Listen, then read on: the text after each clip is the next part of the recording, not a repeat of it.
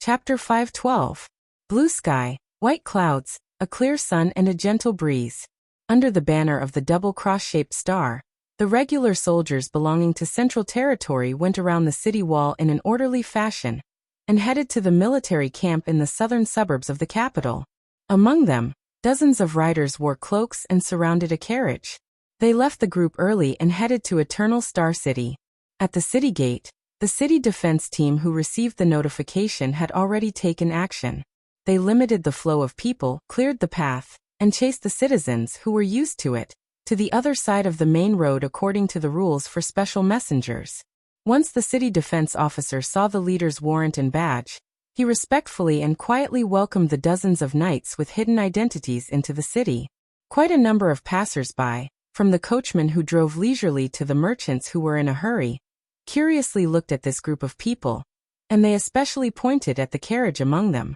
However, no one seemed to be particularly surprised.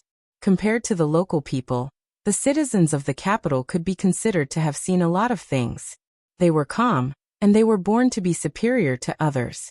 They had even experienced something as major as Constellation's national conference acknowledging the second prince. What else could possibly alarm them?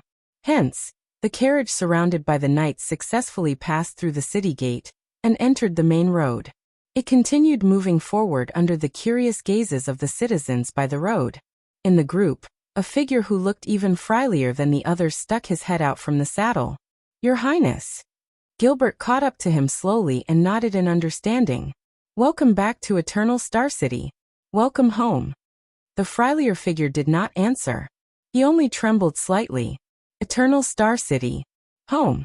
He stared at the city defense sentry tower above his head in a daze and sighed under the cloak. A few seconds later, Thales turned his head around and forced a slightly absent-minded smile. "Thank you." The group of knights moved forward hastily. The prince under the cloak did not speak anymore, and the tactful Gilbert also did not say anything. Home. Thales felt the tremors of the horses' hooves on the road. He quietly looked at everything around him through the gaps between the figures of the royal guards.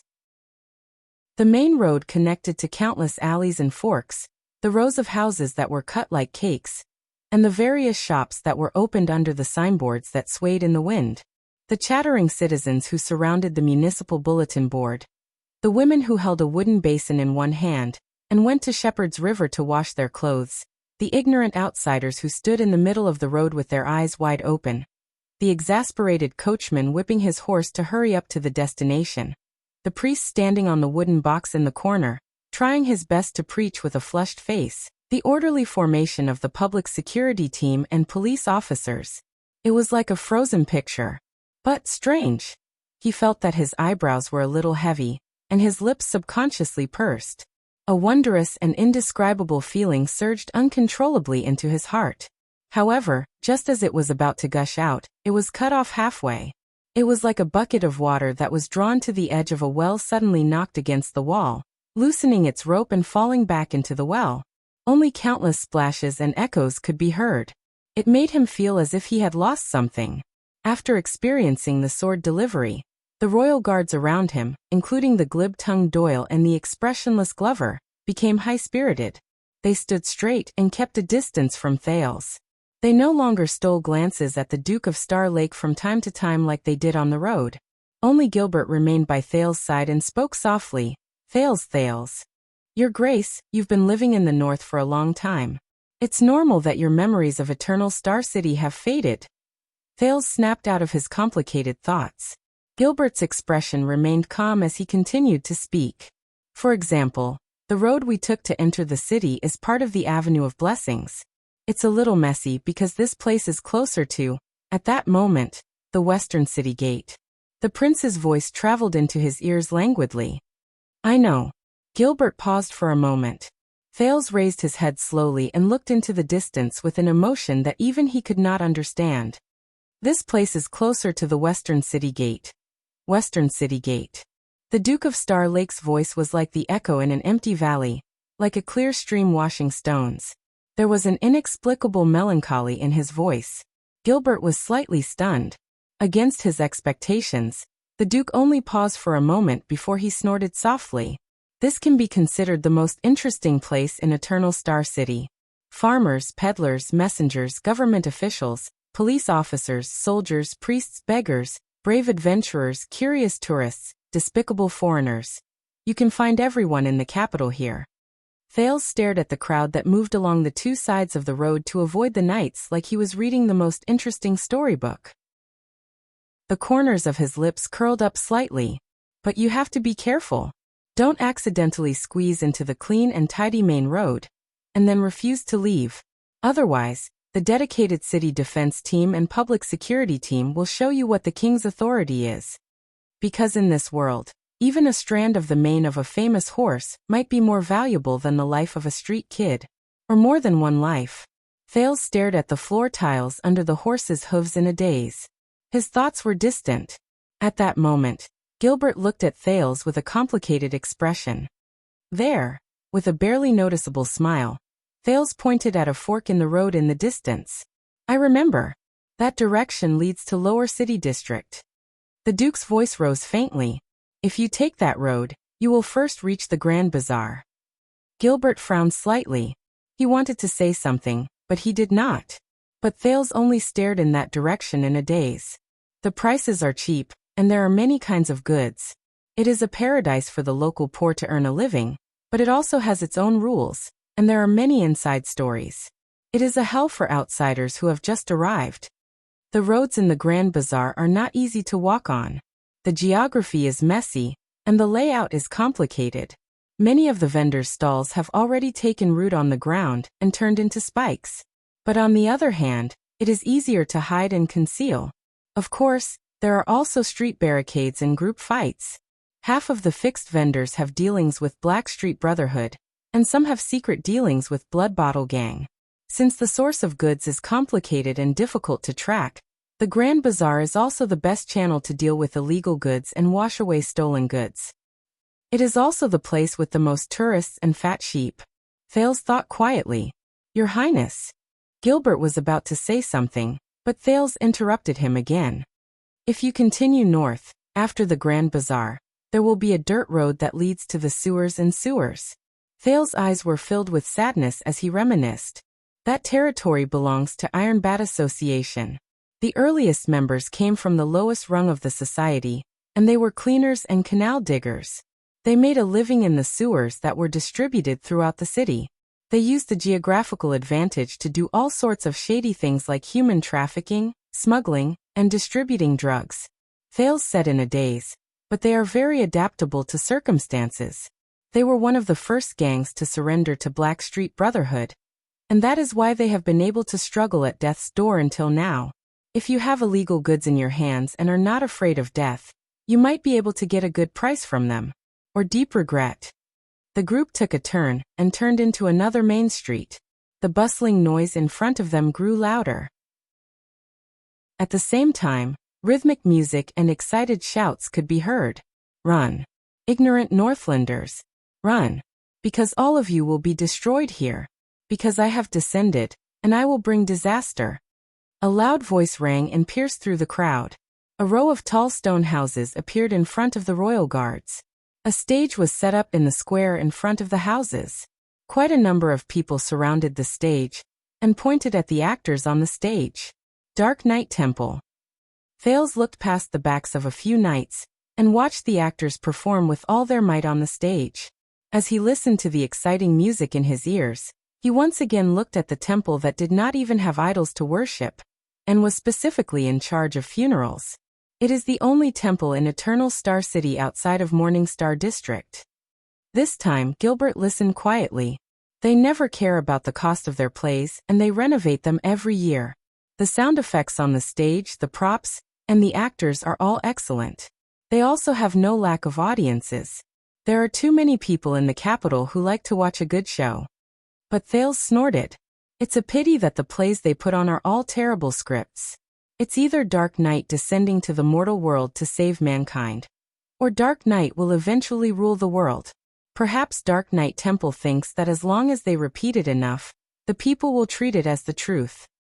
Of course, they might be right. Wait a minute. When he said this, Thales looked at the plump actor on the stage who was wearing a costume with a lot of red tentacles and looked like an octopus. He was sweating profusely, but he was still shouting at the top of his lungs. Thales noticed that something was off. What are they performing today? At that moment, a calm and indifferent male voice cut into their conversation. Night descends on dragon clouds. Thales and Gilbert turned their heads around at the same time. They saw the leader of the group, Watchman Lord Mallows, ride his horse to their side. Today is Monday. They are going to put on a big show. Mallows looked at the stage, which was so crowded that not even a drop of water could trickle through. The play is about a calamity appearing in an unknown continent. It wreaked havoc in the north and even killed a king. Calamity. North. King. Thales' expression changed slightly. Mallows looked at the comical actor who was dressed like a big octopus and continued to speak. At the last moment, the god of dark night descended. It showed its might and summoned the great dragon. Hence, at the end of the night, the calamity was defeated and disappeared without a trace. Thales raised an eyebrow. Great dragon. Night. Really? The prince asked with a frown.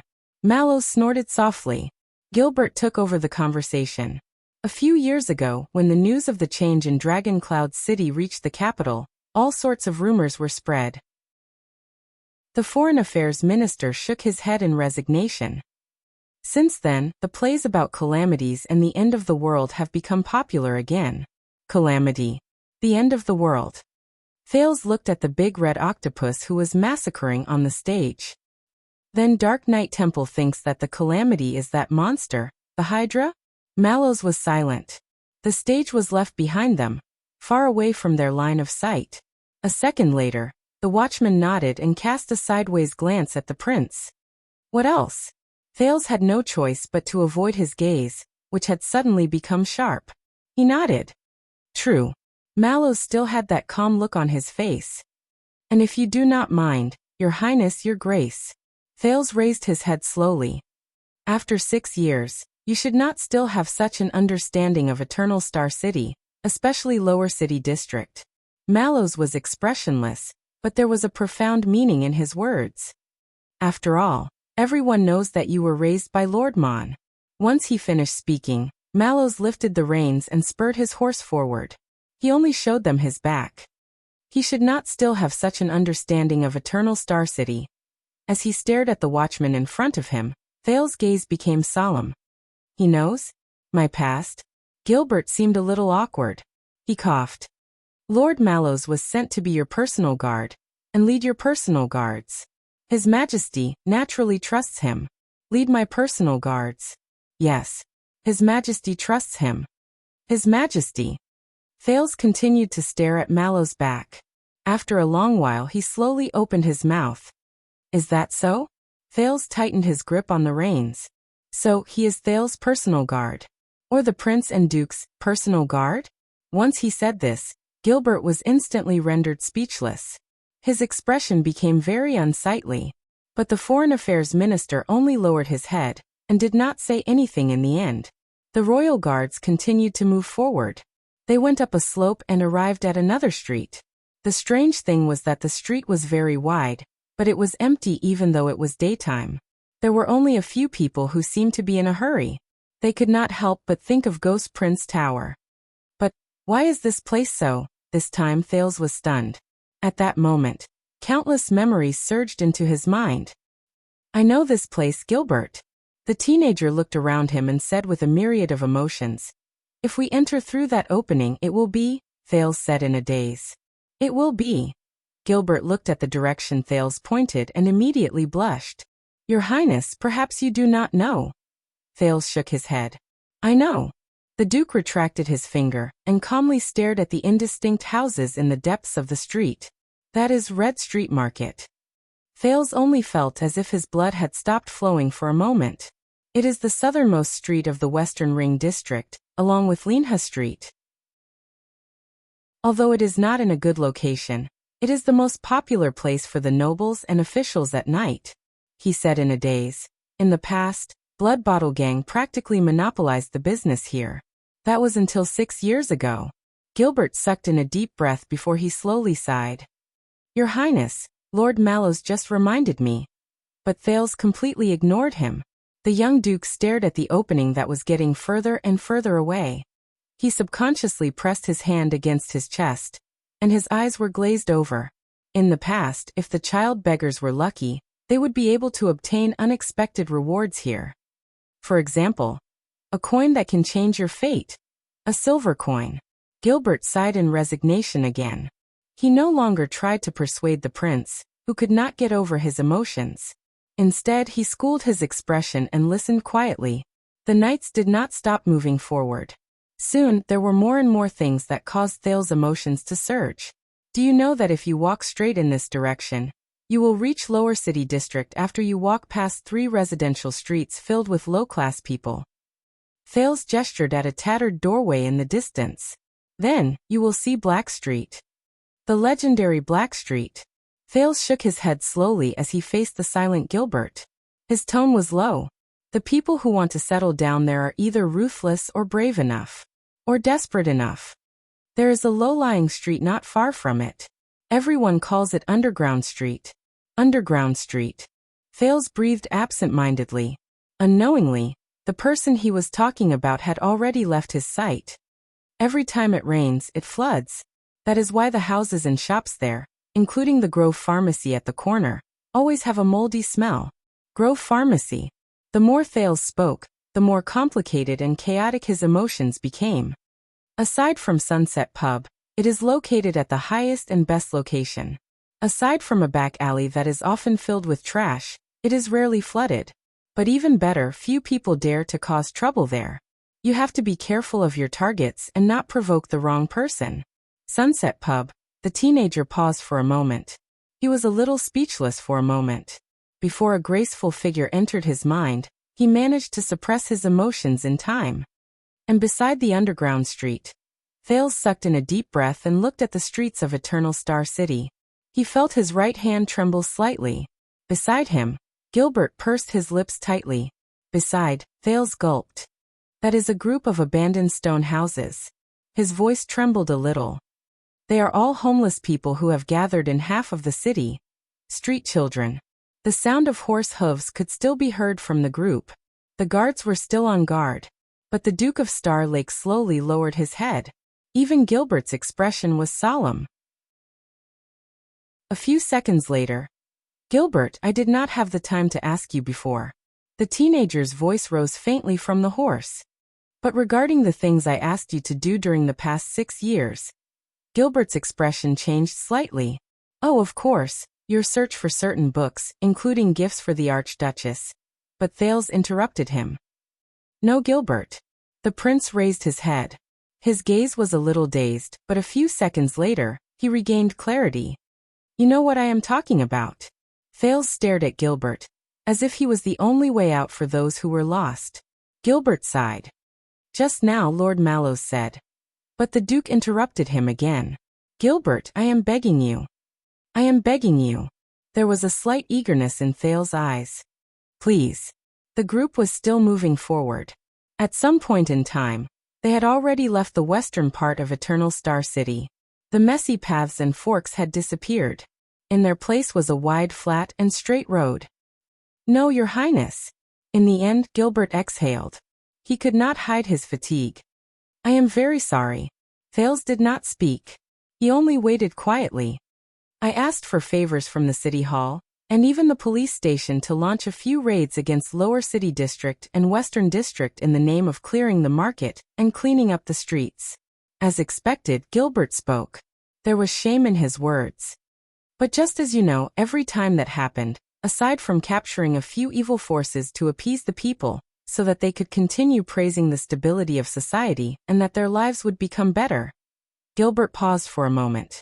In just one night, those ugly and filthy people and things mysteriously disappeared without a trace. There was no way to investigate. Thales stared at the ground. Gilbert stared at the teenager's expression, and he did not dare to face him. My friend, they especially searched through the Underground Street and the abandoned houses that you mentioned. Gilbert shook his head in disappointment. Of course, according to the usual practice, that day, the Underground Street turned into an antique shop and a burial area. There was also a foul-smelling garbage dump. The gazes of the grave diggers and corpse carriers were ignorant, sincere, innocent, and helpless. No matter how much the police nitpicked and interrogated them, they could at most only catch some petty thieves. They even lured out a large group of poor people who struggled to eat and wear. Their complaints filled the air, and they forced the officials to stop. As for the abandoned houses, just like the dozens of inspections conducted by the city hall, they turned into an empty garbage dump and an ominous place to dump corpses. There were only a dozen vagrants and lunatics who could not even speak clearly. No one was found. Thales clenched his fists. At that moment he felt a dull pain in his chest. It was as if the wound from 6 years ago was still burning. The group passed by a group of people who seemed to be gathered to watch a circus. The prince's steed neighed, causing the horses around it to become restless and agitated. The royal guards quickly quelled the commotion caused by their steeds. They changed their formation and moved away from the circus.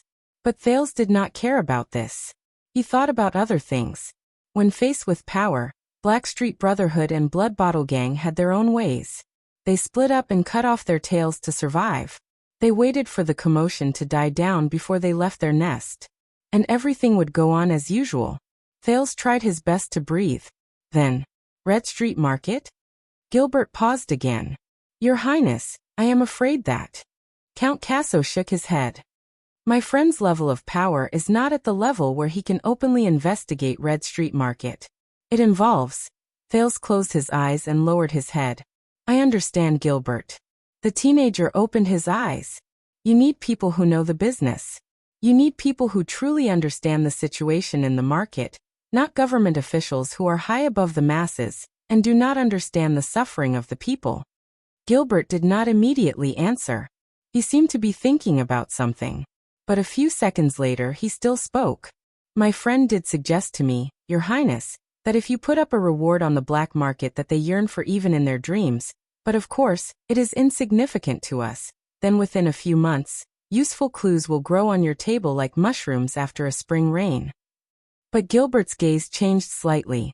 And that also means that we will leave behind traces that cannot be covered for those who are paying attention to us. Thales frowned. We discussed this 6 years ago. Gilbert nodded resolutely. His gaze was stern. And the conclusion we reached at that time is still applicable today. Thales sighed. Gilbert continued to speak in a low voice. With your current status, it is not a good thing for your friends to form a connection with you. The best ending for them is to disappear into the crowd where no one can find them and forget everything related to you. As he spoke, Gilbert's tone became more and more serious. But Thales' mind was in a mess, and he did not know where to start listening. What about the Secret Intelligence Department? Thales ignored his words and continued asking. Have you looked for them? They are the most suitable people to do this. Gilbert furrowed his brows. Gilbert? Thales urged him. A few seconds later, the Foreign Affairs Minister finally sighed and answered. A few years ago, before you returned to the country when there was not much news about you, I tried to ask for help from Lord Hanson. Lord Hanson. When he heard this name, Thales felt a sense of discomfort out of nowhere. But over the past few years his appearances, which were already few to begin with, have decreased significantly. He almost never shows up, even during the Imperial Conference. Thales' eyebrows furrowed even tighter. Then let's try the one in the Secret Intelligence Department. Without waiting for him to finish his question, Gilbert took over the conversation. Young Baron Bone Man, your old friend who went through trials and tribulations with you? Thales glanced at him and nodded. I tried. Gilbert shook his head expressionlessly. But from the top to the bottom of the Secret Intelligence Department, all the people I came into contact with denied that they have a cadre called Raphael Lindbergh. Thales was stunned. Denied? Even if he showed up publicly in the Hall of Stars 6 years ago? In the face of the prince's incredulous question, Gilbert still shook his head. At least in Eternal Star City, this person does not exist. Or he is not allowed to exist. Thales understood what he meant. The teenager asked in disbelief. The Secret Intelligence Department rejected you? Gilbert sighed slightly. Not exactly. What do you mean? Gilbert patted the horse beneath him, as if he was trying to find a way to change the topic. You know, Your Highness, spying and planning are Putre's specialty, but my specialty is to pay attention to the people who do these things. And I can tell from their attitude and actions that the kingdom's secret intelligence department seems to. Gilbert raised his head slightly and cast a glance at Thales. They have a very deep prejudice against you. Thales was stunned. Me? Prejudice? The prince reacted. At that moment, he actually felt as if he was so angry that he wanted to laugh. What kind of joke is this? I am the pitiful person who was forced to leave home for 6 years because of them. But Gilbert only shook his head worriedly.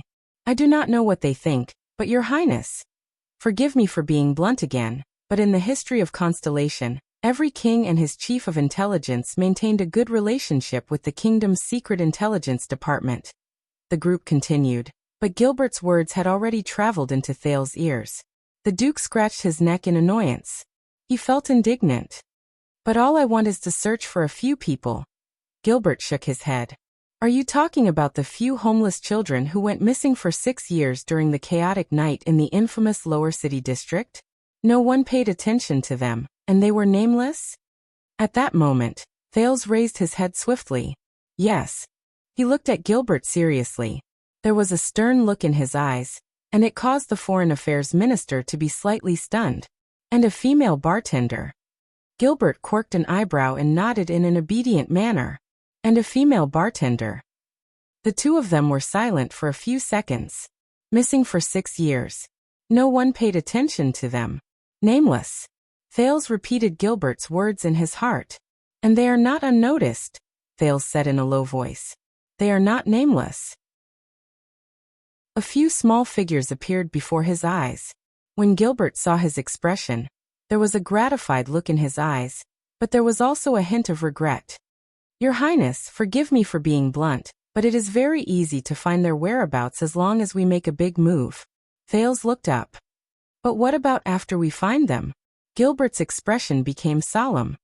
Have you ever thought about the effect your rewards, repayment of gratitude, and even just observing them in the dark might have on them? It is very easy to do one thing, but it is incredibly difficult to perfectly deal with the countless consequences brought about by this matter. Thales wanted to say something, but he was momentarily at a loss for words. Gilbert said solemnly, especially after you have returned in the limelight. Especially after your return in the limelight. If this continues, someone will notice your actions sooner or later, and we can't count on their kindness and principles. No matter who it is, this is not a good thing. Thales closed his eyes in pain. Perhaps the day you find them. The Foreign Affairs Minister's tone became tense. Is the day you cause their deaths. Find them. Cause their deaths. Gilbert said with a pained and hateful tone. So, I sincerely suggest to you, Your Highness, for your own sake, and even more so for their sake, give up. Don't investigate any further. Give up? Give up. After a while, Thales opened his eyes. He watched the ground under the horse's hooves slowly move backwards, and he could not help but feel a little dazed. Gilbert. Thales opened his mouth slowly. His voice was hoarse. You knew from the start, didn't you? Gilbert asked curiously. Knew what? Thales sighed. 6 years ago, when I was in Mindy's hall, you told me that once the curfew was lifted, I could look for my friends. Gilbert's expression changed slightly. And after I became a prince, you said that I had to wait for the limelight to subside before I could look for my friends. The Foreign Affairs Minister was silent. When I arrived in Northland, you wrote me a letter. You said that you found a few useful clues, and you were investigating them. Thales sucked in a deep breath. At that time, I believed you, but now. The Duke of Star Lake raised his head and looked straight at the silent Gilbert. He said with certainty, you knew a long time ago. With emotions that Thales himself did not know, the prince spoke in a hoarse and calm voice. From the beginning, from the moment I came to Mindy's hall, you knew that I could not look for them. So at that time, you were just. Thales choked on his words for a moment, and he did not continue. At that moment, everything in Mindy's hall from 6 years ago suddenly became unfamiliar. Gilbert closed his eyes and turned his head away. He did not answer. Thales also lowered his head and did not pursue the matter. But he knew. Eternal Star City. The abandoned house. Mindy's Hall. Those familiar hometowns. He was already. Chapter 513. The Royal Guards did not stop. They passed through countless streets, Twilight District, Morningstar District, and went straight to the center of Eternal Star City. Thales was in low spirits. He moved with the crowd like a walking corpse and was escorted forward. Even though there were only around 20 of them who hurried on, the number of police officers and public security teams who passed by them increased without them noticing.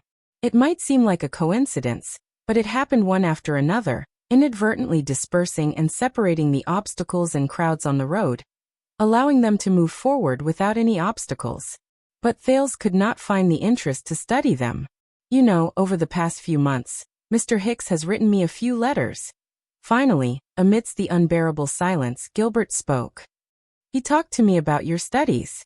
There was a hint of awkwardness in his similarly deep voice. Thales snapped out of his daze. Oh, old crow. The young Duke of Star Lake perked up and tried hard to tell himself that he should not bring unnecessary emotions to the people around him. Yes, I have yet to thank him. Dragon Cloud City is all thanks to him. When he sensed the prince's change, Gilbert's tone was slightly excited. He reminded me that your progress is a little ahead of schedule. Thales tried his best to focus his attention. Ahead of schedule? Gilbert nodded. Yes, although that is a rare evaluation, but the Foreign Affairs Minister narrowed his eyes. At that moment he seemed to be in a daze. After receiving my teacher's letter, I sometimes think that perhaps we are too impatient. Thales looked at him puzzled. About what? Gilbert sighed and spoke in a sincere and heartfelt manner. At least in Eternal Star City, the young nobles at your age are more concerned about their appearance, clothes, banquets, and girls. Appearance and clothes. Banquets and girls. Is that so? Thales paused for a moment, and recalled the past 6 years.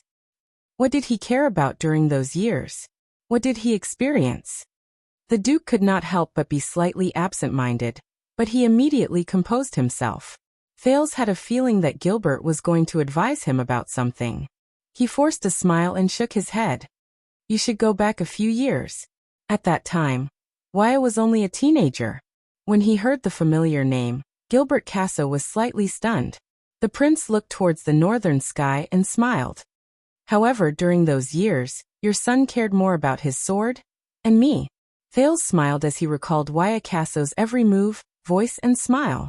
As he listened to the sound of the horses' hooves around him and looked at the personal guards surrounding him, Thales suddenly realized, even though he had returned to Constellation and Eternal Star City, these royal guards who protected him, it was so strange. This made him miss those familiar faces that used to surround him. Waya, Ralph, Putre, Jenid, Willow, and the one who stole the drumstick and roasted rabbit, from Eternal Star City to the Birch Tree Forest, from Broken Dragon Fortress to Dragon Cloud City, from the past to the present. But where were they now? Thales could not help but be lost in thought. I'm glad you think so highly of him. Gilbert's words brought him back to reality. But about this topic, Constellation's cunning fox's expression was complicated, but there was pride in his words. You know that Waya returned to Eternal Star City a few times during the past few years in Northland. Thales nodded. Gilbert narrowed his eyes a little. But he probably never mentioned to you that he came back to see his fiancée? Thales, who was immersed in his thoughts of his old friend, subconsciously repeated Gilbert's words. Fiancé. Thales' expression changed. What? The prince turned his head around in surprise. He saw Gilbert looking at him with a smile on his face. Thales widened his eyes and asked, Waya? Gilbert nodded. There was gratification in his eyes, but there was also sadness. Waya? Waya? Thales opened his mouth wide in shock and stared at Gilbert. Waya Casso. That old-fashioned, stern and little old man. The one who always put on a stern face was polite and stared at Ralph. The Waya who always used too much force and was stiff all over? Thales blinked subconsciously and tried hard to digest this news. Gilbert only smiled faintly. Thales took a deep breath and shook his head. Waya. I didn't expect this. He could not help but feel a little amused and gratified. I didn't expect that you, with your thick eyebrows and big eyes, would also. Then he heard Gilbert's next sentence. So you have reached your age this year. Thales's expression changed again. Cough, cough, coughed, cough, cough. The prince suddenly coughed. His figure on the horse's back was hunched in pain. Gilbert's old face stiffened, and he continued speaking. He continued. You must know that you have an obligation to continue the bloodline of the great kingdom. Cough. Cough, cough, cough. The prince's coughing became louder and louder, drowning out the foreign affairs minister's voice. Even the royal guards, who were quite a distance away from him, turned their heads around curiously. In the end, Gilbert could only shake his head in pity. All right. Let's not talk about this anymore. Thales's coughing instantly disappeared. His back was straighter than a flagpole. Gilbert narrowed his eyes and looked at Thales, who did not seem to have any self-awareness. His face was filled with a resigned expression that said, I knew it. Then, I hope that the next piece of news will interest you. Thales seemed to have suddenly snapped out of his daze, and he came to a natural realization. News. Gilbert nodded slightly. His expression became stern again. Every time this happened, Thales would think of Wyatt and his expression when he saw Ralph. However, the Foreign Affairs Minister's next sentence made the prince's thoughts turn solemn. The newest messenger crow came from the north. The north? Thales frowned. Is it Poutre and Wyatt? No. Gilbert shook his head, but his expression did not relax in the slightest. But the Foreign Affairs Minister moved his horse closer. His voice was deep and his words were heavy. A few days ago, Dragon Cloud City completed the mobilization for war. Dragon Cloud City. When he heard this familiar term, Thales clenched his fists slightly. Gilbert continued speaking. The expeditionary army formed by 10,000 men has been assembled. They are prepared to head to the city of faraway prayers and join the war against the Alliance of Freedom in the West. Thales frowned deeply. At that moment, it was as if all the memories of Northland returned to his mind. War, forced marriage, mobilization, and everything that happened during the state affairs hearing in Dragon Cloud City. 10,000 men. Thales recalled his impression of Dragon Cloud City. To Dragon Cloud City, it was neither too little nor too much. Then, who is the noble leading the army? The Duke of Star Lake's expression was solemn. Who will fight this war? Gilbert nodded and reported the information accurately. The suzerain of Hunt and Origami counties, Count Khan Karkagel, will be the vice commander of Dragon Cloud City's expeditionary army. Karkagel. The one-armed count's determined face in the Hall of Heroes appeared in Thales's mind. He sighed. As expected, the commander of the army is the best fighter in Dragon Cloud City. But when he said this, Thales was slightly stunned. Wait, Gilbert. Did you just say, Vice Commander? The prince stared at Gilbert in surprise. Gilbert pursed his lips and nodded. Wait. Karkagel is only the vice commander. That means no. The incredulous surprise on Thales's face became greater. Gilbert's tone was solemn. According to the latest news, Dragon Cloud City is going to launch its first large-scale expedition after being silent for 20 years. The young Archduchess Walton will be wearing her martial attire and carrying her sword. She will lead the army. Personally lead the expedition. Archduchess. Personally lead the expedition. Personally lead the expedition. At that moment, Thales was stunned on the spot. Gilbert did not speak either. He only looked at him quietly and waited. He took in the prince's reaction. A familiar figure seemed to appear in front of his eyes again. The figure that cried in the dark and asked him if he could escape. Thin and weak. Frail. Wronged and helpless. Weak and lonely. She grabbed his arm and hid behind him. She trembled. Oh, is that so? The Duke of Star Lake retracted his expression in a daze. He nodded subconsciously and mumbled to himself. Wow. His face was stiff, but he forced himself to let out a suppressed cry of surprise. But no one knew that at that moment he felt so strange. He had mixed feelings. It was indescribable. But in the next second, the figure in his mind turned around and revealed a face that was equally familiar to him, but completely different. Her face was covered in sweat, but she still tried her best to pout even though she had tears in her eyes. Tenacious. Stubborn. Stubborn and unyielding. Determined and unyielding. Standing in front of the highest seat, standing among thousands of soldiers, raising his arms and shouting. Hundreds responded to his call. It felt like a long time had passed. It was so long that even Gilbert could not help but remind him. So they succeeded, Thales said faintly. He tried hard to forget the unnecessary images and forced himself to start thinking about more practical things. Rockney of the City of Faraway Prayers, Letko of Defense City, and Walton of Dragon Cloud City, Extet's alliance of 3 cities. In the end they stood on the side of everything. Thales' tone was still empty, but his spirit gradually recovered. His brain started working. To face the turmoil in the west stirred up by Lampard. When he thought of this, the Duke of Star Lake took a deep breath and raised his head. What about us? If it were someone else, they might be confused when faced with such a question. But Gilbert knew what he wanted to ask. The Foreign Affairs Minister exhaled slowly. As you can see, since you have returned and the storm at the western front lines has calmed down. Gilbert's lips curled up slightly. Then, regardless of whether it is the regular soldiers of the royal family under Baron Williams, or the recruits that the suzerains of Western Desert painstakingly gathered, there is no reason for them to stay in the desert and waste time and energy patrolling. Thales took a deep breath and closed his eyes. So, without Constellation to keep them in check, the weak Alliance of Freedom has to defend itself against the 3 great cities in Northland and almost half of Extet. The Duke of Star Lake opened his eyes. This time he became calm and solemn. The outcome of the war has been decided. The Alliance of Freedom is finished. Gilbert did not say anything. He only nodded in agreement. A few seconds later, Thales curled up the corners of his lips. He was in a good mood. Now it is King Chapman's turn to have a headache. He looked at Gilbert with a smile on his face. I escaped, and Constellation also retreated, so Lampard lost his bargaining chip, and he also lost his reason. He can no longer use Constellation as a blade to threaten his vassals to obey his orders.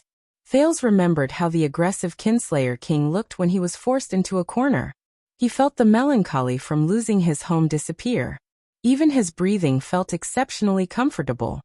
On the other hand, Dragon Cloud City has joined Rockney's side, and the City of Faraway Prayers problem will be solved. Black Sand region has one more enemy, and the opposition against the king will only increase. Thales snorted and spread his hands gently on the horse. Lampard has failed on both sides. He could even imagine his old opponent's gloomy face as he suppressed his anger and glared at him. Gilbert coughed. In fact, Your Highness, the Foreign Affairs Minister's words were a little hesitant, and it caught Thales' attention. A few weeks ago, not long after you fled Extet, and the news of the state affairs hearing in Dragon Cloud City just arrived. Gilbert glanced at him and frowned slightly. He wanted to say something, but stopped. Thales' heart sank. The Foreign Affairs Minister exhaled unnaturally. At that time, King Chapman rushed back to Black Sand region. Gilbert lifted the reins and looked into the distance with a grave expression.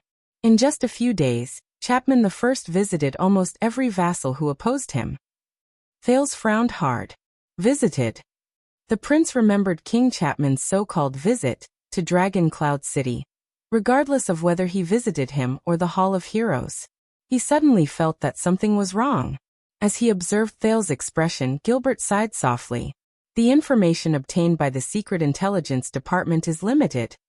Under Thales' bad premonition and unpleasant expression, Gilbert told the truth with a straight face. But obviously, when the king announced that he wanted to recruit their army to the far west, Black Sand region's Mend and Devonson families, who had been resisting the tax, were the first to yield. They declared that they would return to the king's banner. The reason behind this is unknown. Thales' heart sank. Under Lampard's command, the Ika family, who is the closest to Reformation Tower, was probably worried that Archduke Trentida was in cahoots with Lampard. They did not wait for the king to visit them, and withdrew their call to resist the tax. They took the initiative to send this season's grain tax to Black Sand City. The prince's grip on the reins grew tighter, and his entire body subconsciously tensed up.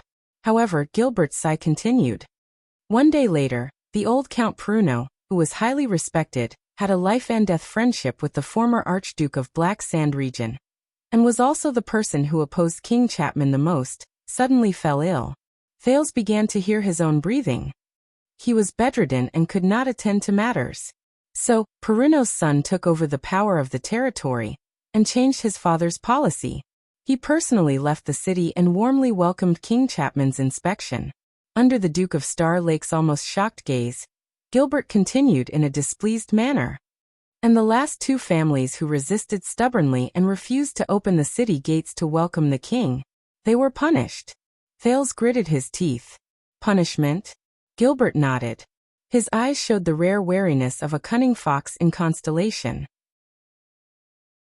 Under the protection of the four great families, King Chapman's army arrived at the city gates and declared war with blood. A total of 2 castles. The Fire Knight personally led the army, and the Black Sand region army broke through like a hot knife through butter. They won the war in 1 day, and conquered the city in 3 days. Gilbert's solemnity and vigilance had been raised to the maximum. Based on the ancient etiquette of the Northlanders, they hung the heads of those who did not respect the king's orders on the city gates as a warning to others. The king also stripped an earl and a viscount of their titles on the execution ground, and demoted their heirs to commoners. As he listened to Gilbert's words, Thales could barely adjust his expression. It was as if every word Gilbert said was accompanied by the snow that came from Northland. Gilbert sighed slowly. That's not all. On that day, King Chapman used the power of his conquest to go against the rules, and made an exception to confer titles to a few new nobles who were of humble birth. None of the vassals in Black Sand region dared to say anything. Thales slowly relaxed his body and pressed his arm against the horse. The shock in his heart could not be any greater. Gilbert shook his head. Up to this day, aside from a few small families who are near the borders and do not affect the overall situation in Black Sand region, they still shout loudly and refuse to compromise because of morality or benefits. But Thales did not let him continue. He succeeded. The prince stared at the northern sky in a daze, as if he was looking at the gloomy and cold king. He won. Gilbert observed Thales' expression worriedly, and could not help but cough. Internally, it is indeed so. The cunning fox of constellation forced a smile. His tone changed from wariness to enthusiasm. But externally, regardless of whether it is Reformation Tower or Prestige Orchid region, they immediately strengthened their defenses after they received the news. They deployed a large number of soldiers at the borders of Black Sand region. The other archdukes in Extet were even more agitated. They called for a crusade against Chapman. From the city of Faraway Prayers to Beacon Illumination City, from Elefure City to Glacier Sea, many Northlanders even openly questioned the origin of his throne. Gilbert spoke with a smile, but Thales could sense a hint of discord in his laughter. Black Sand region has already provoked public anger. King Chapman cannot do anything alone. Besides, the economy and people's livelihood in their region are already shaky. But the prince interrupted him. It's too late. In the group, the teenager under the cloak straightened his back, but he lowered his head quietly. Chapman Lampard. Perhaps many people do not recognize him as the king of Extet. Thales pursed his lips tightly and imagined the scene where he and Chapman were enemies. It was as if he could feel the heavy pressure that felt like it was real. But now he has already become the king of Black Sand region. Gilbert was stunned. He did not know how to answer. Only the second prince sighed at the sky and closed his eyes. I told them before. In the past, in the Hall of Heroes, I told them before. But I am afraid that they still do not understand. Thales opened his eyes. He did not look at the clear blue sky above his head. Instead, his gaze landed on the layers of black clouds that were faintly discernible in the distance. They do not understand that the wave they are facing is not something that can be easily stopped by appealing to the army or by paying with money. Gilbert was stunned for a moment.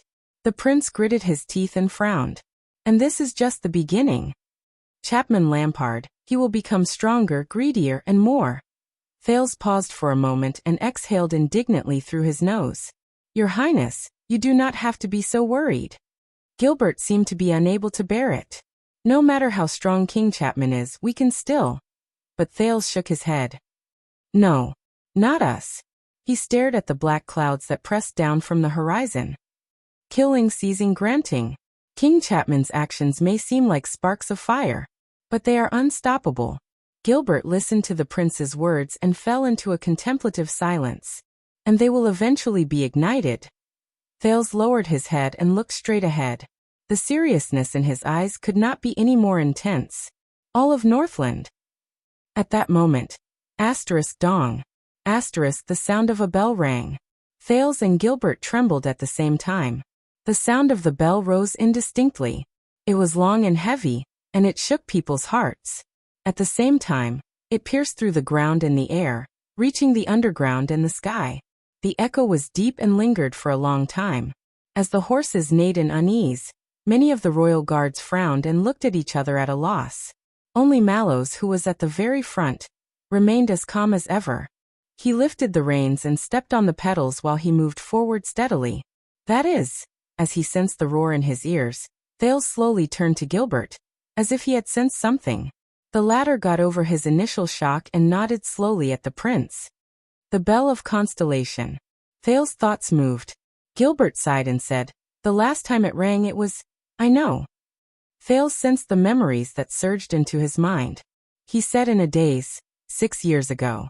The National Conference. But his sentiments did not last for long, because the group soon turned into the next street, and stepped onto another main road. It was also at that moment that Thales noticed. Without realizing it, they had already passed through countless streets. The citizens around them were also gradually moving further away from them. They were kept at a distance of 100 steps by the public security team, which was slowly increasing in number. They only had curious heads and gazes. Soldiers, guards, police officers, public security teams, and countless people were already standing in an orderly manner in front of them. They either formed their own teams to maintain order, or acted as walls to block off the passageway. They were waiting for the guests. On this side, the road under the feet of the royal guards had already become a broad road. Of course, at the end of the road, the most eye-catching thing was Thales breathed in a daze and slowly raised his head. He saw it. The classic mottled colors, the endless flight of stairs, the thick and black palace walls, the grandeur that rose from the ground, the vicissitudes of a century, and the awe-inspiring might that looked down on the stars. Renaissance Palace. The Great Pyramid with a flat top that had appeared in his dreams countless times was like a giant that walked silently, but blocked out the sky. It had appeared before his eyes without warning, but it also appeared without warning. It was like an avalanche. But it was silent. Thales stared at the huge palace in front of him in a daze. It took him a long time to snap out of his daze. When they passed through the passageway formed by the palace guards, the royal guards subconsciously lightened their horses' hooves and slowed down. Then Mallows raised his hand high, and the 25 royal guards lifted their cloaks at the same time. They revealed their silver helmets that reflected the sunlight. Flag-bearer Hugo even raised a tall 9-pointed star flag. It fluttered in the wind. In the distance, the citizens who were separated from the line of separation started to make a ruckus. Countless gazes were cast on the 20 or so cavaliers, and they discussed among themselves. Thales turned his head with complicated emotions. He looked at the citizens who were separated from the two sides. He looked at the soldiers and guards who stood straight around him. Finally, he looked at the heart of the kingdom before him, which was separated by the palace wall. Renaissance Palace. No one knew his current state of mind. No one could describe his current feelings. No one could describe his current emotions. He could only open his mouth and fall into a daze. He was deep in thought. He seemed to have lost something. As Thales' group arrived in front of the palace wall, the black mass of city defense crossbows and mystic guns turned around with the help of their hinges and manpower. There were many sentries, and they were filled with murderous intent. A noble dressed in the same attire as Mallows, and the others walked through the palace gate while being escorted by a group of soldiers. He raised his right arm high and showed his palm to Thales' group. In an instant, as Mallows gestured, the 25 royal guards reined in their horses at the same time. Glover and Doyle even took a step forward and extended their hands to stop Thales and Gilbert's steeds. At that moment, their expressions were stern, and their attitudes were stern. 25 royal guards. We have received orders from the king to escort an important person. Mallow's voice rose in front of the palace gate. It bounced off the palace wall of Renaissance Palace and echoed on the wide road.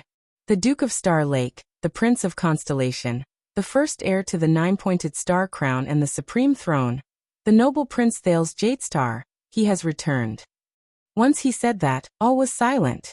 Regardless of whether it was the guards in front of the palace gate, the sentries on the palace gate, or the public security team on the road, all of them fell silent.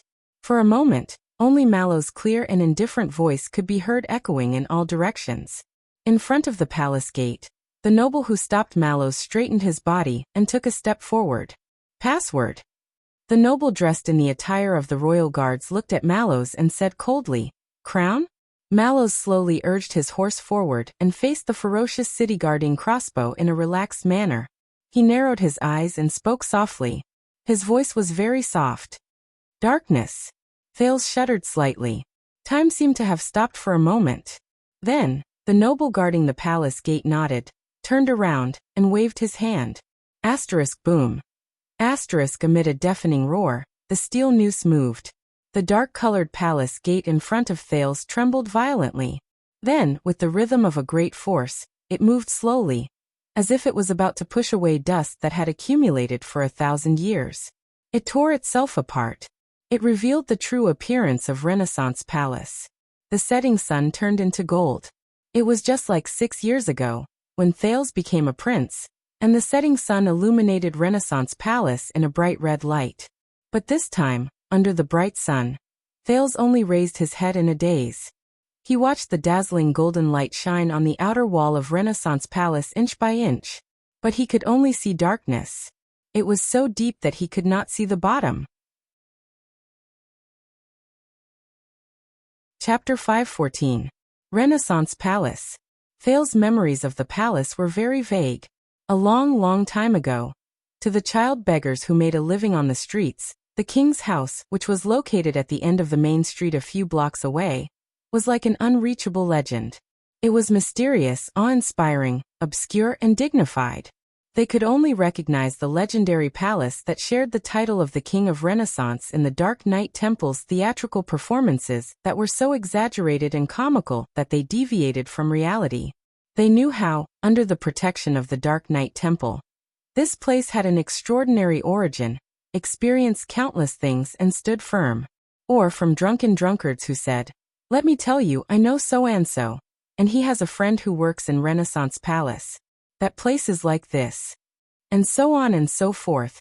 They learned a little about the whole picture from a single glance.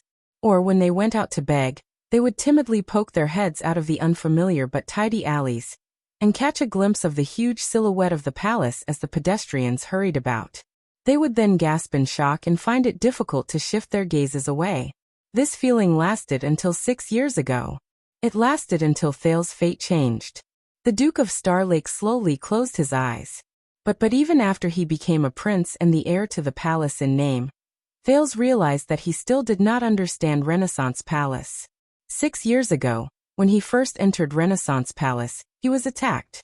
He was carried into the palace wall while he was unconscious. 6 years ago, he left Renaissance Palace in a carriage when he was about to head north. He was absent-minded. As for now, with the guards by his sides looking steadily forward, and the guards behind him moving in an orderly fashion, Thales snapped out of his daze when he opened his eyes. He realized that they had already passed through the heavily guarded palace gate. They even walked past the palace wall and the wide flat ground in the inner palace to enter the inner gate of the modeled ancient palace. Thales only snapped out of his daze when they entered the narrow and deep darkness without stopping, locking the vast and high sky and the boundless horizon outside the heavy and old door of the palace. 6 years later, when he personally stepped into this place, without an accidental assassination, and without going abroad as a hostage, but he still could not see clearly the appearance of Renaissance Palace. After leaving the streets and carpets, the feeling under his boots became firm and clear. Tap, tap, tap. Footsteps rang out from under Thales' feet. They echoed in the quiet air before they traveled to his ears. In the suddenly dim light, The young Duke of Star Lake took a deep breath, but his nose was cold and damp. Stone. Cold. Rough. Dusk. And silence. This made the Duke, who had gradually gotten used to the dryness of the Northland and the scorching heat of the desert, instinctively uncomfortable. In the dim stone corridor that was almost silent, they walked through the interior of Renaissance Palace. They walked past one small hall after another, and walked up one stone staircase after another. The sparse windows and lights were the only source of light that could guide them. Thales suppressed his unnecessary thoughts and raised his head to look at Mallow's back in this palace that had a long history but was quiet and solemn. He walked along this stone corridor that was classical and low-key but did not lose its taste. The watchman was expressionless and looked straight ahead. He calmly led the way forward. Gilbert fell behind Thales. The sound of his footsteps was slightly softer, and his footsteps were steady. Glover, Doyle, and the others who were further behind did not make a sound. They seemed to have disappeared into the air. It seemed like they were already used to this ancient palace with its dark colors and suffocating air. They were not surprised. And Thales could only follow them quietly. The group was not alone. They passed by many guards who were on duty, servants who were in a hurry, cautious officials, and well-mannered nobles along the way. In the quiet air, these people did not say a word, but they seemed to have known since a long time ago. All of them stopped in their tracks respectfully and politely, retreated to the side, and silently but accurately bowed to the teenager in the crowd. The new Duke of Star Lake instinctively cleared his throat and wanted to respond, but Gilbert, who was beside him, pressed down on his arm gently and shook his head. In Renaissance Palace, the king preferred silence. Thales was slightly stunned. After he understood something, the Duke of Star Lake could only nod slightly and respond to these people with a smile. When he was in Heroic Spirit Palace in Dragon Cloud City, no matter where the Prince of Constellation went, the Northlanders' palace guards, especially the former White Blade guards, and the extension nobles would always stare at him with hostile and vigilant gazes. Even after 6 years of being together day and night, those gazes merely changed from gnashing their teeth to disdain. However, things were different in Renaissance Palace. Thales could sense that the servants, guards, nobles, and officials all had an extraordinary interest and curiosity towards the Duke who had just arrived. But when they passed by the teenager, their gazes towards the Duke were respectful and careful, polite and restrained. And when the Duke returned their gaze, the latter would usually immediately lower their heads, or avert their gazes to look elsewhere. They would look away the moment they touched, and they would stop when they reached a certain point. It was a little deliberate. It was like a peeping Tom hiding in a corner. As if he was afraid of waking something up. And the deathly stillness and murderous aura that was carefully created and maintained. The Duke of Star Lake could not help but inhale and exhale slowly. For some reason, Thales always felt that the cautious, polite, and restrained gazes in Renaissance Palace made him feel uncomfortable. It was no less than the undisguised hostile and estranged gazes of the Northlanders in Heroic Spirit Palace. Irritation surged into his heart. There was even a moment when the teenager really wanted the royal guards around him to move closer, to surround him tighter, to block those gazes. It would be best to isolate everything and make it airtight. Just like the thick and heavy city wall that blocked the way between Renaissance Palace and the city. The journey was so quiet that it was almost dead silent. When they went up another flight of stairs and arrived at a rather large corridor hall, a few figures suddenly appeared in front of a stone door in front of them. Mallows was the first to stop. Thales, who was following behind him, took an extra step before he instinctively retracted his steps. But he soon noticed that other than Gilbert, who was still smiling, the guards behind him, including Doyle and Glover, all puffed out their chests and raised their heads. They looked even more solemn, like a lute with its strings pulled taut. The figures in front of the stone door were dressed and equipped in a similar style to Mallows and the others. However, they wore light leather armor that made it easier for them to move around indoors. Their expressions were stern, and their gazes were stern. They did not seem to have any intention of greeting their colleagues in the prince's escort group. Just as Thales began to guess the identity of this group of people, a person walked out from among the unfamiliar figures. He held the long sword at his waist and approached them. This was a middle-aged man who was dignified and experienced. He was about 50 years old. His figure was a little clumsy, but his back was tall and capable. His hair and beard were a mix of gray and white, but they were neatly arranged. There were wrinkles at the corners of his eyes, but his eyes were bright and full of life. His attire was obviously different from the others. His equipment was exquisite and meticulous, but his footsteps were incredibly steady. The gray-haired middle-aged man stopped, but he did not even look at Thales. He only stared straight at Mallows, who was leading the group, and spoke slowly. "Who are you?" His words were stern and his tone was cold. His words stunned Thales. He confirmed once again that this was Renaissance Palace, where his father lived. And he's really returning to his own home? But the others, including Gilbert, did not show any strange expressions. They waited quietly and solemnly. They held their breaths and did not even exhale loudly. It was as if there was a major event in front of them. Mallows took a step forward expressionlessly. His tone was indifferent. "Tormund Mallows. I am the watchman of the royal guards. In the name of the king, I am here to escort the Duke of Star Lake back." The middle-aged guard in his 50s sized up Mallows and nodded. Under Thales' curious gaze, Mallows finished his answer faintly. Instead, he looked at the middle-aged guard in front of him with an aggressive gaze. "Who are you?" The middle-aged man was silent for a while. He still did not look at Thales. His right hand was still on the sword at his waist. The man took a step forward with an upright posture. His posture was stern. "Fabio Adrian." The middle-aged man named Adrian said softly, "I am the chief commander of the royal guards. In the name of the king, I am here to welcome the return of the Duke of Star Lake." Thales swore that he could feel Doyle sucking in a suppressed breath behind him. "Royal Guards. Chief Commander?" Thales recalled the key to the 6 Praetorian Guard divisions. Mallows was also silent for a while before he nodded at Adrian, who had grayish-white hair and looked stern. In the next second, Adrian turned his head around and sized up Thales for the first time, who was shorter than Mallows by a head. Perhaps it was because he was affected by the atmosphere, or because there was pressure in Adrian's gaze. The Duke of Star Lake subconsciously puffed out his chest and sucked in his stomach to accept Adrian's gaze. But just like the others, Adrian's gaze only met Mallows once before it was averted.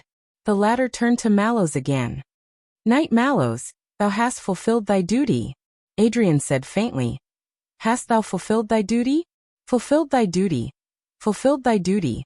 Thales was stunned. In a daze he remembered something. Mallows answered calmly but sternly, "Knight Adrian, though I fulfilled my duty." The watchman narrowed his eyes. "Yet my sword did not break." When he heard Mallows' answer, Adrian nodded at him. His gaze became gentler and no longer sharp. "Then thou hast not fulfilled thy duty."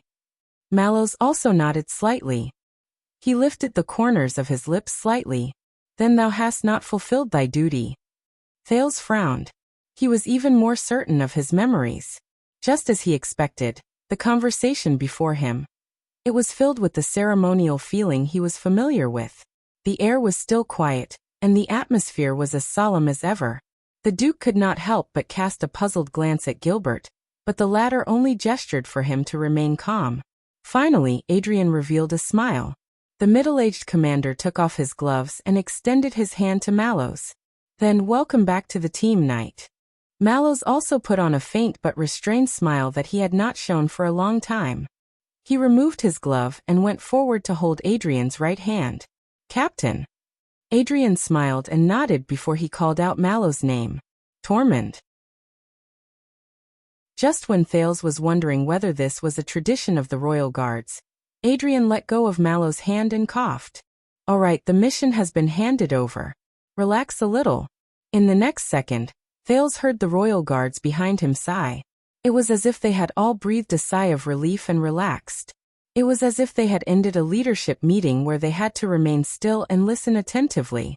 Adrian walked forward and flashed a smile at Gilbert. "Count Casso." Gilbert also flashed a smile and went forward to shake his hand happily. "Lord Adrian." Lord Adrian smiled and said, "Looks like I was right." "Looks like I was right. You really did come back in high spirits." "It is all thanks to you, my lord." Gilbert turned around and looked at Thales after he finished exchanging pleasantries. "Welcome to the meeting hall, Your Grace." The Foreign Affairs Minister extended his hand and gestured at the stone door behind Adrian with a proud expression. "This is the place where His Majesty usually receives envoys and foreign officials." When he saw the puzzled look on the Duke's face, Gilbert added, "This is an important place for national affairs. As the Duke of Star Lake, you will definitely familiarize yourself with this place in the future." Thales responded politely while he looked at the stone door. "The meeting hall receives envoys and foreign officials. Wait a minute." Thales was suddenly stunned. He stared at the stone door guarded by the guards behind Adrian. He remembered something, and he also recognized something. "I remember. The meeting hall. I have been here before," Thales said in a daze. "I have been here once." These words made Gilbert pause for a moment. But Thales knew that the meeting hall in Renaissance Palace. He had indeed been here before. Thales stared at the stone door absent-mindedly, and imagined the scene after it was opened. That's right. It's here. 6 years ago, it was here that he saw the arrogant ex-state envoy intimidate King Kessel without any scruples, forcing him to make a difficult choice between starting a war and ceding his territory. 6 years ago, it was here that he saw Duke Arun vent his anger and indignation hysterically, revealing his political conspiracy that affected the two kingdoms in an attempt to turn the situation around but was unsuccessful. 6 years ago it was here. Thales thought absent-mindedly. It was here that he saw Kessel V wave his scepter in an awe-inspiring and unquestionable manner. Amidst the nervous and dumbfounded gasps, he decided on the second Prince of Constellation, and for the next 6 years, fate. Oh, my memory is bad. Gilbert seemed to have remembered something. His expression darkened, and he awkwardly changed the topic. On the other side, Adrian coughed softly, interrupting the conversation between Gilbert and the Duke. Lord Adrian first turned around and patted Mallow's shoulder. "Will and Gaetan are waiting for you in the guard room. Paperwork." Mallow stopped smiling and frowned slightly. Adrian nodded at him and urged him a little. "Go." But the watchman turned around and looked in Thales' direction. His gaze was unclear. The Duke of Star Lake did not know what was going on. He could only show a fitting smile. Adrian looked at the Duke together with Mallows. The middle-aged man seemed to have understood something. He smiled and gestured to Mallows. "Leave it to me. And Count Casso." Mallows turned around and cast Adrian a glance that was neither too deep nor too shallow. "All right," the watchman said calmly. "Then I'll take my leave." Under Adrian's encouraging gaze and Thales' puzzled gaze, Mallows turned around and left without hesitation. He walked towards the other exit of the hall. Doyle and Glover, who were the closest to him, were also stunned. Together with the others, they instinctively followed him. But Mallows immediately stopped in his tracks. "Not you." Mallows turned around and frowned. He looked at Doyle and Glover, who stopped in their tracks in puzzlement. "Both of you stay." "Yes, commanding officer." Glover nodded without hesitation and retreated behind Thales. Doyle blinked before he was pulled back into line by flag-bearer Fubby. Looking at this scene, Commander Adrian smiled. Mallows nodded at him in acknowledgement, then glanced at Thales before he left leisurely. Gilbert cleared his throat. He was friendly and gentle. "Your Highness, allow me to introduce you to the Chief Guard Captain of the Royal Guards, Chief Commander, and also the person in charge of Renaissance Palace and His Majesty's safety, Lord Fabio Adrian. He is from the Adrian family of Central Territories, Swan County, the head of the 7 Jade Star attendants." Adrian turned around and bowed respectfully to Thales. Thales was overwhelmed by the favor. He nodded at him in return and came to a realization. "I knew it. Fabio Adrian. He's the highest commander of all the royal guards in Renaissance Palace. The captain of the guards, including all the 6 wingers. And he's one of the 7 Jade Star attendants. Let us save the introductions and small talk for another day." While Thales was thinking, Adrian seized the gap between Gilbert's words and interrupted him in an appropriate and timely manner. "Your Highness, Count. His Majesty is in the meeting hall." Adrian gestured at the stone door behind him. "Should we not let him wait for too long?" "His Majesty." At that moment, Thales felt all the blood in his body freeze. His Majesty is. He has finished today's Imperial Conference? Gilbert suddenly became excited. No. Adrian replied politely, that's right. In fact, His Majesty has ended the conference early. He has been asking about the messenger crow from Western Desert since yesterday. His Majesty. Thales breathed in a daze. He suddenly understood where the discomfort and the lingering sense of unfamiliarity that had been tormenting him since he stepped into Renaissance Palace, or rather, Eternal Star City, came from. It was not the environment and decor of Renaissance Palace. It was not the noise and old matters of Eternal Star City. It was Thales clenched his fists on his own. Of course. Gilbert looked at Thales with a hint of excitement. I believe His Majesty is also looking forward to this moment. Adrian did not answer. He only gestured for Thales and Gilbert to follow him before he walked towards the stone door of the meeting hall. His Majesty. Thales could feel his feet moving forward as he followed Adrian's lead. Gilbert's footsteps followed behind him, and he did not leave him by even an inch. One in front and one behind. It made him. There was nowhere to run.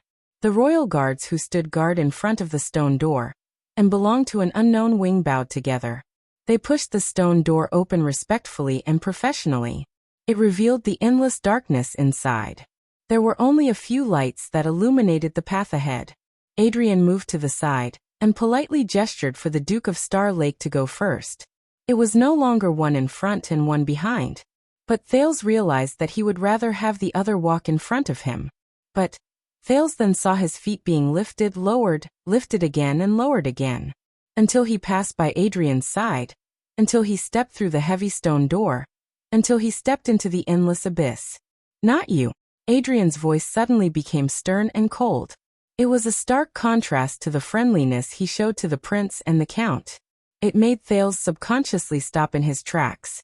But he soon realized that Adrian was not talking to him. All of you stay. The guard captain's voice was very low, but it contained an unquestionable tone. A few seconds later, Doyle's nervous and trembling voice came from behind him. Yes, Captain. Ed. Amid the low sound of friction, the heavy stone door that separated the corridor from the meeting hall was slowly closed. It shut Doyle's mumbling outside. Behind him, Adrian and Gilbert's footsteps approached slowly. It was as if they were urging something. A gust of air rose from Thales' chest and was forced out of his mouth and nose. He realized that he had started to walk forward again. Just like 6 years ago, the meeting hall was long, narrow, and deep. From the entrance on one side, the end of the hall shrank into a small dot. It was blurry.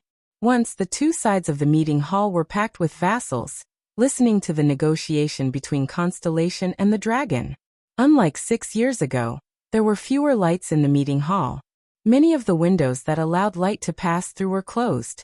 It was even darker. Now the platforms on both sides were empty. It was so quiet that one could hear a pin drop. But as he walked forward, Thales soon saw it. At the other end of his line of sight, there was a lone peak that protruded from the ground and landed on a few steps above the throne. Thales' breathing slowly tightened. A strong but lonely figure appeared on the throne above the steps. The figure had his head lowered. His back was bent, and he sat cross-legged on the throne. His right elbow was on the arm of the throne, and his right hand was on the scepter in front of his knee. His forehead was pressed against the back of his hand. His face was hidden in the shadows. Thales stopped in his tracks. He stared at the figure he had not seen for 6 years. His emotions were hard to discern. The prince's pause forced Gilbert to stop as well. But the Foreign Affairs Minister quickly reacted. He raised his voice and spoke to the figure on the throne with great enthusiasm. Your Majesty, I am honored to bring you the new Duke of Star Lake, your thud. The bottom of the scepter hit the ground lightly, and the dull thud echoed in the meeting hall. It also made Gilbert's words die in his throat. Very soon, a voice that had appeared in Thales' dreams before came from the throne. It was heavy, thick, awe-inspiring, and dull like thunder. It echoed in the entire hall. Gilbert. The voice on the throne paused for a moment. Thank you. Compared to 6 years ago, this voice was much more hoarse, drawn out, and dull. There seemed to be an indescribable fatigue. Thales listened to the other person's words in a daze. His gaze was fixed on the figure. Gilbert frowned and sucked in a deep breath. His Highness must be tired from the journey. Your Majesty, on his way from Dragon Cloud City to the desert. But he was interrupted by the voice on the throne that echoed in the hall. My friend. I said. The voice on the throne was calm at first, but it gradually became firm and short. Thank you. I will look for you later. Gilbert was stunned. However, Captain Adrian understood the king's meaning. Adrian extended his arm towards the hall door behind him and gestured politely to Gilbert. Count Casso. Gilbert looked at the shadow on the throne before he cast a glance at Thales with a heavy heart. But in the end he did not say anything. He only gave the Duke of Star Lake an encouraging gaze before he bowed and turned around resentfully. Thales forced a smile and nodded, but he suddenly realized that the Foreign Affairs Minister's back was very old. You too. The voice on the throne rose again. Yodel. Thales shuddered. Gilbert's footsteps also paused for a moment before he recovered his rhythm and left slowly. Nothing happened around him. Lord Adrian acted as if he did not hear Gilbert's words and left with Gilbert. But Thales knew that something was different in the air around him. This made him especially terrified. The footsteps grew further away and softer. In the end, as the stone door opened and closed, they completely disappeared at the end of the hall. Only Thales and the shadow on the throne were left. They faced each other in silence in the hall. Come forward. The teenager shuddered slightly. Thales could be considered to have been through hundreds of battles. From bloody battlefields to sinister schemes, he believed that he had seen a lot of things. But for some reason when he heard those words he could not help but clench his fists. Thales raised his head and stared at the figure on the throne. He slowly walked forward until he could see the stairs to the throne clearly. But before his eyes, the figure on the throne was still blurry, and the everlasting lamp behind him flickered. Closer. The shadow on the throne raised his voice slightly. The teenager was silent for a moment before he walked forward again. This time, he walked close enough that he could even see the pair of boots leaning against the bottom of the scepter under the throne. A little closer. The voice on the throne seemed to be a little impatient. He dragged out his voice, causing the flames of the everlasting lamp to sway slightly. Thales took a deep breath. Hence, in the next moment, the prince resolutely lifted his feet and continued forward. Then he saw the shadow on the throne move slowly as well. Thales froze. Under the dim light, the 39th Supreme King of Constellation, the Iron Hand King, Kessel Jadestar V, who seemed to have aged more than 6 years, raised his eyes from the scepter and looked at the prince. Thales had to look up at him. His breathing began to quicken involuntarily. Uncontrollable. He endured the gaze that he had seen many times in his dreams, but it always managed to wake him up with a start. Thales blurted out a term of address. Your Majesty. As soon as the words left his mouth, Thales subconsciously added another sentence. Fa Father. The man on the throne supported his chin with his hand and frowned slightly. He had lost weight. That was Thales' first feeling. Even though the man's body under the leather robe was still strong, even though the scepter in his hand was still steady, even though his eyes still emitted a faint cold light, but he could see that King Kessel's face was much thinner, his eyes were slightly sunken, and his cheekbones were slightly high, and more wrinkles had already climbed onto the king's face. The knuckles on the man's hand that held the scepter were even more protruding, and he looked rather sharp. Compared to 6 years ago, the only thing that had not changed and even surpassed was probably the stillness, dullness, suffocation, and uneasiness that was like the eve of a storm. The silence seemed to last for a long time, but Thales only stared at the king quietly. He felt that he could not shift his gaze away. Finally, the king's expression changed. Anxiety. His voice was as steady and heavy as before. It was especially obvious in the empty and long meeting hall. Thales snapped out of his daze and cleared his throat. Sorry. King Kessel snorted softly 6 years later. How you feel right now? The king said slowly, anxiety. Anxiety? Thales frowned. He did not understand. But the king continued to speak, completely ignoring the teenager's puzzlement. Anxiety is very strange. It's neither panic nor panic. These feelings often emerge when you're caught off guard, leaving you at a loss and powerless to do anything about it. The teenager's breathing froze. King Kessel's voice echoed in the hall, as if it was pressing down on him from all directions. There was no gap between them. For example, you are about to face a certain great test, accept a certain judgment, do a certain great thing. Or, you are about to become the heir of an ancient kingdom, and carry a burden that is much heavier and more tiring than ever before. The king snorted so loudly that the entire hall seemed to shake. But you know that you are not qualified. You know that you cannot bear it. You know that you are destined to fail. At that moment, you are extremely afraid. You do not want to face it. You only want to escape, regardless of everything. This feeling is panic. This is panic. Thales tried his best to maintain a dignified expression and posture in the face of the gaze that seemed to have seen through him. He felt that the act of raising his head was getting more and more tiring, but there seemed to be some kind of power supporting him. He did not shift his gaze away or lowered his head. King Kessel exhaled slowly. But once there is a moment, before the final moment, an opportunity, a way, a turning point appears. It makes you feel that there is still a glimmer of hope in the situation, that the consequences may come a little later, that the judgment can be delayed for a moment.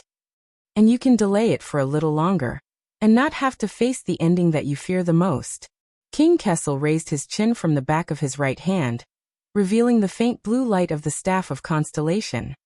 For example, you can face the test a few days later, endure the judgment a few weeks later, and accept your inevitable identity a few years later. Thales stared at the king's calm face and listened to the profound words. That moment, that is simply redemption. It is rejoicing, numbness, the ecstasy and relief after surviving a disaster. It makes you feel that the end is still far away, and that I can still be saved. Hearing this, the teenager could not help but tremble. But when all this is over, when the reprieve period given to you by God is over, the king chuckled softly. His gaze was deep, but his face was still expressionless. These illusions make you think that you have breathed a sigh of relief. Then they will all disappear. Thales listened in a daze. His palms were cold. On the throne, the Supreme King slowly straightened his back. Under the dim light, it was as if dark clouds had spread over his head. And those lucky escapes will flow back to the present, along with the regret, uneasiness, self-blame, and panic of I knew this would happen. In the end, it will turn into something that you know very well, but cannot resist. Anxiety. Thales met the king's gaze. He felt an inexplicable emptiness in his heart. There was no way to fill it. Kessel stroked the scepter in his hand coldly, and stared at the strange blue light emitting from the top of it. It is precisely this annoying anxiety that will make you understand while you scratch your ears and scratch your cheeks in pain that the 6 years of running away, getting lucky, procrastinating, and illusions are actually meaningless. 6 years. Thales breathed absent-mindedly as he listened to the king finish his words. It is like a damned but useless whip, forcing you to face it. Face what you know will eventually come, but in the end you are powerless against fate. Chapter 5:15. King Kessel looked down at Thales in silence. His gaze was calm and indifferent, and his movements were slow. It was completely different from King Nuvan's awe-inspiring and King Chapman's aggressiveness. But it did not make the teenager feel relaxed. The prince gulped and tried to relax his tense muscles and mind. Up until now, Thales did not understand his father. What kind of person was he? Cold? Silent? Dignified? Perhaps. Aside from the time in the Jadestar family tomb, which was more like a one-sided listening experience, Thales had spoken less than 10 sentences to Kessel V. As for the time they spent alone together in the past 6 years, Thales suspected that it was less than 15 minutes. However, in the teenager's limited life, the Iron Hand King was like a dark cloud hanging high above his head. It seemed unreachable, but it always cast a shadow over him and enveloped him. Whether it was the National Conference, the negotiations with Ekstedt, the night of Dragon's Blood, the day of Dragon Cloud City's State Affairs hearing, Gilbert's exhortations to his face, Or the one-eyed dragon coaster's harsh words? Many experiences reminded Thales from the side what kind of person his father was. But when he really faced that dark cloud, Thales realized he was still not ready. He still did not know how to face him. You misunderstand. Thales lowered his head and avoided the quiet but unsettling gaze. He took a deep breath. He tried to chase away the negative emotions that he had sensed, but the king's words made it even more obvious. I am not anxious. In fact, leaving Exdet and returning home. But the king did not give him time to explain. Is it familiar? Kessel no longer stared at Thales. The corners of his lips curled up in a strange arc, as if he was disdainful. This tone. Thales raised his head abruptly with a puzzled expression. Familiar? On the stone steps, the king on the throne spoke in a cold voice. That old bag of bones from Western Desert should be like this, pretending to be profound and talking nonsense to scare you, right? Thales furrowed his eyebrows. That old bag of bones from Western Desert? Pretending to be profound and talking nonsense? Scare me? Thales understood something. He remembered what Adrian said to Gilbert just now. The king was asking about the messenger crow from Western Desert yesterday. A messenger crow from the West Wilderness. As he tried to guess the king's intentions, Thales exhaled and calmly said, Yes, Fakenhas did come to me, but unfortunately, the king did not give him a chance to explain. Perhaps he didn't care at all. Where's the sword? King Kessel calmly interrupted him. What about the ancient empire sword that was given by the prestigious Four-Eyed Skull family in Bladefang's camp? It caused some people to feel uneasy, some people to rejoice, and all of the kingdom to make endless guesses? Thales' words came to a halt. As expected, he also knew. The sword named Sentinel. It should be the legendary wing. With a certain thought in mind, Thales raised his voice and answered. It is in the luggage, guarded by Lord Mallow's men, but, no. For the third time, King Kessel interrupted the Duke of Star Lake. It's not there. On the platform, the king slowly leaned back against the back of the throne. It's in your heart. Thales was startled.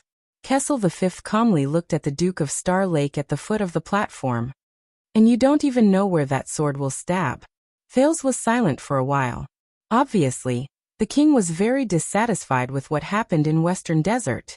But, I am very sorry about what happened in Western Desert. Thales tried hard to regain his composure, and tried hard to treat the person in front of him as another Northland vassal he could negotiate with. But Fakenhas' purpose in coming to me. But he still could not finish. When I sent you to the north, unlike the Northlanders and even the Western Desert people, King Kessel's tone was very light, and there was very little fluctuation in his words. But compared to King Chapman's preemptive words and Fakenhas' alarmist words, the effect of the King of Constellation's soft words was not inferior to the former two. I did not expect that much from you. Thales was speechless. King Kessel sat on the throne with his back almost half raised. His posture seemed relaxed, but his eyes were locked on Thales. At least I did not expect you to rebuild Northland and appoint a new king. Rebuild Northland. Appoint a new king. Thales closed his mouth, feeling the weight behind these two sentences, feeling the faint contempt and accusation behind them. That's right. Rebuild new king. This was indeed what he had been doing for the past 6 years. But Dragon Cloud City was filled with blood and corpses. Heroic Spirit Palace was in a state of mutual hostility, and everything was hanging by a thread. The teenager bit his lower lip. With a little displeasure, Thales raised his head again. I did not want it to be like this, but when he talked about what happened 6 years ago, he thought he would remember the injustice back then. And then he would sneer and ask about the king's conspiracy, mock the failure of the Secret Intelligence Department, and ask why he was put in danger. But at that moment, when he looked into King Kessel's eyes, which were as calm as still water, he did not care. There was a small voice in Thales' heart. He would not care. Thales pursed his lips. He suppressed the indignation in his heart, turned his head and said, "That was an accident." Silence. Thales was not used to the darkness in the meeting hall. 6 years ago, this place seemed spacious and bright. The teenager suddenly remembered the only day he stayed in Renaissance Palace, and his first impression of the palace. The cold room, the hard stone bed, the bone-chilling cold, and the deep darkness. Just like the abandoned house. No. The king snorted and brought Thales back to reality. That was not an accident. King Kessel stared at his son, and his tone was strange. That was an accident. Thales' heartbeat was a little erratic. At least, that is what the Secret Intelligence Department said. Secret Intelligence Department. Thales' heart sank. The Secret Intelligence Department again. The king narrowed his eyes slightly. You must know, in this world, there are not many things that can catch the kingdom's Secret Intelligence Department unprepared. Not necessarily. Thales silently retorted in his heart. When he heard the Secret Intelligence Department, the displeasure that Thales had just suppressed rose again. All right. The prince took a deep breath. Let me put it this way, if there is an accident, it must be you. Thales paused, and changed the way he addressed them. They are the ones who do not trust me. The lights in the meeting hall dimmed a little, and the shadow on the throne became even more blurry. King Kessel hummed in acknowledgement. He seemed to be asking a question, but was not. They do not trust you? Thales answered with a snort. Yes, whether it is the calamities or Lampard. Before the Secret Intelligence Department took action, they blocked all information and kept me in the dark, even if it was harmful to me. The teenager exhaled. There were a few times when I almost died. Thales stared fixedly at the king, trying to see something in the dim light. The meeting hall was quiet for a few seconds. But what made him feel a little disappointed was that Kessel remained seated and did not move. His tone did not change at all.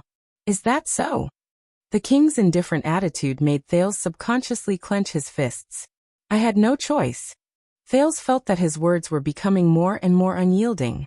I had to adapt to the situation and find a way out. The king remained the same. Is that so? Thales felt a lump in his chest. Yes. He raised his voice and said unhappily, whether it is for myself or for... The teenager paused for a moment and glanced at the king before he said, Constellation. Kessel's gaze was unreadable, but this time, what he said was different. Just like what you did in the national conference. Thales froze for a moment. The national conference. He suddenly remembered that 6 years ago, he was unwilling to be a puppet in that conference. So he said shocking words and angrily rebuked all the suzerains. He could not help but sigh a little. But Thales still nodded. Yes. The teenager's voice sounded a little gloomy. I had to do it. The king raised his gaze and looked at the other end of the meeting hall. He seemed to be thinking about something. A few seconds later, he snorted and repeated, I had to do it. They do not trust you. The king twirled the scepter in his hand and said in a contemplative tone, And you had to do it?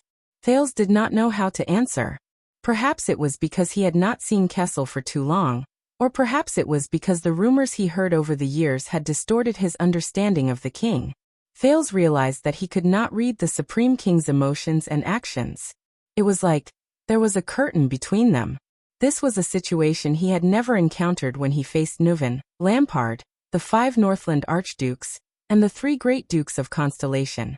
In the end, the king chuckled softly. You mean? The next moment, King Kessel raised his gaze, which was as calm as before, but inexplicably profound. They did not trust you to be able to put your arm around King Nuven's shoulder and call him brother. So when he fell, you were caught in a trap of your own making and were dragged into the enemy's hands. And you had no choice but to counterattack, return to Heroic Spirit Palace and create a new king? Thales shuddered. King Kessel continued to speak, each word carrying a peculiar charm. Or they did not trust you to be able to get along well with the girl from Dragon Cloud City. So much so that she abandoned everything in order to force you to stay, incurred public anger, and publicly broke off relations with all the vassals? And you had no choice but to meet Lampard privately and find another way out? Thales only felt that his throat was a little dry. The king continued to laugh coldly. Or they did not trust you to be able to conceal your identity in Western Desert, and have an unclear relationship with a group of mercenaries who sell swords. Then they saw through your identity and used it to threaten the Baron of Bladefang's realm? And you had no choice but to. The king did not continue. He only curled his lips. But that was enough. Thales closed his eyes and took a deep breath. As expected. He knew. He knew everything. But Thales suddenly realized that in the face of the king's words, all the self-defense and reasoning he had developed over the past 6 years were useless. He could explain. But whether it was Asda and Giza during the Night of Dragon's Blood, or Little Rascal's background, or the secret between Quick Rope and the old royal guards, he could not explain. He could not explain. Thales opened his eyes and said with difficulty, "Is that what the Secret Intelligence Department said?" This time, the king stared at him for a long time. A long time. Finally, King Kessel opened his mouth again, but his tone gradually became stern. Murat's report said that as a prince, you do not know how to reflect on yourself. Your progress is slow, and you always act on your own. You act recklessly, and everyone has no choice but to bear the consequences of your actions. Kessel narrowed his eyes. Or in their words, wipe your ass. The teenager was stunned. Murat. Thales exhaled heavily and revealed a smile that was uglier than crying. I understand. I am very sorry. But the king chuckled again. And Gilbert repeatedly told me that you improve very quickly. You learn in difficult situations, grow through setbacks, and gain wisdom after experiencing setbacks. You are a rare genius. Gilbert. Thales felt warmth in his heart. He praises me too much. Kessel sized him up. The scepter in his hand stopped spinning. But Ida has a third opinion. Heir. The moment he heard that name, Thales was stunned. Who? Thales raised his head in puzzlement. The king had left his seat, and was leaning forward to size him up. She said in her letter that you grow too slowly and too quickly, which annoys her. Wait a minute? Thales repeated in disbelief after he heard the way the king addressed him. Ida? A certain crazy, hopping short figure appeared in front of him. Thales stared and moved his lips stiffly. That person can write letters? It's fake, right? But Kessel V did not seem to feel that it was funny and absurd at all. The king continued to speak, minding his own business. She said that you grow too slowly. You don't even have the guts to let her go to the forest outside Dragon Cloud City to hunt rabbits for dinner. Thales' face darkened. His father snorted coldly again. But you grow too quickly. Every time she wants to go out and poach, you predict it and send people to keep an eye on her. Thales confirmed that this was what the king said and could not help but feel puzzled. All right, Ida, hunting rabbits. Is that important? The king did not answer. He just stared at the second prince quietly under the waning light. Thales calmed down a little because of Aida's name, but the king's gaze made his heart clench again. But I can see that you have indeed changed after 6 years. The king said faintly. Thales was stunned. He turned his head slowly to avoid the king's condescending gaze. 6 years is a long time. But Kessel shook his head. No. Whether it is Murat or Gilbert. The king said softly. They are both wrong. Thales' breathing began to quicken. The king's gaze became sharper. As for Ida, humph? Kessel's words were very strange. At that moment, Thales did not know if he was disdainful or sentimental. This made Thales suddenly curious. I wonder if Black Prophet Murat, who is said to be able to see through lies, can see through the king before me? No. The King of Constellation's words pulled Thales' attention back. You do not grow fast enough. Kessel said unhurriedly. Not slow enough. Not fast enough. Not slow enough. Doubts surged. Thales frowned slightly. I do not understand. Fortunately, the king did not interrupt the teenager this time, nor did he change the topic. But Kessel's next words were full of profound meaning, causing him to fall silent. You either grow fast enough. King Kessel raised his head to look at the ceiling. His gaze was unfocused, as if he was looking into the past. So fast that it is unexpected, so fast that it is gratifying, so fast that in just 6 years, you can bear the weight of the entire planet. The king's gaze focused on Thales, and it returned to its cold and indifferent state. But you did not bear the weight of the entire planet. Thales gulped. He felt his body stiffen. The king looked at him from afar, and there was a hint of disappointment in his eyes. You either grow slow enough. Kessel lowered his head and looked at his open left palm. His words were a little desolate.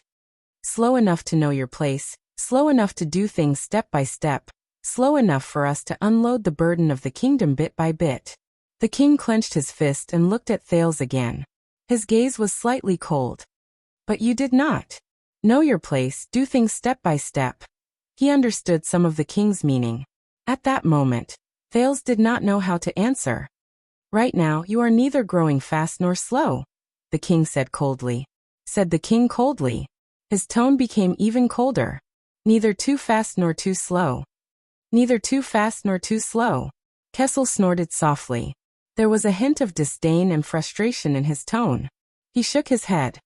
You exceed my expectations, but you also disappoint me. Thales took a few deep breaths. He wanted to say something, but he did not. This time, the silence between the father and son was exceptionally long. They just looked at each other quietly, and they did not speak for a long time. Then, the teenager could no longer endure the depression in his heart. Thales paused for a moment. With indescribable depression and gloom, he exhaled a few times. He tried his best to smile, but he could not. I thought that on the first day I returned to Eternal Star City, you would talk about something positive about your reunion with your father.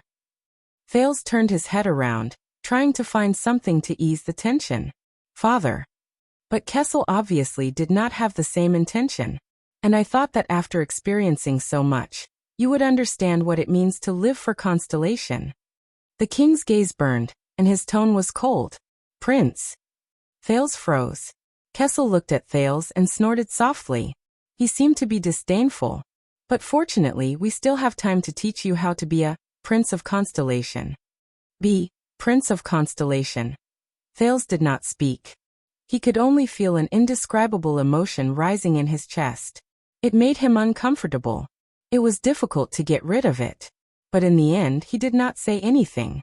Your homecoming banquet will be held a week later. It will be the time for you to show your face again. The king turned his head around. He was not bothered by Thales' silence. No one knew whether he saw it as a tacit agreement, or whether he did not care about it. During this period of time, you will keep a low profile. Let the kingdom slowly digest the return of the heir. Do you understand? Kessel said coldly. Thales was silent. After a few seconds, he answered with great difficulty. Just like 6 years ago? Kessel V looked up and spoke in a drawn-out tone. Even more than 6 years ago. Even more than 6 years ago. Thales stood where he was and did not move. A few seconds later. Yes. Thales felt his voice was hoarse, like an old machine. Your Majesty. Kessel stared at him for a few seconds before he spoke slowly. Very good. The king's tone was slightly sarcastic. Son. Kessel V leaned back again and sank into the shadows. The meeting hall returned to dead silence. Thales panted a few times and calmed himself down. I believe you have nothing else to say. He forced himself to speak respectfully. Your Majesty. There was no reply from the throne above him. Thales took this as a tacit agreement. The Duke of Star Lake bowed and walked back with complicated and indescribable feelings. Stop. The king's words echoed in the meeting hall. Thales stopped. Your Majesty, is there anything else? But King Kessel only shook his head in the shadows. No. But you must stay here. The king said coldly. At least 15 minutes. Thales was stunned. Why? Kessel maintained his posture. Only a pair of eyes that reflected a cold light could be seen in the shadows. They contrasted with the staff of constellation in his hand. Because in the eyes of outsiders, a positive topic of reunion between father and son would probably take this long. Thales held his breath. He swallowed hard. I see. The reunion between His Majesty and the prince is only worth 15 minutes. The second prince turned around and looked at his father on the throne.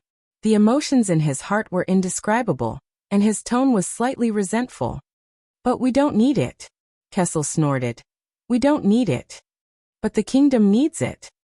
The unhappiness in Thales' heart surged again. I see. He did not have to be anxious. Because it was destined 6 years ago. 6 years later. It was still the same.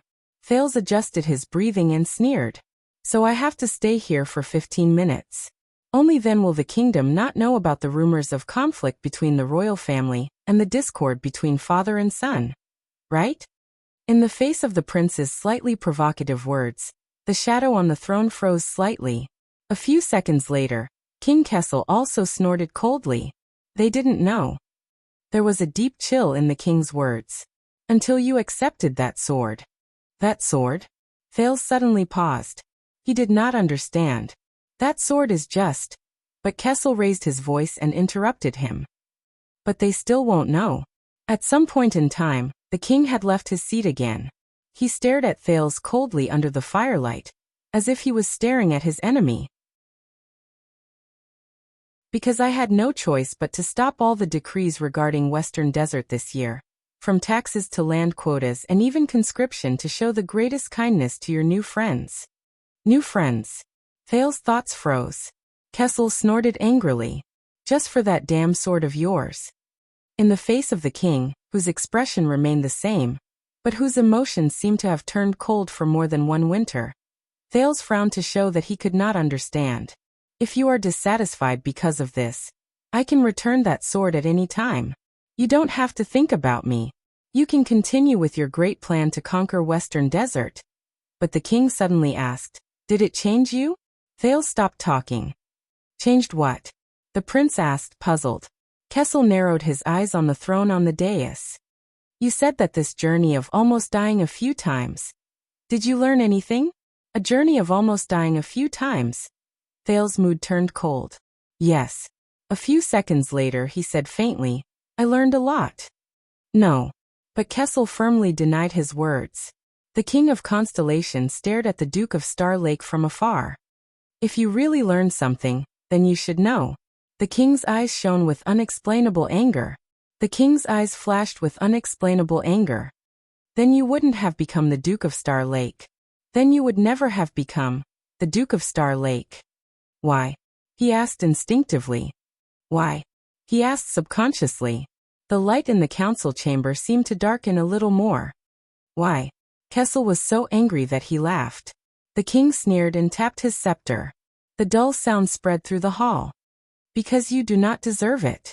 Do not deserve it.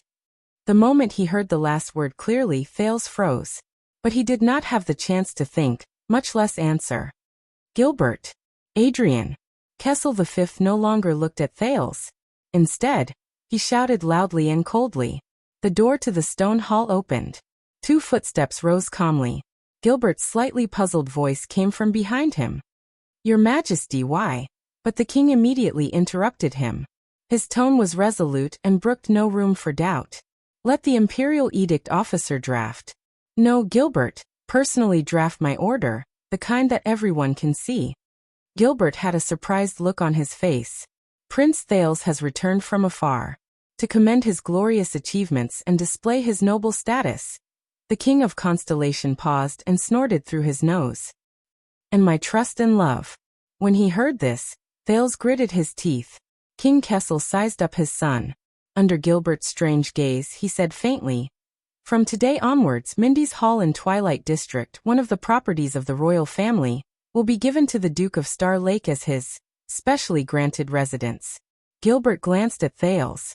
There was surprise and puzzlement in the Foreign Affairs Minister's eyes. Yes, Your Majesty. Gilbert quickly nodded and obeyed the order. Thales slowly raised his head, but realized that King Kessel did not even look at him. But the king's resolute order had not ended.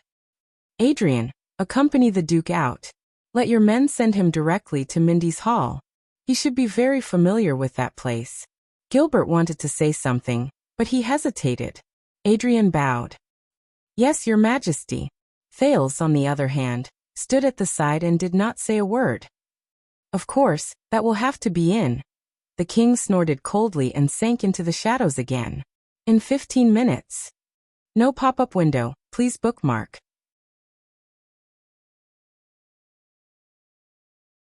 Chapter 5:16.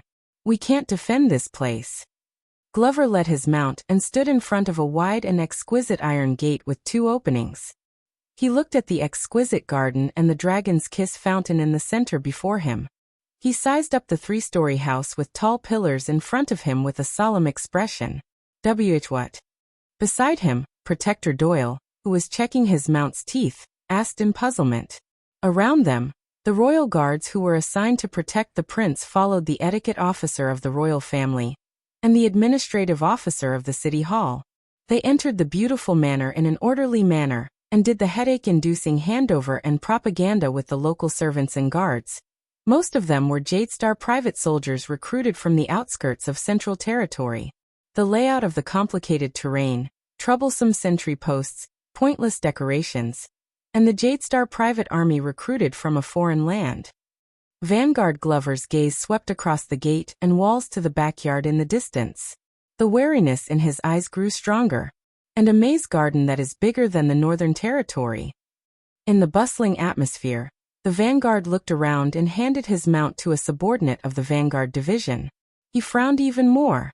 Compared to the Northern Territory, Doyle, who was beside him, said subconsciously. He immediately understood something and smiled brightly. Relax, zombie. This is Mindy's Hall, not Broken Dragon Fortress. Doyle did not care about the Vanguard's expression. He stuffed the reins into his other hand in an extremely natural manner. He watched as the Vanguard pulled his mount away with a displeased expression that said, "Where did the people from the Defense Division go?" Then he turned his head around in satisfaction. "And we are not here to fight." Glover snorted through his nose. He looked at the road outside the iron gate and the house at the end of the garden. His tone was cold. The prince should be staying in Renaissance Palace. The Vanguard's words were drawn out, and they seemed to have a profound meaning. But Doyle clicked his tongue and shook his head. No. Although we were not familiar with each other before, I know that the Vanguard Division does not have many sentry posts. Glover pursed his lips. I'm not sure about Tormund Hall and the Silence Room where His Majesty and the Queen are. Doyle raised 3 fingers with a smug expression and snapped them down one by one. But the Ballard Room is very narrow. The Elan Court is a little too high and cold, and the Sumerian Hall is too dark and dark. Trust me, compared to these famous grottos in Renaissance Palace, Doyle elegantly waved his hand at the exquisite garden in front of him. You'll like it better here. Glover narrowed his eyes. At least Mindy's Hall has. Doyle paused for a moment. He pointed at the iron gate, the garden, the fountain, the avenue, the main hall, and finally pointed at the sun above his head. He smiled faintly. There is light? Glover crossed his arms and looked elsewhere. He snorted in a way that made it seem as if he didn't know what was going on. Obviously, he wasn't too satisfied. Besides, do you know how high its artistic value is? Doyle's eyes lit up, and his tone changed. Glover furrowed his brows. Do you know its place in the history of architecture? The guard turned around and spread his arms, as if he wanted to hug the person in front of him. Let's not talk about the fact that this is the famous virtuous king's temporary imperial residence. But look at the garden, look at the reliefs, look at the tiles. Let's not even talk about the many art treasures in the palace. Think about it, if we hold a banquet here, the ladies in the capital will definitely fight to be the first. Doyle turned around with a dance step. His face was full of sweetness. Glover did not move. He only looked at Doyle with a disdainful expression. What's wrong? Doyle shrugged. He looked puzzled. Is it wrong to love art and love beauty? Glover looked away. He took a deep breath and exhaled stiffly through his nose. The familiar sound of a carriage and shouts came from the distance. It seemed like a person was directing the transportation. Doyle, who was immersed in art and beauty, had his expression change. Oh no, that's Stone and Fubby. He immediately jumped to Glover's side. His expression was stern, and his body was straight. He extended his arm and pointed at Mindy's Hall. Quick, pretend that you're talking to me, discussing the defense of the sentry posts or the defense plan. Look very attentive and serious. Glover was confused. What? This is the only way we won't be assigned to help with logistics. Doyle's expression did not change, but his lips moved slightly. Glover still did not understand. But why me? Because he never asks the Vanguard to go, Doyle said softly through gritted teeth. Logistics Officer Stone and Flag Bearer Fubby brought a few subordinates and a few carriages while they were surrounded by a group of officials and Jadestar private soldiers. They left doubtful and puzzled gazes on Doyle, but when they saw Glover's stern expression, they got rid of their doubts and left. It was only then that Doyle heaved a sigh of relief and relaxed. Glover's gaze when he looked at him became even stranger. But Doyle did not feel awkward at all. He naturally returned to his intoxicated state of admiring the scenery. His gaze shifted, and he saw the teenager who stood quietly in the gaps between the figures moving back and forth under the pillars of the house in the distance beside the cedar wood door. Doyle narrowed his eyes and sized up the still and slightly lonely prince. The servants and guards around him seemed to have some sort of tacit understanding. They perfectly avoided the prince while they were busy with their work. The person closest to him was at least 10 meters away, but they would occasionally cast cautious glances at the teenager, who did not say a word. "I'll bet you, that kid just got spanked." As if he was afraid that Doyle would not believe him, Doyle narrowed his eyes. "Believe me, I know this feeling. He appears to be very calm now, but that is all an act." Doyle stared at the prince's back. His gaze was melancholic, and he seemed to be rather sentimental. But in the deepest part of his heart, he just wants to find a place where there is no one and cry to his heart's content. Doyle stared at the prince's back. His eyes were melancholic, and he was rather sentimental. But in the deepest part of his heart, he just wants to find a place where there is no one and cry to his heart's content. This is not something you should comment on. The vanguard coughed sternly. "Protector Doyle." But Doyle snorted softly. "Enough with that lousy sword in the morning. You are also very displeased, aren't you?" Doyle nudged Glover's arm. He did not care about Glover's unpleasant expression at all, and he seemed to be taking pleasure in Glover's misfortune. "I'll bet everything I have with you. Our honorable Duke, I've finally seen someone with a heavier sword than him." Glover did not answer. He only stared at the porch of Mindy's hall and frowned deeply. Over there, Duke Thales stood quietly. He only stared at the porch. He did not make a sound and did not move. It was as if he was isolated from his surroundings. "Are you there?" Thales asked absent-mindedly. "Did you see it?" As a response, a steady and calm voice came from behind him. "Yes, I saw it." But it was not the person Thales expected. The teenager closed his eyes and sighed softly. The royal family's private soldiers and servants did a good job in maintaining the place. They saved us a lot of trouble. Once we complete the assessment and inspection, we can move in. Watchman Mallows walked forward and stood beside the Duke. He looked at the main hall of the manor with him, and his words were thought-provoking. "Congratulations, the new master of Mindy's Hall." Mindy's Hall. New master. Thales did not turn around. The teenager only quietly sized up the familiar yet unfamiliar house in front of him, from the pillars to the door, from the carpet to the interior. However, this time, the familiarity seemed to be greater than the unfamiliarity. Mallows seemed to have sensed the atmosphere. He also remained silent and stood quietly with the prince. The servants and guards were still busy. They came and went in a hurry, but they subconsciously stayed further away from them. A few seconds later, "You don't know." Mallows frowned slightly. Thales spoke slowly with an expressionless face. "You didn't know beforehand that you would be stationed here, did you? Otherwise, you wouldn't have to wait until the very last moment to assess and inspect." Mallows was slightly stunned, but the Duke of Star Lake smiled. "You weren't even prepared to become the Star Lake Guards." Thales lowered his head and looked a little lonely. "Because the title of the Duke of Star Lake was decided on the spot after you departed, and it was conferred in a hurry." "Because the sword." Mallows paused for a few seconds. He furrowed his eyebrows slightly, and no one knew what he was thinking. Thales sighed. "Similarly, you weren't prepared to come to Mindy's Hall." Mallows seemed to have heard something from the Duke's seemingly disorderly words. He wanted to say something, but stopped himself. But Thales took a deep breath. When he turned his head around, he had already put on a smile. "By the way, when you set up your defenses, don't forget to prepare silver weapons. There might even be weapons that have been blessed." Silver weapons. The change in topic caught the watchman off guard. "Why?" Thales snorted. He took a few steps back and looked at the roof and balcony of Mindy's hall, to guard against uninvited guests. Under Mallow's puzzled gaze, the prince's tone was filled with faint nostalgia. Such as vampires? Mallow's was stunned again. He was confused. But Thales did not explain further. He only sighed again, raised his head, and sized up the pillar in a daze. It looks even smaller, the teenager said subconsciously.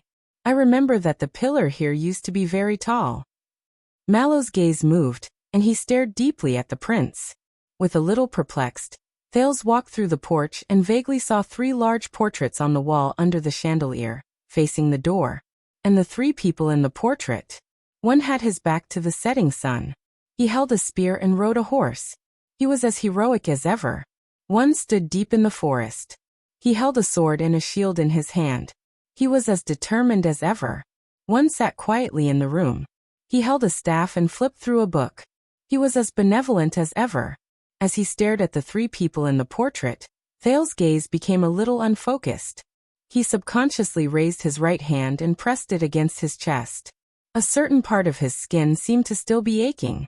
You are also revisiting an old place. Mallows followed behind him, and his tone was indifferent. When we saw Renaissance Palace, you did not have this expression. Renaissance Palace. Thales snorted. The first time I entered Renaissance Palace, I was seriously injured by an assassin. I was unconscious, and I was carried in. Mallows narrowed his eyes. The prince's expression was slightly mocking. Revisiting an old place? What kind of expression did you expect me to have? But Mallow's answer exceeded his expectations. Smile. Thales frowned. What? Mallows took a step forward and stood with him in front of the cedar wood door. He stared at the portraits of the 3 kings on the wall in the hall. You need to smile. Then they will not have to suspect that your father does not like you. Mallows narrowed his eyes slightly. Or the other way around. Thales was stunned for a moment before he was stunned. Them. Mallows remained indifferent. He nodded and did not even look at the Duke. The royal guards are all elites. They have a keen sense of smell. Thales instinctively turned around. Around him, the royal guards were still busy with their own tasks. They were either commanding the logistics, handing over tasks to the servants, or assigning tasks. Nothing strange could be seen. Thales was silent for a while before he suddenly chuckled. Did you know? I have a friend who also advised me to smile. Mallows looked at the prince. The latter took a deep breath and looked at the sky in the distance. He sounded sentimental. Because life is heavy enough as it is. You have to smile to make it lighter. The teenager was a little dazed, as if he was looking at the yellow sand again. Then does it? Mallows stared at Thales, who was feeling sentimental for some reason, and suddenly said, After you finish laughing? Thales snapped out of his daze and shook his head. I don't know. The teenager's smile was a little strained. I hope so. The prince turned around and was about to walk into the porch. This place, this manor. Mallows spoke again, causing Thales to slow down. Do you know why it is named this way? This place? Why is it named this way? Thales stopped walking and glanced at his surroundings. The prince gestured at the portrait on the rightmost side of the wall opposite him. In the portrait, a middle-aged man with graying hair was smiling at him in a friendly manner. But Mallows shook his head. No. The watchman crossed his arms. There was a hint of respect in his eyes as he stared at the hall. Although Mindy's III had indeed lived here more than 100 years ago. And most people thought that it was him. But no, Mindy's hall was not named after the virtuous king. Not the virtuous king's name? This piqued the teenager's interest. Very good. Thales turned his head around with great interest. Please enlighten me, my personal guard captain? Mallows did not care about the faint strangeness in Thales' tone. He turned around and looked in the direction of Renaissance Palace. His gaze was profound. Year 333 of the calendar of eradication, the 22nd Supreme King was crowned. His name appeared for the first time in the genealogy of Constellation's kings. Thales raised his eyebrows. What number? 22? That's. This king was young, but he was weak and sickly. He had to move out of the palace and look for a place to recuperate. He entrusted the affairs of the country to his uncle and the imperial conference. Mallow's words were very calm, just like his indifferent expression. The story he told was not necessarily delightful. In just 1 year, the young king unfortunately died of illness. He did not even leave behind an heir. The watchman stepped on the floor tiles under his feet. From then on, the manor in the suburbs where he died was named after him to commemorate him. Mallows looked at the prince indifferently, entrusted affairs of the country to his uncle, left the palace to recuperate. Nephew died young, left his name to commemorate. The story was very short. It did not even have a plot, and it was not very auspicious. The charm behind it was even a little indescribable. But Thales still showed an expression that said, "I see." So the manor in the suburbs. Thales pointed at his surroundings and tried hard to continue the conversation. "You call Twilight District suburbs?" Mallows frowned slightly. He was obviously not satisfied with the prince's attitude of focusing on the main point. "It used to be. I call this city expansion." Thales raised his eyebrows. "Oh, however 3.5 centuries have passed. When we stand here and mention the original master of Mindy's Hall." The watchman snorted softly and looked at Thales with a rather meaningful gaze. Even the direct descendants of Jadestar have long since forgotten about the Fog King. Thales was a little awkward. But he quickly noticed the title Mallows mentioned. Fog King? Mallows nodded. He extended his hand and knocked on the expensive cedar wood door. His tone was deep. Regardless of whether he was alive or after, Mindy's the first, who died young, was known as the Fog King. When he was alive, his rule was like fog. It seemed tangible, but in reality, it was intangible. After his death, his story was like fog. It came and went in a hurry and disappeared quietly. Suddenly, Mallow's gaze became sharp. No one remembers. No one cares. Thales subconsciously shuddered. So take care of yourself, especially when the entire royal guards are around. Mallow's gaze was focused on Thales again. It made the latter, who was originally a little depressed and lonely, quiver. "No matter what you went through." The watchman's tone became cold. "You must know that among the many inconspicuous and forgotten masters of Mindy's Hall, you are not the only one who is sick and miserable." Sick and miserable. Thales subconsciously gulped and rubbed his face. "But just like the Fog King," the watchman snorted coldly, "no one will remember." Mallows looked in the direction of Renaissance Palace. His gaze was unfocused. "And no one will care." There was silence. It had to be said that at that moment Thales, who had his worries and problems pointed out, felt a little awkward. After a while, the young Duke of Star Lake forced himself to laugh dryly. "Thank you for your encouragement, Lord Mallows." Even though it was not very inspiring. But the watchman did not respond to his gratitude. He only cast him a faint glance. "Once the room upstairs is ready, I will inform you, Your Grace." Once Mallows finished speaking, he strode into Mindy's Hall. Thales looked at his back, and while he felt awkward, he seemed to be deep in thought. "That uncle." The teenager suddenly spoke. Under the portrait of the King of Renaissance, Mallow's back froze for a moment. The Fog King's uncle who took over the kingdom's affairs. Thales' eyes burned. After Mindy's the first died of illness, did he inherit the throne? The watchman's back remained still for a few seconds. Of course. Mallows turned his head around. His expression was profound. Sumer Jadestar, who took over the kingdom's affairs, eventually inherited the throne from his nephew who died young and did not have an heir. He was the Jackal Sumer III in history. Thales exhaled, and he came to a realization. But Mallows had not finished speaking. With the body of the Duke of Star Lake, Thales was shocked. But before he could ask, the watchman left without turning his head back. He disappeared up the stairs. Thales was left alone to ponder over the meaning of this story. A few seconds later, the prince smiled in a relieved manner. "Interesting. Regardless of whether it's the master of Mindy's Hall or the Duke of Star Lake, the stories of his predecessors, they're all so thought-provoking." Thales glanced in the direction where Mallows disappeared one last time, turned around, left the porch and walked towards the garden. While he waited, he put on a smile and sized up the busy crowd around him. He suddenly noticed that among the servants and private soldiers who came and went, there were two figures who stood out from the crowd. One of them was relaxed, and the other was standing by the pool with a slightly stern expression. They were discussing something in a serious manner. Thales recognized the two people, so he slowly walked towards them. "You didn't want to come, did you?" Doyle looked at the few maids in the distance and narrowed his eyes beside the fountain. "You know, the Glover family is the best of the 7 Jadestar attendants. They are the backbone of the king's party. They have been trusted for generations, and they hold great power."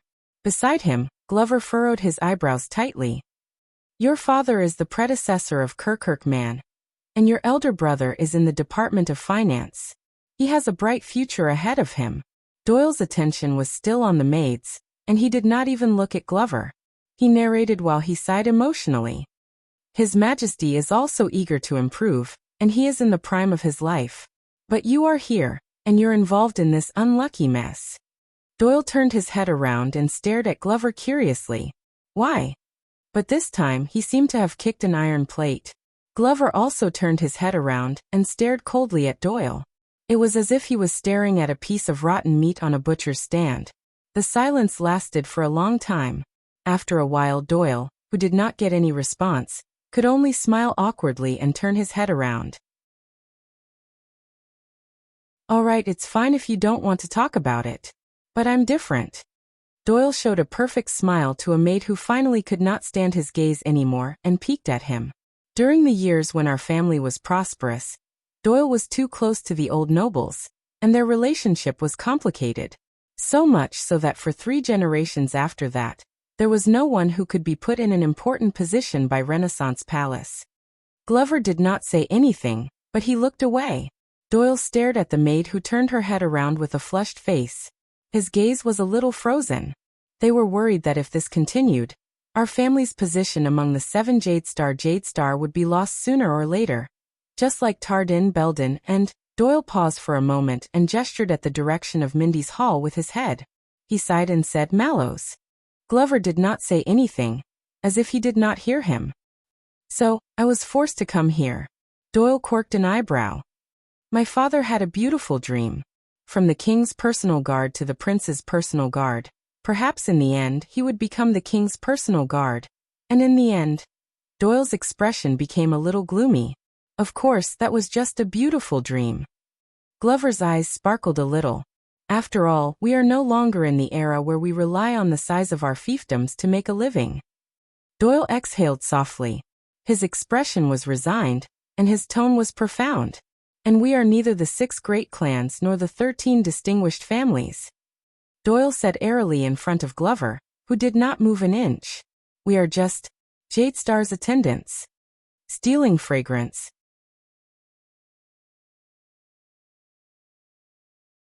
Chapter 517. "Besides, you've also seen the child." Doyle heaved a sigh of pain. "God, we were not so complicated when we were 14 or 15 years old. Shouldn't we be simple, stupid, impulsive, and lustful?" He looked at Glover indignantly, seeking approval. "There's nothing that cannot be solved by going to Red Street Market at night, right?" Against his expectations, Glover, who had always been passive, spoke this time. "Not us."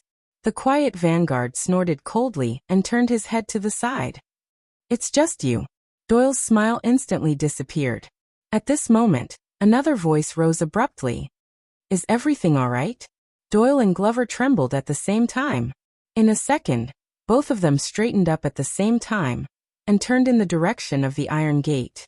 They saw the highest commander of the Royal Guards, the guard captain Lord Adrian, standing at the Iron Gate. He was accompanied by 2 attendants, and he looked at them with a smile. Doyle looked as if he was struck by lightning. He first tried his best to squeeze out a smile, but when he felt that it was inappropriate, he tried his best to straighten his expression. He stuttered, "DDD Captain. CC Commanding Officer?" Glover was also stunned for a moment, but he quickly reacted to the situation. "Commanding Officer." Adrian nodded and walked in with a smile. The people around him recognized him and saluted him one after another. "Everyone is busy." What are the two of you doing? The smile on Doyle's face froze. He quickly stood still and took a step forward. Ahem. We are evaluating the loopholes in Mindy's Hall's defense and making plans for future sentries. But Glover spoke stiffly and drowned out Doyle's voice. We are pretending to be busy, commanding officer. Then, we will avoid being called up by the logistics division. When he said this, Captain Adrian's smile also froze for a second. Doyle's body swayed, and he looked at his companion in disbelief. At that moment, Doyle, who first trembled inexplicably, then became completely disheartened. He just wanted to slap Glover to death. Then he wanted to slap himself to death. In the indescribable silence and awkwardness, the experienced Adrian was the first to react. Oh, you are all Mallow's men? Doyle, who was grief-stricken, sensed that the captain did not intend to hold him accountable, so he quickly tried to salvage the situation. Lord Mallows is inside, he seems to be. Glover's answer was as simple as usual. I'll go inform them. But Adrian stopped him. Wait. The highest commander of the Royal Guards placed his hands behind his back and slowly walked towards the man. He narrowed his eyes and sized up his robust figure. You're Caleb Glover from the Vanguard Division? Glover's expression became stern. Yes. Adrian nodded, a nostalgic look in his eyes. Very good. I know your grandfather. 40 years ago, as the watchman, he personally promoted me into the guards. By the side, Doyle's expression changed. The way he looked at Glover immediately changed. Adrian sighed. He's a stern man, but he deserves respect. Glover's gaze flickered. Yes. I hope that you will be as respected as him. Adrian's tone was friendly. But, you don't have to be as strict as him. In a team, be a gentle and easygoing person. You'll find that you'll gain more. Glover shuddered slightly, and his reply sounded a little uneasy. Yes. Adrian nodded and looked at Doyle. The latter immediately stiffened in an unnatural manner, like a rat that ate poison. Adrian smiled. So you're that, Doyle. The corners of Doyle's mouth twitched, and he smiled awkwardly. Yes, Sea Commanding Officer. But that's just a joke. His voice lacked confidence, and it became weaker. Bridge told me about you, Adrian said leisurely. What? Doyle's eyes lit up, and his previous timidity was gone. Is that so? He looked a little expectant. Then, what did the chief say about me? He said that you initially wanted to go to the Vanguard Division, Adrian said faintly. After you failed to get selected, you had no choice but to go to his guard division. Glover subconsciously glanced at Doyle. At that moment, Doyle's face flushed red. Commanding officer, but Adrian's expression became stern. It's not shameful to admit defeat, he said slowly. Only those who can accept defeat are worthy of success. Just like how you need to be a good guard before you can be a vanguard.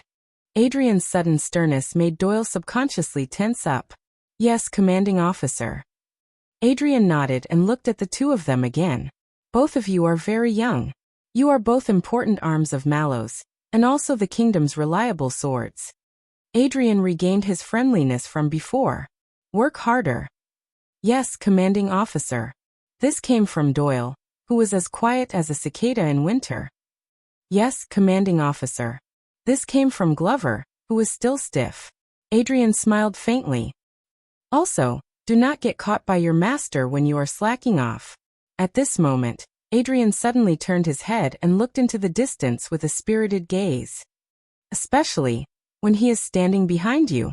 Doyle and Glover shuddered at the same time, and they turned around. Thales, who was hiding behind the tree, was also shocked when he was suddenly discovered. He had to walk out from under the tree awkwardly under Doyle and Zombie's strange gazes. He adjusted himself and smiled politely and gently. Adrian bowed to him respectfully. Your Grace. Thales quickly nodded and returned the greeting. Lord Adrian. May I know? Adrian smiled and shook his head. Please do not be troubled.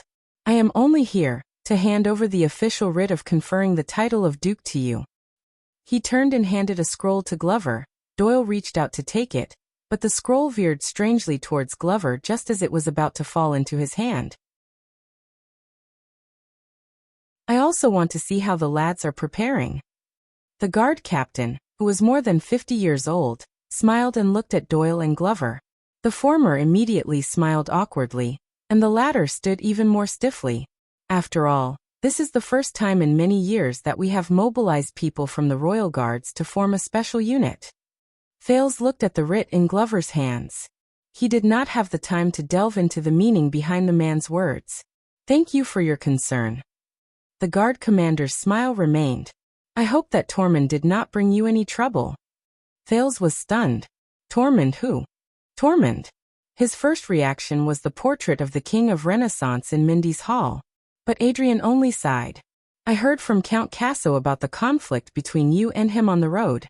I would like to apologize to you for his actions." Fales then realized that the person he was talking about was. "But please believe me, Lord Mallows did not mean to be disrespectful, and neither did he want to be stubborn," Adrian said seriously. "He is just too casual." Fales blinked. Casual? He took a deep breath and recalled how Mallows told him that no one would care about him just now. So he asked in confusion, "That's right."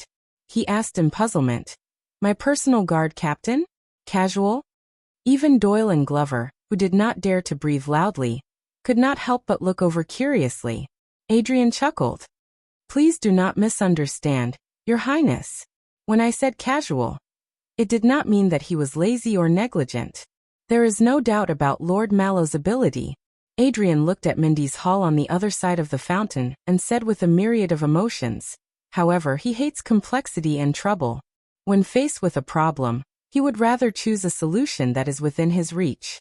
This can also be considered a kind of arrogance." Hates complexity and trouble. Arrogance. When he heard this comment, Fales understood a little. Adrian said in resignation, "For example, the simplest way to protect the prince is to not let the prince go out. But he does not know that sometimes, this will bring more trouble." Fales nodded and responded with a smile. Adrian sighed with emotion. So he often needs someone to push him. Goad him into doing better. Doyle and Glover looked at each other. "Is that so?" Fales nodded politely. "I will pay attention.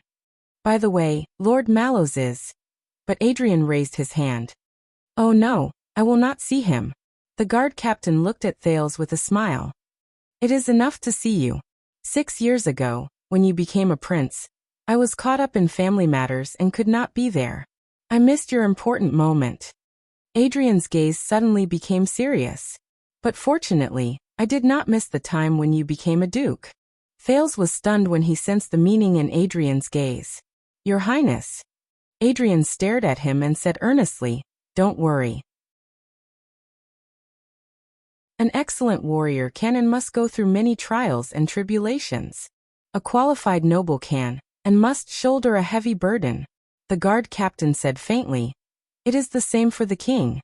In the next second, he added another sentence with a profound meaning. "It is even more so for the king." Thales was stunned. Adrian bowed again, turned around and left. Watching the guard captain's back disappear, Doyle took a deep breath, as if he had been holding it in for a lifetime. Wow, wow, wow. I can't believe it. The guard captain talked to me," Doyle said excitedly. "I have been in the team for 7.5 years, and this is the second time I met Commander Adrian face to face and talked to him alone. The last time was 3 years ago. Yes, 3 years ago. That time was in the guard room. I think it was something like, 'Captain, do you want some water?' And no, thank you." Doyle thought excitedly. "Humph." Glover snorted in disdain. He looked at Doyle with a look that said, "You have not seen the world. 3 years. We are both in Renaissance Palace. How marginalized is this boy that he has not had the chance to talk to the commander alone for 3 years? As for me..." Humph. With faint pride, Glover recalled the conversation he had with the guard captain last time. A few years ago. Strange. Why can't I remember? Fales seemed to be deep in thought as he stood beside the two with different emotions. "That is," he said slowly. The excited Doyle answered Thales' doubts. "Oh, you still don't know, right? That is the most awesome person in the Royal Guards. Chief Guard Captain Lord Adrian." Doyle looked smug. His qualifications are enough to crush all the other people in the Royal Guards. He is the witness of glory and destruction. Qualifications? Glory and destruction? Thales was slightly puzzled. Glover nodded and looked in the direction where Adrian left with a stern expression. It is said that the captain has witnessed the bloody year, and he is the only surviving member of the legendary Royal Guards, an old guard. Witnessed the bloody year. Thales' expression changed slightly. Are you talking about the former Royal Guards from my grandfather's time? Doyle sucked in a deep breath and nodded with a yearning expression. When he thought of the prisoners in the prison of bones, Thales could not help but be shocked. Adrian lived through the bloody year? How did he do it? Glover shrugged. Congratulations, Your Grace. Doyle sighed and spread his hands. You just asked about the third place in the 10 unsolved mysteries of the Royal Guards. Thales was stunned and speechless. At this moment, a commotion suddenly came from outside the iron gate. No, no, no. This place is closed today. Even if you are a noble, you cannot. The trio's attention was attracted over. Doyle walked towards the iron gate, and Glover followed closely behind him. The curious Thales also wanted to go forward, but Glover pressed him behind him and blocked him. What happened? Doyle called out to a Jadestar private soldier outside the gate through the iron gate. The soldier turned around and pointed indignantly at a man who was blocked by a few other soldiers in the distance. Protector, this guy wants to barge in. He said he is a noble, or else we would have. Doyle narrowed his eyes and saw the man who was blocked clearly. His eyes immediately widened. Wait, I know him. Doyle stared at the man who was waving at him outside the gate. Why are you here? The man outside the gate struggled to break free from the soldier's suppression. He straightened his clothes, and when he saw Doyle he was equally surprised. Hey, I'm the one who wants to ask Doyle, why are you here? Doyle's expression darkened. Nonsense, I am a royal guard. No, I asked you first, why are you here? The man outside the gate blinked. He looked around, and he seemed to be very puzzled. It's me. Behind Glover. Thales burst out laughing when he heard the baffling conversation between the two. Glover looked at him strangely. Nothing, it's just. Thales waved his hand apologetically. I remembered a joke the Northlanders tell. Why are you here? Thales could not help but laugh again. He did not understand. Glover's expression became even stranger. Outside the gate, the baffling conversation between Doyle and the uninvited guest continued. Why are you here? Why? The guest scratched his head. I applied for leave in advance today. I purposely came here to see the prince. No, the Duke now. I heard that he came back today. Doyle shook his head. No, nobles have to make an appointment to visit. But Doyle reacted. Wait, how did you know that the prince came back today, and how did you know that he is the Duke? My messenger crow is faster. All right, move aside, don't block my way to see him. No, how did you know that he is here? Did you forget that when you sent the prince here today, we were in charge of clearing the path? No, wait a little longer. I mean, who are you? What right do you have to come and visit the prince? Are you kidding me? At my age, I am the only promising youth in our hall who has been conferred the title of a lord. Conferred the title of a lord? Are you saying that because you have strong connections, a strong background, and a good father, you got the title of a foppish young master? Bah, get lost. I was conferred the title of a lord because of my meritorious service to the kingdom. Meritorious service? Are you talking about catching thieves on the streets? Catching you. It was my heroic expedition 6 years ago to protect the kingdom from the flames of war. I'll see how long you want to brag. Let me tell you, Doyle, you're just jealous. You're jealous because you can't make a name for yourself. Bah, you've been single for more than 20 years. Do you have any shame? Behind the iron door, Glover pressed his hand on his head with a face full of shame. Obviously, Doyle's negotiation with the man outside the door would not end anytime soon. The Jadestar private soldiers who were tired of listening had already returned to their posts. But Thales heard something from it. Doyle. Ignoring Glover's expression, the Duke of Starlake walked past him decisively and reminded him loudly. Doyle. In front of the iron door, Doyle, who had been arguing endlessly, finally snapped out of his daze and remembered his duty. He quickly turned around and smiled apologetically. My apologies, Your Highness, for disturbing you. Let me introduce, this is... Doyle turned sideways and pointed at the uninvited guest outside the door. He awkwardly shouted a string of nouns. My grandmother's brother-in-law's grandnephew. Glover sighed again and pressed his palm against his face. At that moment, Thales saw the guest outside the door clearly. He was stunned. The heir to a certain count's territory. He's working and on vacation in the capital. Doyle laughed dryly and said the person's name. Cohen Caribbean.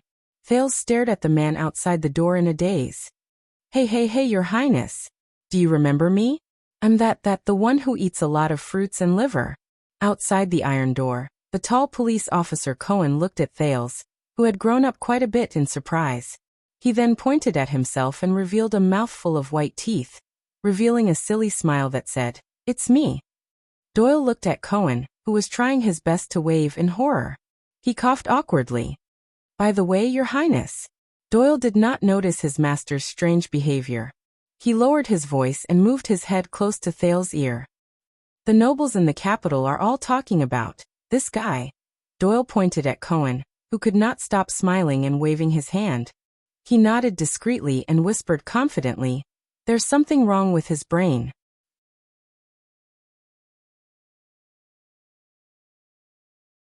Chapter 518. Obviously, as the captain of the Duke of Star Lake's personal guards, Mallows was not happy to see Thales welcome guests on the first day he moved into his new residence. But under the watchful eyes of countless bureaucrats, servants and guards, the insistence of the second prince, and the pressure from young Master Caribbean's family background, Cohen was politely invited into the freshly prepared guest hall. Of course, before that, the captain of the Duke's personal guards, Watchman Lord Mallows, did not forget to remind his master. He was the heir of the Caribbean family. And today was the prince's first day back in the capital. This must mean something. Hearing this reminder, Thales could only smile numbly. Then, as always, he tensed up to face the person in the guest hall. I knew it. I told them that the prince's memory is not bad, and he would definitely remember me.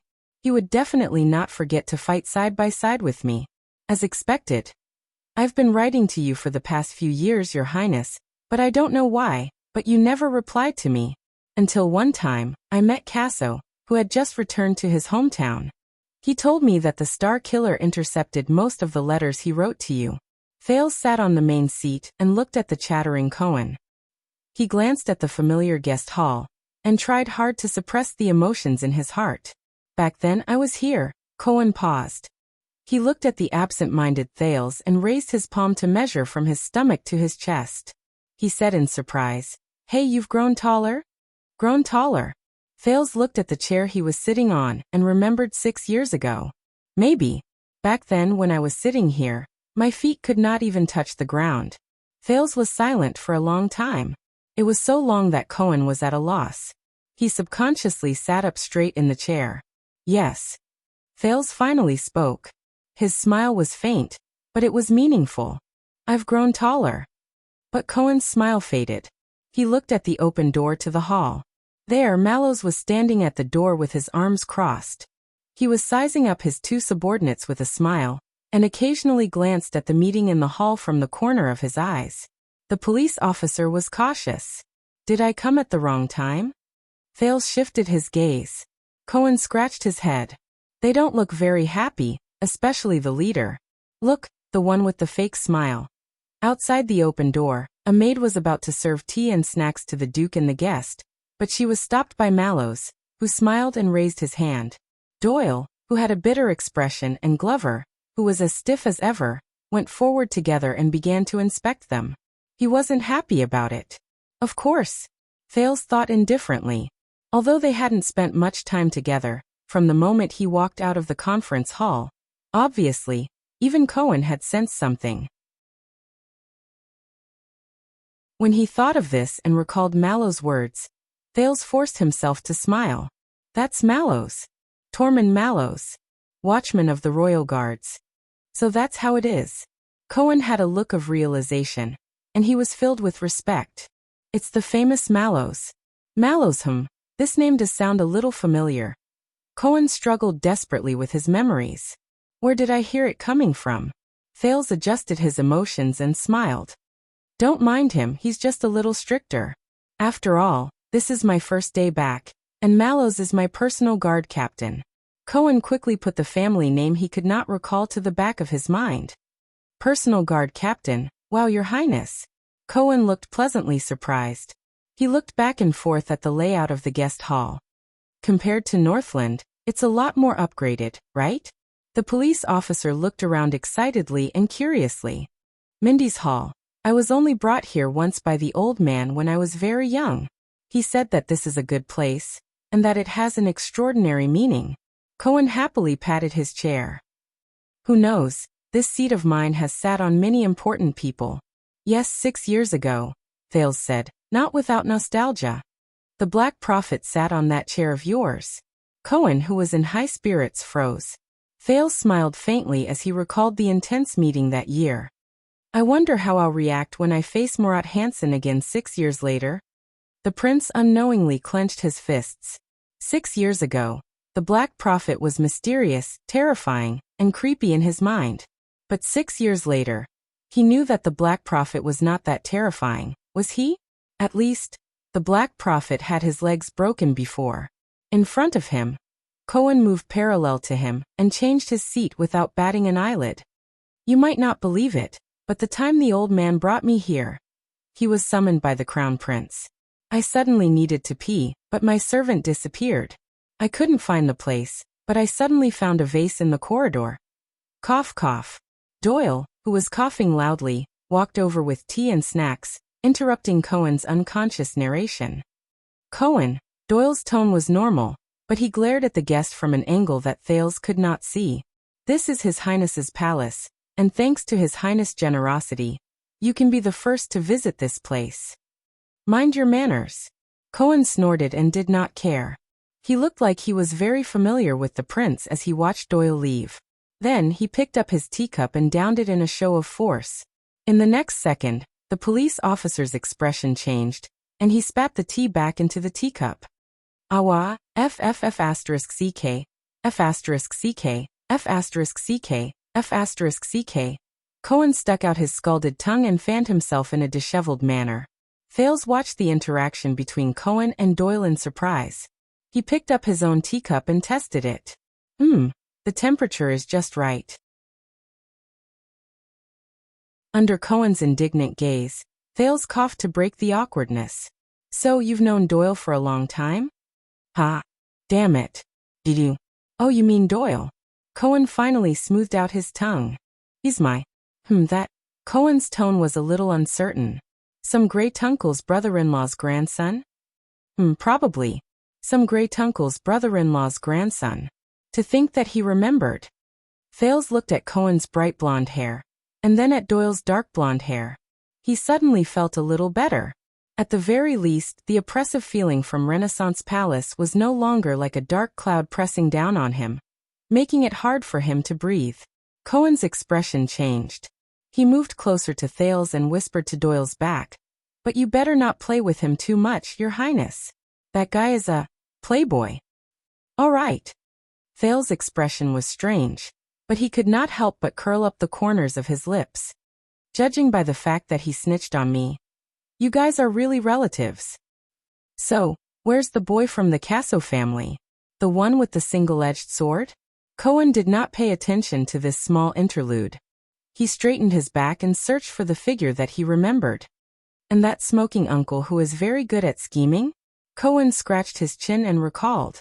Including the mute who fanned himself. Cohen paused for a moment and asked suspiciously, "Wait, the mute isn't here, right? Why a Casso? Putre Neiman. Madeira Ralph." Thales was slightly absent-minded. "They're still in Northland dealing with the matters I left behind, but they'll be back soon." The prince quickly snapped out of his daze and answered flawlessly. Cohen breathed a sigh of relief and touched his throat warily. It's better if I don't run into that mute." Looking at Cohen's expression, and then at the unfamiliar yet familiar environment, Thales realized that he missed his old acquaintances even more. "It's hard to imagine, Your Highness." In just a few seconds, Cohen regained his energy and was full of excitement. 6 years ago, we were still in Northland, fighting and killing together, The police officer's enthusiasm towards the prince made it difficult for the latter to resist. But, look at this place again, Your Highness. You're a duke now. The Duke of Star Lake. Cohen took a deep breath and his face lit up. He seemed to have thought of something exhilarating. Even my old man has to bow to you. But you didn't bow. Thales rubbed his forehead in resignation. So why Mindy's Hall? Cohen patted the chair with undiminished interest. You're still underage. Why not Renaissance Palace?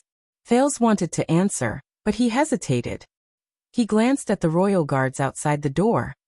My body is weak, and I'm afraid of the cold. Thales recalled the story of the Fog King who left the palace to recuperate. He smiled and said, My father let me stay here. Thales felt a little stifled. He suddenly realized that compared to 6 years ago, he could no longer treat his friends without any grudges or reservations. Afraid of the cold? Cohen looked at him in surprise. But you stayed in Northland for 6 years. Tyrevan forced a smile. Maybe that's why they sent me back. To prevent me from freezing and dying in Northland. Cohen was stunned. With a face full of suspicion, he sized up the prince in front of him again. A second later. Cohen reacted as if he had a sudden realization. His smile reappeared. Your Highness, you're really good at joking. Afraid of the cold? You're the hero who charged into Heroic Spirit Palace and saved Dragon Cloud City. Thales could only continue to smile. But you can't fool me. At this point, the police officer's eyes lit up. So, how did you come back from Northland? Thales' smile froze. It was another difficult question to answer. Although the announcement said that Extet sent you back as a gift, and at the same time their king sent his regards to His Majesty, Cohen seemed to be deep in thought. His eyes shone with a shrewd light. But I'm a man who fought in Northland and Western Desert. I know that place very well, so I know that things. Cohen smiled mysteriously. It's definitely not that simple. Thales was shocked. But unexpectedly, Cohen looked confident, and did not intend to question him further. I know. The police officer snapped his fingers as if he knew what was going on. This year, whether it's the war in the Alliance of Freedom, the civil strife in Black Sand region, or other things, it's just the surface of things. Looking at Cohen in front of him, Thales was a little surprised. He means. And the truth is, someone with ulterior motives has already planned everything in secret. Cohen waved his hand. His face was filled with an expression that said, I know, stop pretending. Only for your safe return. At that moment, Thales was shocked. What? Cohen? When did he? Is it the Secret Intelligence Department? Did Raphael tell him? Not only that, I also know that the person with ulterior motives. The police officer had a shrewd look on his face. And the person who planned all of this. Thales looked at him, a little nervous. He had to admit that the Cohen in front of him gave him an unfathomable feeling that made him look at him in a different light. Cohen stood up abruptly and said in an imposing manner, It's you, Your Highness. The entire guest hall fell silent. Only Cohen's voice floated in the guest hall, lingering. The police officer maintained a handsome posture of pointing out the culprit, looking valiant and confident. At the tip of his finger, Thales froze on the spot.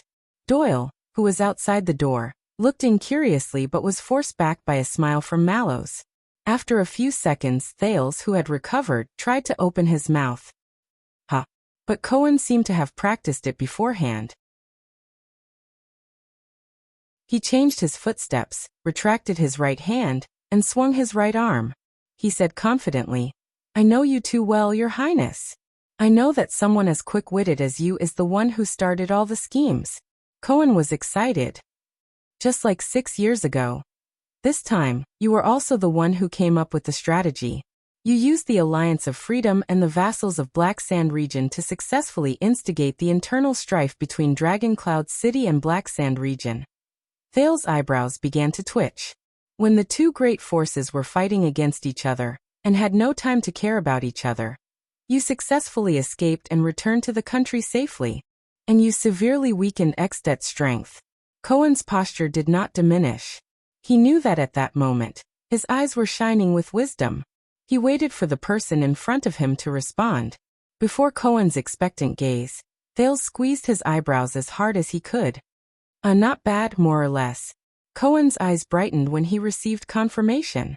Those Northland barbarians. The police officer was very happy. You must have taught them a lesson, didn't you? Thales took a deep breath. Not bad, more or less. Cohen became even more excited.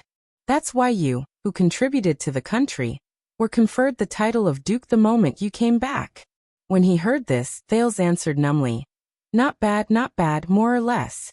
When he heard the prince admit it, Cohen retracted his arms and clenched his fists. Yeah. He was completely unaware of Thales' complicated expression at that moment. Hee, how is it? Ever since I learned my lesson 6 years ago, I've been cramming in politics for the past few years. The police officer narrowed his eyes and crossed his arms, looking very knowledgeable. My resourcefulness has also improved, hasn't it? Thales quietly looked at Cohen, who was beaming with joy. Yes. A few seconds later, Thales broke into an awkward smile. Yes. Cohen instantly beamed like a squirrel that had found a pine cone. So, how have the Northlanders treated you over the years? Thales had yet to recover from the shock of Cohen's intelligence. He sighed. How should I say this? But Cohen, who was brimming with confidence, waved his hand and interrupted him. Oh, I get it. Cohen looked up and empathized. When I was in the Tower of Eradication, my teacher was a Northlander. Strictly speaking, Miranda is also a Northlander. Oh my. Cohen seemed to have remembered something and shuddered. The police officer was halfway through his disgusted expression when he suddenly turned around and narrowed his eyes at Thales. You get it? Thales stared at him blankly. That. Facing Cohen's expectant and longing gaze, the prince could only try his best to smile. Yes, I get it. See. Cohen slapped his thigh excitedly. I knew you would get it. Thales tried hard to suppress the twitching of his lips. Cohen sighed. Unfortunately, no one else gets it. But he immediately perked up. He looked at the confused prince eagerly, as if he was looking at his own younger brother. But it's okay, it's enough that we get it. Thales could only follow Cohen's lead. He smiled foolishly and nodded, suppressing that terrifying question. What do I get? For the first time in this fruitful conversation, the Duke of Star Lake felt that his intelligence level was slightly lacking. Just as Thales was immersed in the sadness of his damaged intelligence, Cohen suddenly stood up and slapped his thigh. All right, I should go. Thales was instantly stunned. Go. Now. The police officer said with a smile. Your Highness, take care. Thales looked at the happy Cohen and asked doubtfully. That's it. Cohen blinked, as if he did not quite understand. Yes. Thales was stunned for a few seconds before he said. Don't you have anything else to do? Yes. Cohen's eyes darted around, and his mood became dejected. I have to go to the office in the afternoon to sign in, or else the director will deduct. Wait. That's it. As the heir of one of the 13 distinguished families. On the first day the second prince returned to the capital. No probing, no roping, no ulterior motives, no flattery, no threats, no temptations, no conspiracies? There's nothing. Mallows reminded me of everything? The Duke stared blankly at the dejected Cohen before him. For the first time since returning to Constellation, Thales felt a little out of sorts. Thales snapped out of his daze and shook his head. No, I mean. The prince hesitated for a moment. He looked at Cohen with a somewhat solemn gaze. How is your father? Thales still spoke, with a hint of discomfort and guilt. Walla Hills. Count Caribbean? Cohen was also stunned. Him? I don't know. He should be quite well. It's been a long time since I wrote to him. The young Duke was a little surprised. But, you came all the way here today just to spend a few minutes chatting with me? Cohen paused for a moment and sank into deep thought. A few seconds later, he shrugged after thinking hard but to no avail. Yes, I just came to see you. The police officer scratched his head.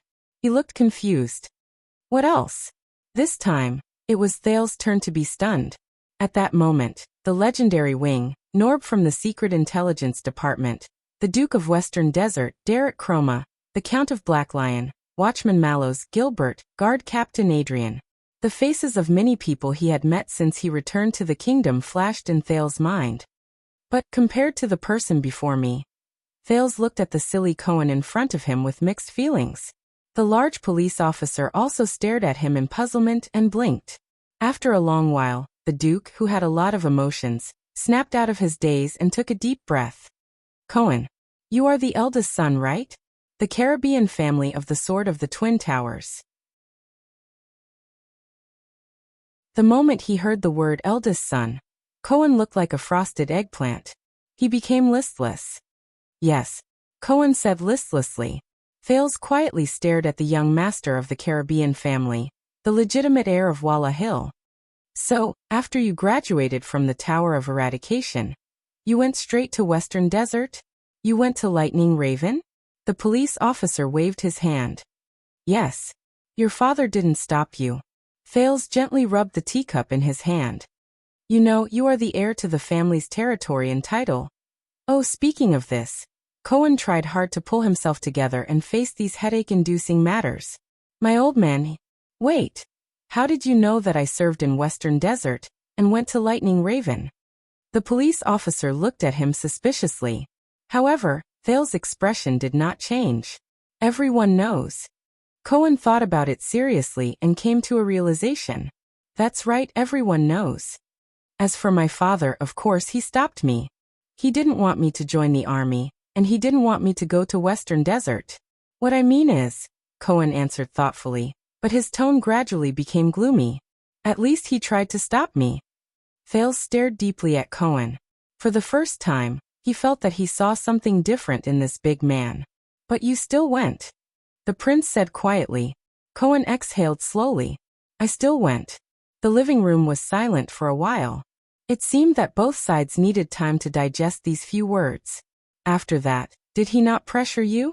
Thales stared at the reflection in the teacup and asked absent-mindedly. Forced you to go back and become a qualified heir? Cohen shuddered slightly, as if he had recalled some bad memories. But he still smiled. Of course. You can't imagine. There was a hint of regret at the end of Cohen's words. The way he forced me to leave the army. He did not continue. But you are still here, Thales said faintly. In the capital? Yes. The police officer was also slightly absent-minded. At least in the capital, the old man does not dare to act recklessly. Cohen sighed and sounded resigned. If I leave the capital, I suspect that he will send an army to kidnap me. Ahem. Cohen shrugged and flashed his usual grin.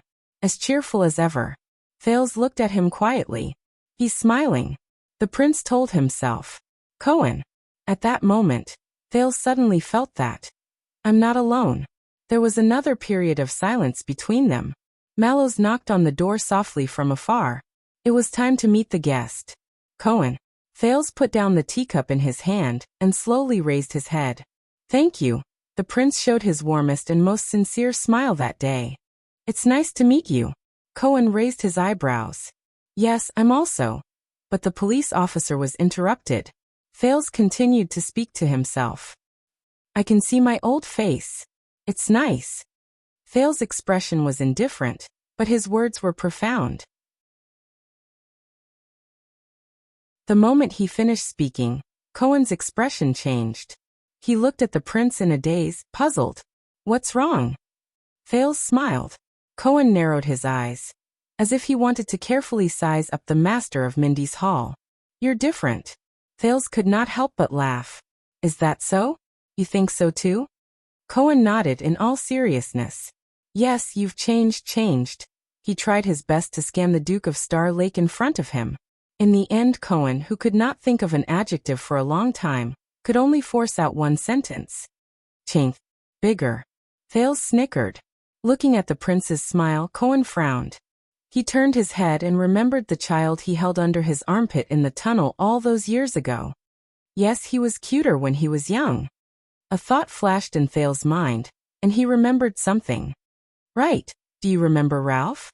Cohen's thoughts were in a mess. He said blankly, Ralph what? My subordinate, the one with the mask. You mean?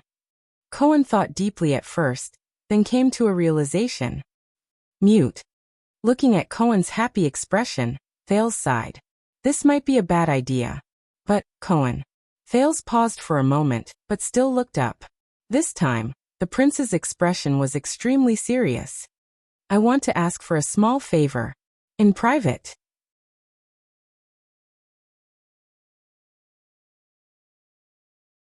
Chapter 519. His Majesty's warrant has been officially issued. Gilbert, who sat opposite him, was full of smiles. He raised his teacup and took a sip. Now, the news of your return and title has spread throughout Eternal Star City. In a few days, the entire Central Territory, and even the entire country will know about it. While in the living room, Thales smiled helplessly as the host and not a guest. With the laziness of waking up in the morning, the teenager stood up and slowly walked to the window. The morning light shone through the curtains and illuminated the low-key but tidy guest hall. Thales pulled the window open and was greeted by fresh air. There was also a sudden piercing noise. Yes. The new Duke of Star Lake leaned against the window and yawned. He pressed his waist. I can feel it from here. Mindy's hall was not peaceful under the window. The garden and the road outside the iron gate were filled with all kinds of carriages. And this was not counting the many visitors who came on foot or on horseback. Some of them were dressed in luxurious clothes and had obvious emblems. Outside the iron gate, the Royal Guards and Jadestar Private Army were doing their best to explain and dissuade the visitors. Thales leaned close to the window. The sin of Hell's River surged into his ears, and he managed to catch some scattered words. I'm sorry, Your Grace, Mindy's hall does not receive guests this month. Vanguard Glover's stiff and stern voice came from behind the iron gate. Only His Majesty's special warrant can pass. Then, another slightly agitated voice drowned out Glover's words.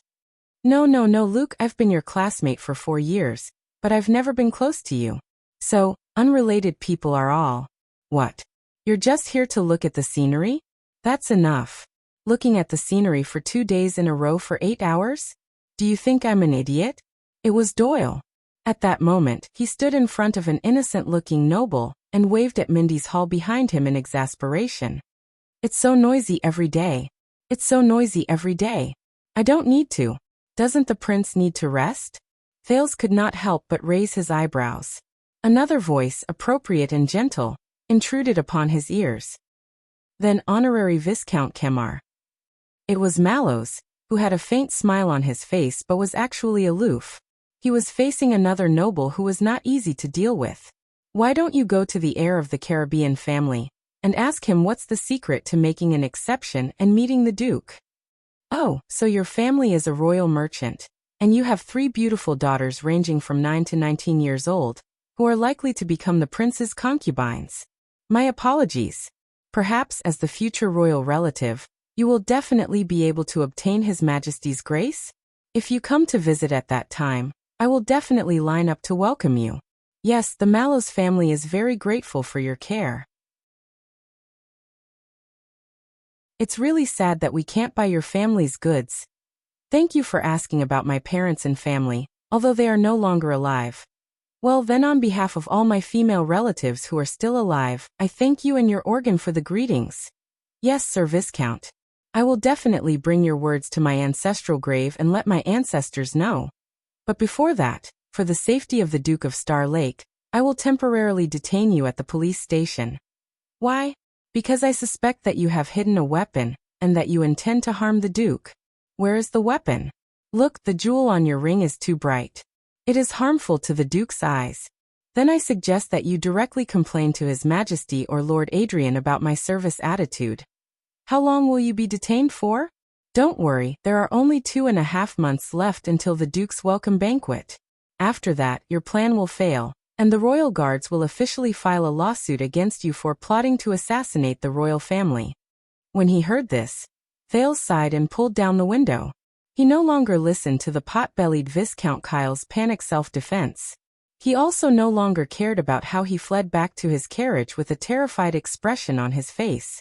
This was the 3rd day since he returned to the capital and entered Mindy's hall. From the 2nd day onwards, Mindy's hall was crowded with visitors. There was an endless stream of visitors. It was so noisy that the Star Lake guards could not rest. A few days ago, you should not have met the heir of Caribbean. even if he is your old friend." Gilbert put down his teacup and sighed. Now many of the nobles, officials, and influential people in the capital are following suit. They want to use their connections to get in. Yes, I understand now. Thales sat back in his seat and said absent-mindedly, "This is the price." He underestimated the influence and impact of his return to the kingdom. The prince did not just attract visitors. Obviously, the Duke of Star Lake's residence had not only awakened the usually quiet Mindy's Hall. In the past 3 days, the mansion's standard had been upgraded, and it affected the entire Eternal Star City. The City Hall issued 6 emergency orders to repair the greenery, change the lights, clean all the streets in Twilight District that the prince could see, and decorate them magnificently. Not a single refugee was allowed to enter, and not a single beggar could be seen. The city's appearance was greatly improved, and to a certain extent, it was even better than Eastern City District, where the nobles gathered. The police station rearranged their patrol schedule and manpower arrangements. The 3 police stations in Twilight District and the 2 adjacent districts, who were originally at odds with each other, became united, friendly, and worked together sincerely. Countless police officers fought to be the first to work conscientiously. Batches of public security teams went back and forth, patrolling day and night, turning this awkward and almost forgotten area into a paradise on Earth where no one would pick up anything that was left on the road, and the doors would not be closed at night. The chief garrison officer of Eternal Star City hastily increased the number of city defense teams on the city wall of Twilight District, even though Twilight District was thousands of miles away from the city wall, to ensure that no thieves or rascals can get past US and threaten the prince. He also specially requested for a warrant to mobilize the regular army from outside the city, and set up a special route to clear the path for Mindy's Hall's supply and logistics transportation. According to a certain soldier, even the prince's poop that is transported out is not allowed to be tainted by others. Thales pressed his forehead listlessly. Gilbert smiled in resignation. "I can already imagine when I return home. I have probably never been so popular in my life. As His Majesty's most trusted vassal, you have always been popular." Thales exhaled. "And believe me, compared to the Constellations, the Extensions will welcome you more." Gilbert nodded in realization. Over the past few days, other than the large group of speculators who had stretched their necks and were waiting outside the wall, eager to try their luck to meet the prince, life in Mindy's Hall was rather peaceful. He slept until he woke up, had breakfast, moved around freely, had lunch, slept until he woke up, moved around freely, had dinner, moved around freely, and slept until he woke up. Oh right. Basically, I can't go outside when I move around freely, because I have to avoid the paparazzi. Avoid the fanatical speculators who wish to meet the prince, but are unable to. Even though the pace of life was similar to when he was in Dragon Cloud City, but there was no scheming and plotting against each other, no uneasiness because the enemy was in the dark while he was in the light, no constant high-pressure feeling like an arrow was knocked on a bowstring, no nervousness and excitement from surviving in a desperate situation, and no crazy journey of fleeing for thousands of miles. No one bothered, no one interfered, and no one questioned him. He was really a little not used to it. Thales picked up the teacup and moistened his throat in satisfaction. Compared to 6 years ago when he lived here as a guest and had to go through Gilbert for everything, there were still benefits to him becoming the owner of this place 6 years later. At least he could directly give orders to the people around him, such as "get me a harder mattress," and his words would be obeyed, at least on the surface. These days, they are indeed. Thales slowly leaned back and let out a heartfelt sigh that was unique to a worm. It's so depressing. He had almost forgotten about the person in Renaissance Palace. That person. "So Gilbert, what are our plans for today?" Thales pointed at the table gloomily. "Why did you bring a pile of paper?" Gilbert, who was looking at the Duke lovingly, turned his head around as if he had suddenly remembered something. He moved the stack of paper on the table to his knees, and took out a pair of spectacles at the same time. "Please forgive me. I am old, and my eyes are not as good as before." The Foreign Affairs Minister, who was past his middle age, said in embarrassment. His spectacles were very special. They were a pair of handheld folding glasses. There was no frame, but a handle was specially made on the right side of the frame. By the way, the gift you requested for the Archduchess was ordered from the same handmade spectacles workshop. As Gilbert spoke, he lifted the spectacles to cover his eyes and began to flip through the papers on his knees. I do not know what you are thinking, but they are, after all, custom-made spectacles for scholars and old men like me. The color design is not fancy, nor is it trendy. I reckon that it will not please young ladies. Did you not think of giving something else in the first place? There was an underlying meaning in the Foreign Affairs Minister's words, but Thales, who had been through many battles, remained calm. He pretended that he did not hear anything. Then, first of all, Gilbert did not know whether it was because he saw that the prince had no reaction, or because he had finally found the target on the paper, but he still sighed softly and said, "Your welcome banquet is initially set to be held 2 months later. The new Duke of Star Lake will be officially introduced to the entire kingdom, or at least all of Eternal Star City." The Foreign Affairs Minister still had his head lowered, but he glanced at Thales from the top of his spectacles. Introduced to the entire kingdom. Thales felt a chill in his heart. He took a deep breath and sat up straight in his chair. The laziness and comfort he had felt over the past few days were instantly swept away. It's about time. He sighed and told himself. Wake up, Thales. Other than the noble master of shit-shoveling, how can there be a happy worm in the world? Thales pulled himself together. And what about the past 2 months? Gilbert lifted his eyes from the paper. It is time for you to rest, adapt, and adjust. That long? Gilbert shook his head and denied it. No, it is not long at all. In fact, it is a little too short. After all, you have stayed in Northland for 6 years. The Foreign Affairs Minister sized Thales up. He looked at Thales' habitual posture, which made him seem undisciplined, but in reality, he was sitting with his elbows propped up, and he could roll to the ground at any moment. His gaze was sharp and direct, and he did not avoid Thales' gaze at all. He also wore casual clothes that were convenient for him to move around, but were not very dignified. He frowned in a barely noticeable manner. From the way of speech, mannerisms, habits, etiquette, and knowledge, there are too many things we need to correct. This time, it was Thales' turn to frown. Correct? Speech, mannerisms, habits? Gilbert noticed that he had made a slip of the tongue. I am sorry, I did not mean to be disrespectful, but what I meant was that there are too many things we need to prepare. The Foreign Affairs Minister glanced at Thales. His tone was respectful and cautious. Forgive me for being straightforward. Even though you made a stunning appearance during the national conference, that was 6 years ago. During these 6 years, aside from bits and pieces of news, no one understands you. Now they only know that Prince Thales has just returned from the boorish, barbaric, dangerous and bitter Northland.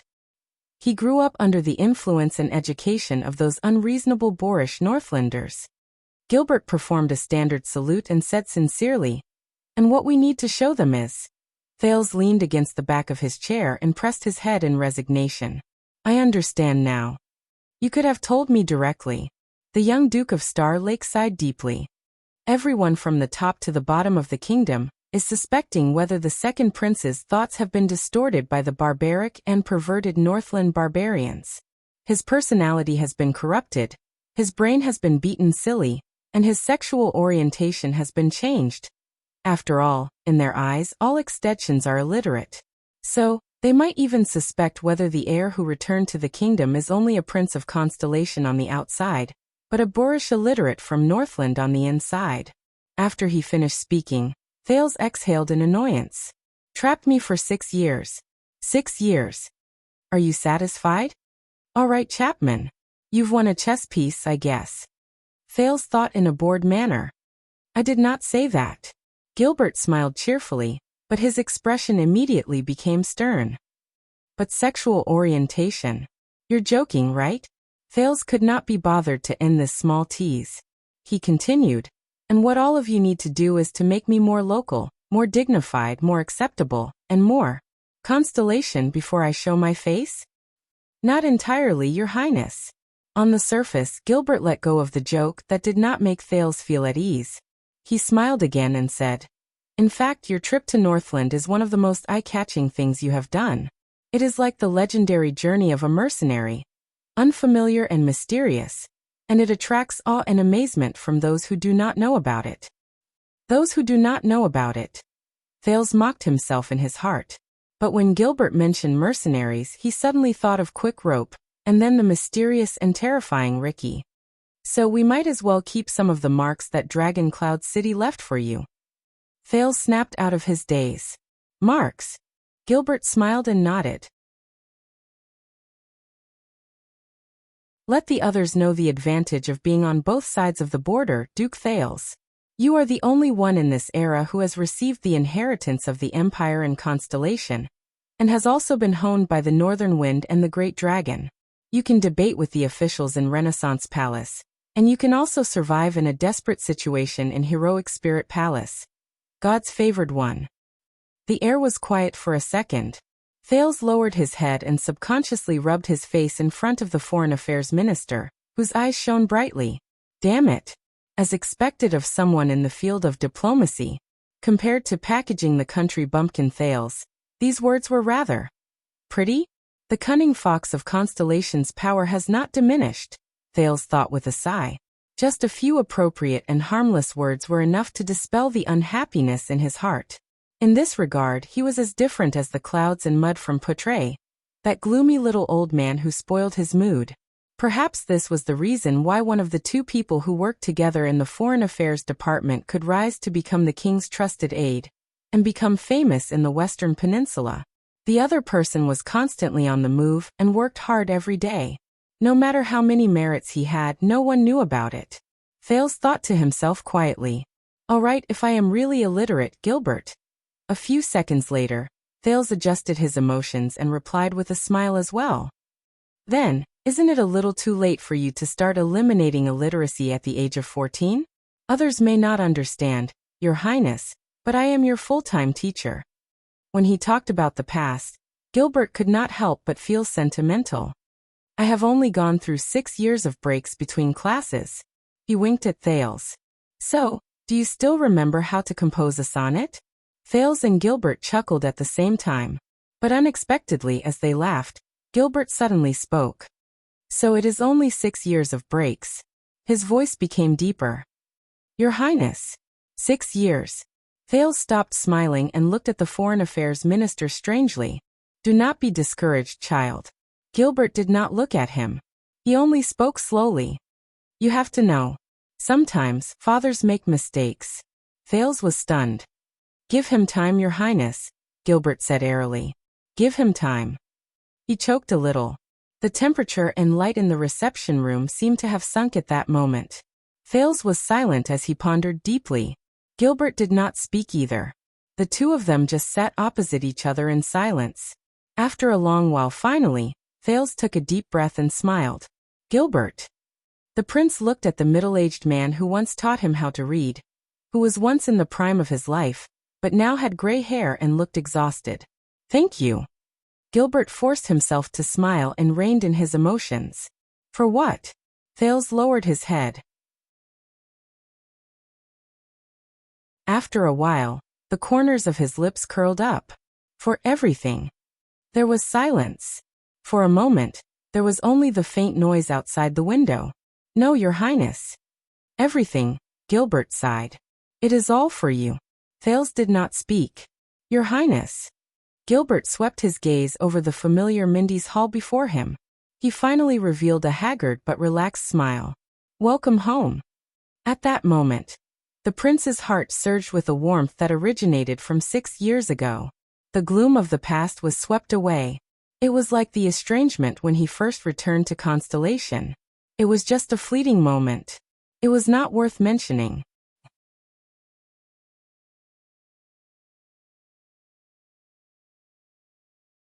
Chapter 520. Gilbert coughed and quickly regained his composure. So, according to usual practice, as a prince who has yet to reach adulthood, you will have a professional teaching team to ensure that you will benefit from your lessons in grammar, etiquette, and more. 1 or 2 attendants. A certain number of personal protectors. Thales took a sip of tea and used it to tidy up his emotions. It sounds very familiar. Gilbert nodded. He seemed to be a little sentimental. Of course, 6 years ago, due to the urgency of the situation, everything was simplified. We were unable to provide you with the best and most suitable personnel. Later, the development of the situation disrupted our plans. When you were in the north, it was difficult for us to send you the manpower that Exted accepted. I am deeply sorry for this. Gilbert's words were filled with deep regret. Not entirely. Thales shook his head and subconsciously curled up his lips. As a teacher, Poutre might have disappeared for a few years and was unforgiving with his words, but he was indeed knowledgeable and had a unique way of thinking. He helped me along the way and taught me a lot. It was hard to imagine that the sinister little old man who smoked his pipe in the corner, occasionally made you choke on your words, and always jumped out when you least expected it. He was actually good friends with the dignified, courteous, thorough, and reliable Gilbert. He was even a classmate who was taught by a home tutor. As for the attendant, Waya was loyal, hardworking, and responsible over the past 6 years. He was a prince's attendant that was hard to come by. Thales keenly noticed that when Waya was mentioned, Gilbert's expression darkened again. The prince could not help but feel sentimental. 6 years ago, when he met Waya, he thought that he was a little rigid and stern, but now Thales discreetly glanced at the expressionless Star Lake guards around him. He sighed slightly in his heart. There were some things that one should not care about when one was blessed. Then there was the protector. Yes, Ida. Thales suddenly felt a headache coming on. As the prince's protector he sighed and said awkwardly, very lively? As the prince narrated, Gilbert seemed to have sunk into his memories. His gaze moved slightly. Besides, Thales snapped out of his daze and said with a smile, didn't you invite Old Crow for me in the last year? When this nickname was mentioned, Gilbert's expression brightened, and he beamed with joy. And I hope Mr. Hicks can be of some help to you. Phew, of course he does. Thales shrugged. He thought of that special teacher, the stubborn veteran in Shield District who was physically and mentally disabled, but had a strong will. He also thought of the bond between them and his mysterious mother. And the help he gave me. You can't imagine. There was a moment of silence in the living room. Neither of them spoke. During this time, the servants served tea and snacks under the company of the royal guards. I promise you, Your Highness. Gilbert looked at Thales again. His tone was gentle. Since you have returned to Eternal Star City and have been promoted to a duke, you should have received a noble and effective education. The knowledgeable people appointed by His Majesty, and I will do our best for your learning. We will start with setting up your daily schedule and planning your daily life. His daily routine. Thales could not help but scratch his head when he heard this. In truth, I have been used to studying by myself for the past 6 years. You know, there is a huge library in Heroic Spirit Palace. But Gilbert shook his finger, as if he was prepared for this. Being forced to study by yourself behind closed doors due to limited conditions and having resources, but not using them are two different things. Also, Gilbert changed the topic and he became stern and serious. If you know anything about learning, Your Highness, then you will know.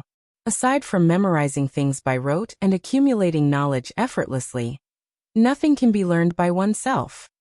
Thales stared at him in a daze. Gilbert raised his fingers and tried to persuade Thales earnestly with good intentions. You need someone to guide you, discuss with you, ask for your advice, supervise you, stimulate you, encourage you, help you, and respond to your learning results. These are things that cold, hard books cannot give you. All right, I understand, Thales interrupted him, feeling a headache coming on. He gestured with his finger, as if he had given up on himself. Learning, lessons, and all that. All right, come on. Forget it. Besides, it's just a lesson. Aside from ghosts and crabs, I have never been afraid of anything in my life. Gilbert nodded with a smile. Very well. That is why I want to discuss with you today and sort out your learning schedule from now on. Constellation's cunning fox raised his glasses again. At the same time, he picked up a pen with his right hand and wrote something on a piece of paper on his knees. Thales, who could not fight for a free life as a worm, stared at him in boredom. Then grammar, etiquette, history, military affairs. Gilbert narrowed his eyes and looked up. Among these 4, What did you learn in Extet? Thales raised his head and thought. The days in Heroic Spirit Palace and Saroma's study room. Grammar, etiquette, history, military affairs. They did not categorize things this way. But let us skip grammar and etiquette first, Thales said, feeling a headache coming on. First, history. Thales tapped his fingers as he recalled. In the past 6 years, they changed many history teachers, from scholars, nobles to priests and priests of the temple. Count Leespan even personally taught them when he was free. Seal Leespan. I remember that Lord Dragon's eye. Gilbert's eyes focused. 18 years ago, during the peace talks at the fortress, he was a difficult opponent. When he remembered Regent Lispan's eyes, which seemed to be able to see through his thoughts, Thales nodded with lingering fear. Rather than calling it history, the Northlanders, especially the nobles, should be called a traditional lesson. Gilbert's gaze flickered. Traditional. Thales nodded. From the ancient Northland countries, Takma's alliance of 10,000 beasts, to the Iron Blood King's humans' last line of defense, the completion of the Temple of Knights, the kings working together to launch the Holiness Exorcism campaign. Then, the kings fighting against each other, the birth of the Pegasus, the award of honor and blood, the conquest of the Empire. Then, the king of rebellion rebelled against the Empire, the independence of Northland, the duel between the 6 kings, the eastward migration of the mountain elves, then the collapse of the Empire in modern times, the orcs marching south during the moonless midwinter, the restoration of the last line of defense, the restoration of the 38th century grounds. Thales counted one by one. Gilbert also scribbled something down on a piece of paper. The Duke sighed. I'm just short of saying that the entire ancient empire was built because of the invincible Northland Knights, and then it was overthrown by them. In the end, we still have to rely on them to protect the human world. There was resignation in Thales' tone. But until Rikaru overturned Cold Wind and the 10 knights stood side by side in Extet, if you listen to it more you will realize. The Duke's gaze gradually became serious. Rather than saying that they remember history, it would be more accurate to say that they want to remember the unique traditions of the Northland.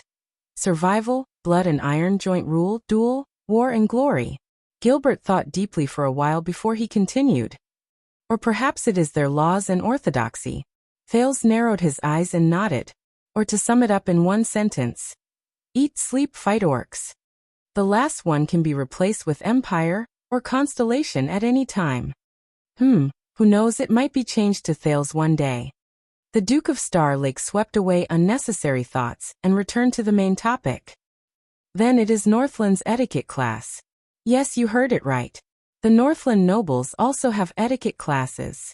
How to meet, greet, get along, woo. And of course how to duel. Thales sighed. The Northland etiquette of insanity. The higher the status of the nobles, the more so. Etiquette. Gilbert pondered and mulled over the word. Regardless of the aspect, the more people who dislike the empire despise it, the more they look up to the former great empire, such as etiquette. Thales recalled some past events and sneered. Believe it or not, in a certain version of the story, Northland's tradition of dueling originated from a pair of brothers in ancient times. Legend has it that they fell in love with the same woman. Just like lions, in order to fight for the damned, right to mate in a pack. Thales pursed his lips. In fact, during his first year in Dragon Cloud City, Thales, who did not know the ropes, received friendly and eager duel requests from various Extension nobles. Fortunately, his status was high enough, he was a prince, and fortunately his backing was strong enough, the Archduchess, and even more so, he was thick-skinned enough. Thales lived through his first year in peace, and swore not to walk together with Saroma in public. She was the one who came to hold my hand first. Late at night, the 9-year-old Thales complained to his pillow, feeling wronged. Apart from that, they would also explain religion and beliefs during etiquette classes. Thales recalled. From the worship of ancestors in ancient times, to the belief in the mountains in modern times, to the Church of Holy Sun in modern times, to the bright moon and the setting sun today, to the throne and the great dragon after the Battle of Eradication, Northland's etiquette and beliefs are inseparable. Gilbert made a few notes, nodded, and said, This is probably due to the influence of the empire's legacy. A few hundred years ago, when the Church of Holy Sun was still the empire's state religion, almost all the secretaries and scholars under the nobles of the empire came from the church's school. Almost every noble family had their own priests, and the belief in the Holy Sun was a compulsory lesson, second only to loyalty to the minister. In fact, religious etiquette and knight etiquette have quite a lot in common. Thales shrugged. He did not know whether he agreed or felt helpless. Aside from history and etiquette, there are also lessons on governance. As the name suggests, it teaches a suzerain's heir how to govern his territory. Of course, only noble families with counts and above would have such lessons. Thales recalled with a headache. It includes financial calculation, agriculture, business administration, human relations, etiquette, nobles' marriage relationships, and so on. There are many and complicated things. Gilbert seemed to be deep in thought. But do you know what's the most interesting thing? Thales exhaled. His tone was one of mockery and one of disdain. Under normal circumstances, women do not have the right to listen to this lesson. They are only prepared for male heirs. Of course, in the past few hundred years, Exdet had never produced a female heir who could be put on the table. That was why he had the honor of accompanying a certain someone to attend the lesson. Ironically, Thales was more capable than his female deskmate in stimulating the teacher's desire to guide him in this lesson. But in fact, the contents of the Northland governance lesson, whether it be the measurement of income and expenditure, the management of household affairs, the analysis of human relations, the arrangement of banquets, or the arrangement of marriages according to etiquette, especially the parts related to numbers and marriage alliances, are all managed by the mistress after marriage. This is especially so for some nobles who only know how to drink and hunt, but are not very good at arithmetic. Thales tilted his head and thought for a while. He thought of Nicholas. In fact, there are quite a lot of men like this in Northland. So, among the many lessons that the Archduchess and I have to attend, the inexplicable governance lesson is actually the one that the nobles in Dragon Cloud City will not dispute the most. Because she is a girl, after all. She will have to learn these things after she gets married, but I am a man. It is useless for me to learn these things. The prince said in disdain. Gilbert smiled at him. During the chaotic era of multiple kings, wives and daughters were only the ties that connected families to families, and cities to cities. They had no status to speak of. Only since the fall of the empire did intelligent women have their own stage. A good girl can become a good wife to her future husband, sharing the responsibilities of the man's shoulders, instead of being a beauty in a portrait. From this, it can be seen that the advancement of the status of the noble ladies depends on the maturity of the external conditions and environment. Only when the chaos of war is gone, the granaries are full, production is restored, the rule is stable, the war horses are useless, the weapons are ownerless, the physical work is reduced, and there are more mental tasks, will the disadvantages of women's bodies be reduced, and their intellect can be put to use. Gilbert added another sentence with a seemingly profound meaning. If the world has not reached that day, then it will be futile for you to stand up for your schoolmates in Dragon Cloud City. However, Thales' interest was piqued. So, if the external conditions are never ripe, such as production is not developed, the economy is backward, the political situation is unstable, and wars are frequent. If the world will never reach that day, such as people still relying on their physical strength and strength to work, then should women be subservient and continue living like this forever? Gilbert raised the spectacles in his hands. It is a pity, but this is an obvious and objective fact. We are powerless to do anything about it. Thales stared at him and suddenly smiled. Reality and ought to be. Gilbert was taken aback. What? You gave me in his answer, Gilbert. The young duke sighed. To answer my ought question. That is not right. Gilbert was stunned at first, then came to a realization. Looks like we can improve our grammar lessons a little.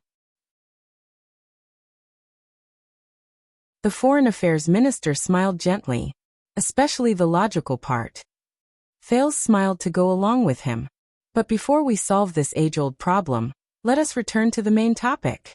Gilbert wisely did not linger on this topic anymore. Then aside from history, etiquette, and governance? Thales blew hard, but he did not manage to make a sound. But this did not affect the complicated feelings he had towards the next answer. Lastly, and also the most distinctive part of the North. The Northlanders, military lessons.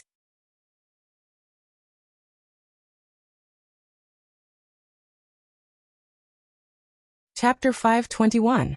When they talked about this topic, Gilbert's gaze became serious. You can't imagine how the Northlanders, especially the nobles who are above the rank of count, understand military lessons, and how they arrange them. When he said this, Thales' expression became solemn as well. Military lessons are divided into two parts: outdoors and indoors. Thales' gaze was fixed on the air. The nobles' outdoor military lessons include personal martial arts, military leadership, and so on. They take up a huge proportion, and there are lessons almost every day. Thales spread his fingers. Getting beaten up, riding, charging, archery, hunting, patrolling the military camp, military drills.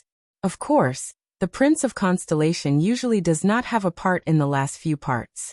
Gilbert narrowed his eyes. Getting beaten up? Thales sighed and chased away the dead face in his mind. Don't mind these details. The Duke snapped out of his daze. As for the nobles' indoor military lessons, I was also shocked when I first saw them. Thales looked at the Foreign Affairs Minister and said sternly, "It's grammar, arithmetic, geometry, astronomy." Gilbert's pen stopped moving. "Yes, you heard it right." Thales frowned. How to read, write, calculate, know the weather, calculate distance. These are all compressed by the extensions and placed in the indoor military lessons. Gilbert was silent for a while before he started writing.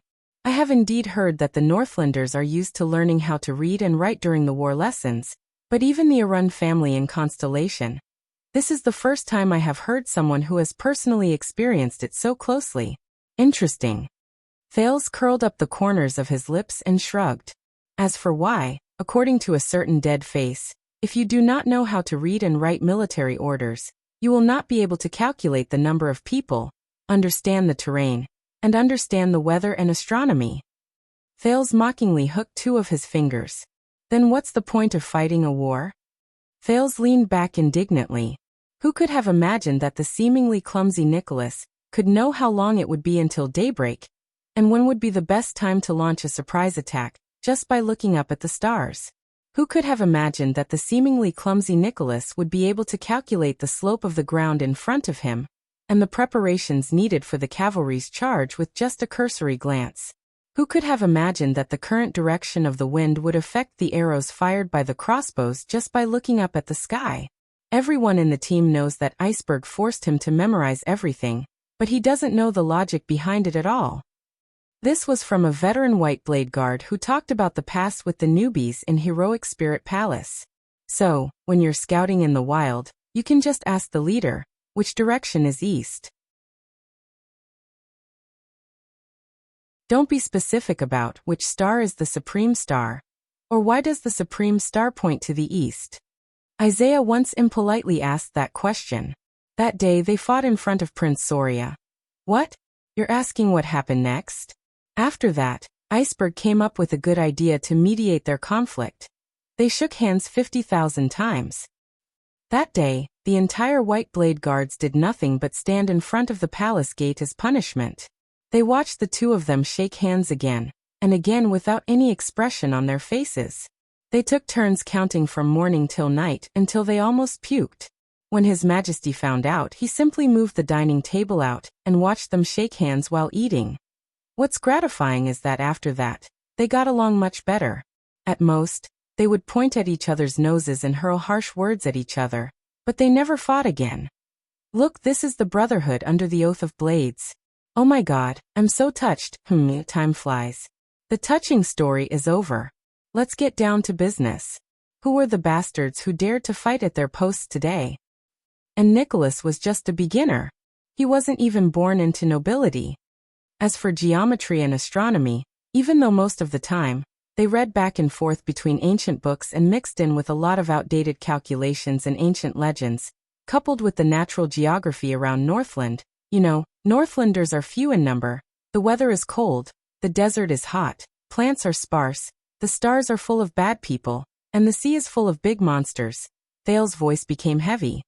But as long as it involves practical, experiential applications on the battlefield, these things that seem simple to us will become incredibly detailed and practical. Thales's expression was solemn. Reading and writing emphasize efficiency and directness, while arithmetic emphasizes convenience and speed. As for geometry and astronomy, for example, the calculation of the distance of a charge, the measurement of the slope and firing range, the statistics of the team, the estimation of the battle-loss ratio, the direction of the stars, the prediction of the weather, the observation of the terrain. When the Duke said this, he cast Gilbert a glance with complicated emotions. And there are even foreign languages and music in military classes. Gilbert looked up. Foreign languages? Music? Thales nodded. Do you know how to say child in the Orc language? The Northlanders know that Sereno and Serina are the Orc language of the desert and glaciers respectively, because they can be used when dealing with the bastards. Gilbert shuddered again. As for music, you know that there are many types of Northlands where drums and bone flutes, Thales said quietly. There are those that are crude and desolate, and there are also those that are filled with passion. They range from charging and fighting to the death to retreating and withdrawing, from celebrating victory to sending off at funerals, and so on and so forth. This is the meaning behind the existence of Northland's music. The living room was quiet for a while. Everyone knows that Northland values soldiers and values martial arts. This time, it was Gilbert's turn to sigh. But it seems that their constant victories on the battlefield and their invincibility are not without reason. There is a historical tradition behind it. Let's not talk about other things for now.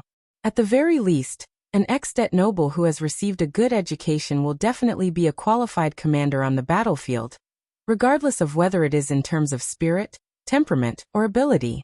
They are not illiterate, and neither are they idiots. Gilbert sighed with emotion. There was a great amount of wariness in his eyes. This is our destiny, a terrifying opponent. This topic was a little heavy. Thales could only nod with complicated emotions. So Northland's historical traditions, Northland's etiquette and jurisprudence, and the knowledge of the Northland nobles' governance. Gilbert shook off his sentimentality. And their most unique military lessons. Are these what you learned in Northland? I can't say that I learned them. I just know them. Thales forced himself to smile. After all, they did not really treat me as a prince and taught me attentively. At least, they did not before the old crow. Gilbert nodded slightly. When he looked at Thales, there was a hint of pity in his eyes. The Foreign Affairs Minister flipped through many pages and took out another piece of paper that was filled with writing. Usually, the education of the nobles in Constellation inherits the Empire's tradition. It extends from the Empire's 7 arts and forms a system of its own. It is very different from Northland. Gilbert cast a glance at Thales. But I will consider your experience in Northland's education, Your Highness. I will make some minor adjustments. The Duke could only smile. Gilbert also smiled and explained. Usually, the knowledge required by a qualified Constellation noble is divided into 3 categories. 3 categories. Thales nodded in his heart. It's all right. Not much. The first category is the basic category. It is divided into 4 subjects: grammar, history, etiquette, ancient language, and foreign languages. Thales frowned slightly. There are 4 subjects in the first category? That's quite a lot. But grammar, history, etiquette. It's quite similar to Northland. Thales mumbled. Then Gilbert said his next sentence with a grin. As for grammar, the first subject, it is divided into 3 subjects. Thales instantly froze. What? Gilbert still had that smile on his face as he continued to speak. Grammar, logic, and rhetoric. Thales quickly stopped him. Wait, it sounds a little familiar. The prince did not comment on the total number of subjects, 3 times 4 times 3. Instead, he recalled another memory. Although it was only for a few months, Thales scratched his chin and pondered. But based on the situation in Northland, the old crow rearranged our curriculum. He rearranged my curriculum. Gilbert gestured for him to continue. Grammar is the subject that Northlanders look down on the most, Thales said tentatively. But the old crow did the exact opposite. He deliberately removed it from the indoors military lessons and emphasized that we need to learn 3 things in grammar. Gilbert smiled. Let me guess, he was referring to grammar, logic, and rhetoric? Thales nodded. Yes, but it's not that detailed. Northlanders don't like it. Usually the old crow will give us a poem or a short essay. He will ask us to study its grammar, explain the author's thoughts clearly, and summarize its logical structure. Then he will ask us to rewrite it rhetorically. Gilbert seemed to have remembered something. He nodded with a nostalgic expression. Dragon Kiss Academy has a long history, and Dragon Kiss Land is rarely affected by the flames of war. Over the centuries, it has been a place where the Western Peninsula's people gather. Their culture is deeply influenced by the Empire, and they retain a lot of the Empire's civilization. To a certain extent, they are even more so than us. He nodded in approval and gratification. Thank you, Mr. Hicks. He saved us a lot of trouble. But this time, it was Thales' turn to frown. So, the so-called tradition of the Empire has to be learned in such detail in a grammar class in Constellation? There are 3 main categories. The first category has 4 subjects, and the first subject has 3 subjects. So 3 times 4 and then 3 times. No way. He thought of something, and his expression darkened. Gilbert laughed. You may not have noticed, Your Highness, but 6 years ago, what I taught you here was the component parts of the grammar class. The grammar understanding of the ancient language of the Empire and ancient poetry, and the logic and rhetoric of sonnets. Thales came to a sudden realization. But since you said so, I will make changes according to my discretion during grammar class. Mr. Hicks handled it very appropriately. Gilbert lifted his glasses again, lowered his head, and marked the first row of the schedule on the paper. Then let us set aside 6 mornings every week for grammar class. Thales' expression changed. Wait a minute. 6 days? The prince's expression turned bitter. Since we are pressed for time, can't we set it aside for history and etiquette classes? Grammar is not something that can be learned in a short period of time. But Gilbert was very insistent on it. The importance of grammar class far surpasses your imagination, Your Highness. The Foreign Affairs Minister continued to scribble the schedule on the paper. Listening and speaking are not difficult. But what is difficult is that aside from listening, not everyone knows how to think, understand, and express. Gilbert looked up. What's worse is that everyone thinks they know how to do it. The cunning fox narrowed his eyes. That is why Mr. Hicks has a saying. Most of the conflicts in this world are because some people fail grammar class. This is why aside from listening and speaking, we also need to read and write. This is not as simple as learning how to read. Thales was speechless. All right. Gilbert lowered his head to organize his schedule. You were born noble, Your Highness, but if you cannot even fully understand the words spoken by others, if you cannot even see the logic behind the words, and if you do not even know about the rhetoric that contains reason. Gilbert snorted softly. Then it is extremely irresponsible of me to rashly let you understand history, learn etiquette, and push you to the whole world. The more Gilbert spoke, the more excited he became. If you do not know grammar, do not know logic, and do not know rhetoric, or even worse, if you know all 3 but do not know how to use them and do not benefit from them, then when you face history, etiquette, and different people, things, the choices you can make based on your intelligence will be very limited. You will either follow them blindly on impulse, or you will oppose them with ignorance, or you will imitate them clumsily, or you will regard them with disdain. And all of them can be categorized into one category, misunderstanding. It will turn you into an arrogant idiot. Thales raised an eyebrow. I'm just asking a question. Why do I feel like I'm being taught a lesson? And Thales could not help but think. At this moment, Gilbert is really like the old crow himself. Gilbert continued to speak. On the contrary, if you are well versed in grammar, then you will be able to learn history, etiquette, and the ways of the world with half the effort. You will be able to understand them with just 1 point. You will not be like most people who only rely on intuition and luck to live in their own world in a muddle-headed manner. Gilbert changed the topic, and his expression became warm. Please remember, Your Highness, this is not for the moment, but for the long term. Thales felt a headache coming on from his words, and he could not help but lean back. All right. Everything you said is right. Everything is right. So the grammar class is set. Then in the basic class there is only history, etiquette, ancient language, and foreign languages left. Gilbert paused for a moment before he put down his glasses. I believe that old crow. Mr. Hicks has also made corresponding adjustments? History, etiquette, ancient language, and foreign languages, Thales sighed. Yes, his first class is history. But his history is not just the traditional fables of the Northlanders. He only tells you what happened, and what you need to remember, what lessons you learn, who is right and who is wrong, and who has the greatest contributions in the history that you need to remember the most, and other flattering words. As Thales spoke, he was gradually reminded of the past. On the contrary, every part of history that the old crow explains will lead to a theme. Then he will stop there and come back to force you to think. The more he spoke, the more engrossed he became. The formation of laws, the foundation of beliefs, the boundaries of governance, the meaning of victory and defeat. All these things that you cannot see or think of when you only read narratives, only read heroic hymns, and only read predetermined conclusions. Perhaps it was out of respect for his teacher, or perhaps it was because he had spoken too much just now, but this time, Gilbert did not say anything else. Very well, then we will have 3 history lessons a week for 3 nights.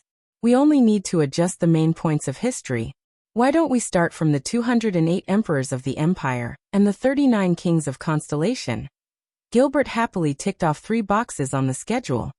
Wait. How many? Thales' face instantly darkened.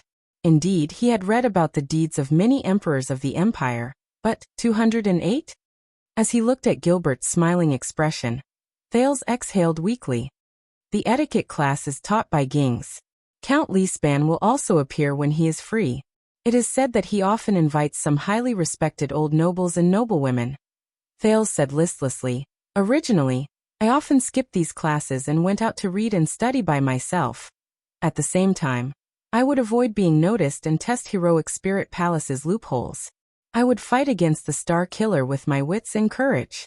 But after the old crow came, he told us that although it was boring, etiquette classes were not just about etiquette. At least, it was not just about teaching you how to greet others, nod and bow. Thales' spirits were lifted. This includes ethics, morals, rules of nobility, and religious traditions. It is the true Northland way. From this point of view, even the etiquette classes of Northlanders are not boring anymore, because it reflects the things that Northlanders value. They tell you that as a Northland suzerain, when you want to kill, when you can be pardoned, when you have to fight, and when you need peace. So, in his eyes, etiquette is not just about etiquette. It is something that has been established and is self-evident. It is the old and new laws of etiquette, the rules of the nobles, the responsibilities and obligations of the suzerains, and the rights and freedom of the vassals. For example, Thales' eyes focused. Rikuru's joint ruling pledge. What it reflected was not only the cold and inflexible book of rules, but also the warm and lively actors. Its true politics. It was like Thales' vision suddenly became blurry.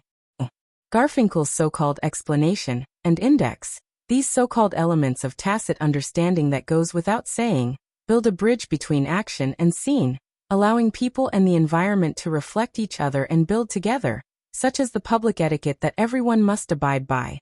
Thales shook his head desperately, throwing this memory that was too far away from this world and too profound to his brain.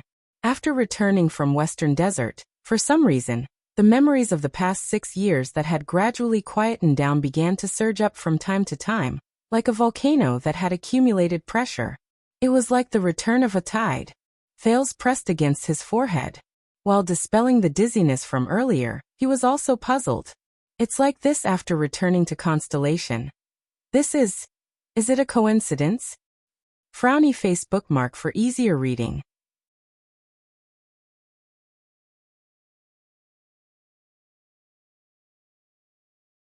Chapter 522. Very well, I will remember. There is no harm in being flexible in etiquette lessons. We will still have 3 nights a week, but when it comes to practical use, we can do it anytime and anywhere. Mobile phones. Gilbert's words rang beside his ears, and they pulled him back to reality. Thales tried his best not to look at the schedule on Gilbert's knees. He also tried his best not to calculate how much free time he had left in a week. He sucked in a deep breath. As for the ancient language and foreign languages you mentioned, the prince nodded. Yes, the language of the ancient empire. The Northlanders despise this stuff. But the old crow insisted on putting it back in the curriculum. Thales' eyes lit up. Don't waste the ancient books in the library. That's what he said. Gilbert moved a little. He was a little nostalgic, and also a little touched. Is that so, Mr. Hicks? Thales snorted and smiled. He intended to lighten the burden of this class. Of course, with your foundation and years of conscious reading, the language of the ancient empire is still quite easy for me. As for my classmate, Thales shrugged. I'm afraid she doesn't think so. When he recalled how Saroma was staring blankly at a book titled Poems of Political Satire from the Era of Kings and City-States, written in the ancient language of the ancient empire, biting her nails and looking around. Occasionally she would cast a terrified glance at him as he flipped through the pages quickly. Thales instantly felt incredibly happy. He decided that he would never tell her the secret to fast reading. Can't understand? Then I'll skip it. At this moment, Gilbert suddenly spoke. So, Mr. Hicks, are you teaching the language of the ancient empire or the modern language of the empire? Thales was stunned and hesitated. Let me think. However, Gilbert nodded without hesitation and began to write in rustling sounds again. I understand. You will need additional guidance for both languages of the empire. 2 languages. Thales suddenly felt a sense of sorrow, as if he had shot himself in the foot. The Foreign Affairs Minister looked up. And foreign languages? The prince looked at the increasingly fewer empty spaces on the schedule. He said with a bitter expression, Does the Orc language count? Gilbert raised his eyebrows. With a look of understanding, he lowered his head and wrote, filling up the few remaining empty spaces. So you still need guidance for 3 languages. Ancient Cia, Ancient Reen, and the common language of the elves. Thales lifted his head in fear. I was just joking, Your Highness. Gilbert raised his head and laughed loudly. Except for the elves themselves and linguists, no one can speak the first 2 languages. Don't worry, you only need to learn the common elven language. As he watched her cross out a few more boxes, Thales wisely swallowed the question. So, does Ida know how to speak? Very good. Then grammar, history, etiquette, and language will be done with the basic classes in your curriculum, Gilbert said in satisfaction. Next is the second category. What? There's more? Thales felt another wave of heartache. The first category was enough to make him suffer. However, Gilbert's next sentence attracted his attention. Philosophy. At that moment, Thales was stunned again. A few seconds later, Thales could no longer care about the pressure from his studies. What? Gilbert raised his head seriously and enunciated each word clearly.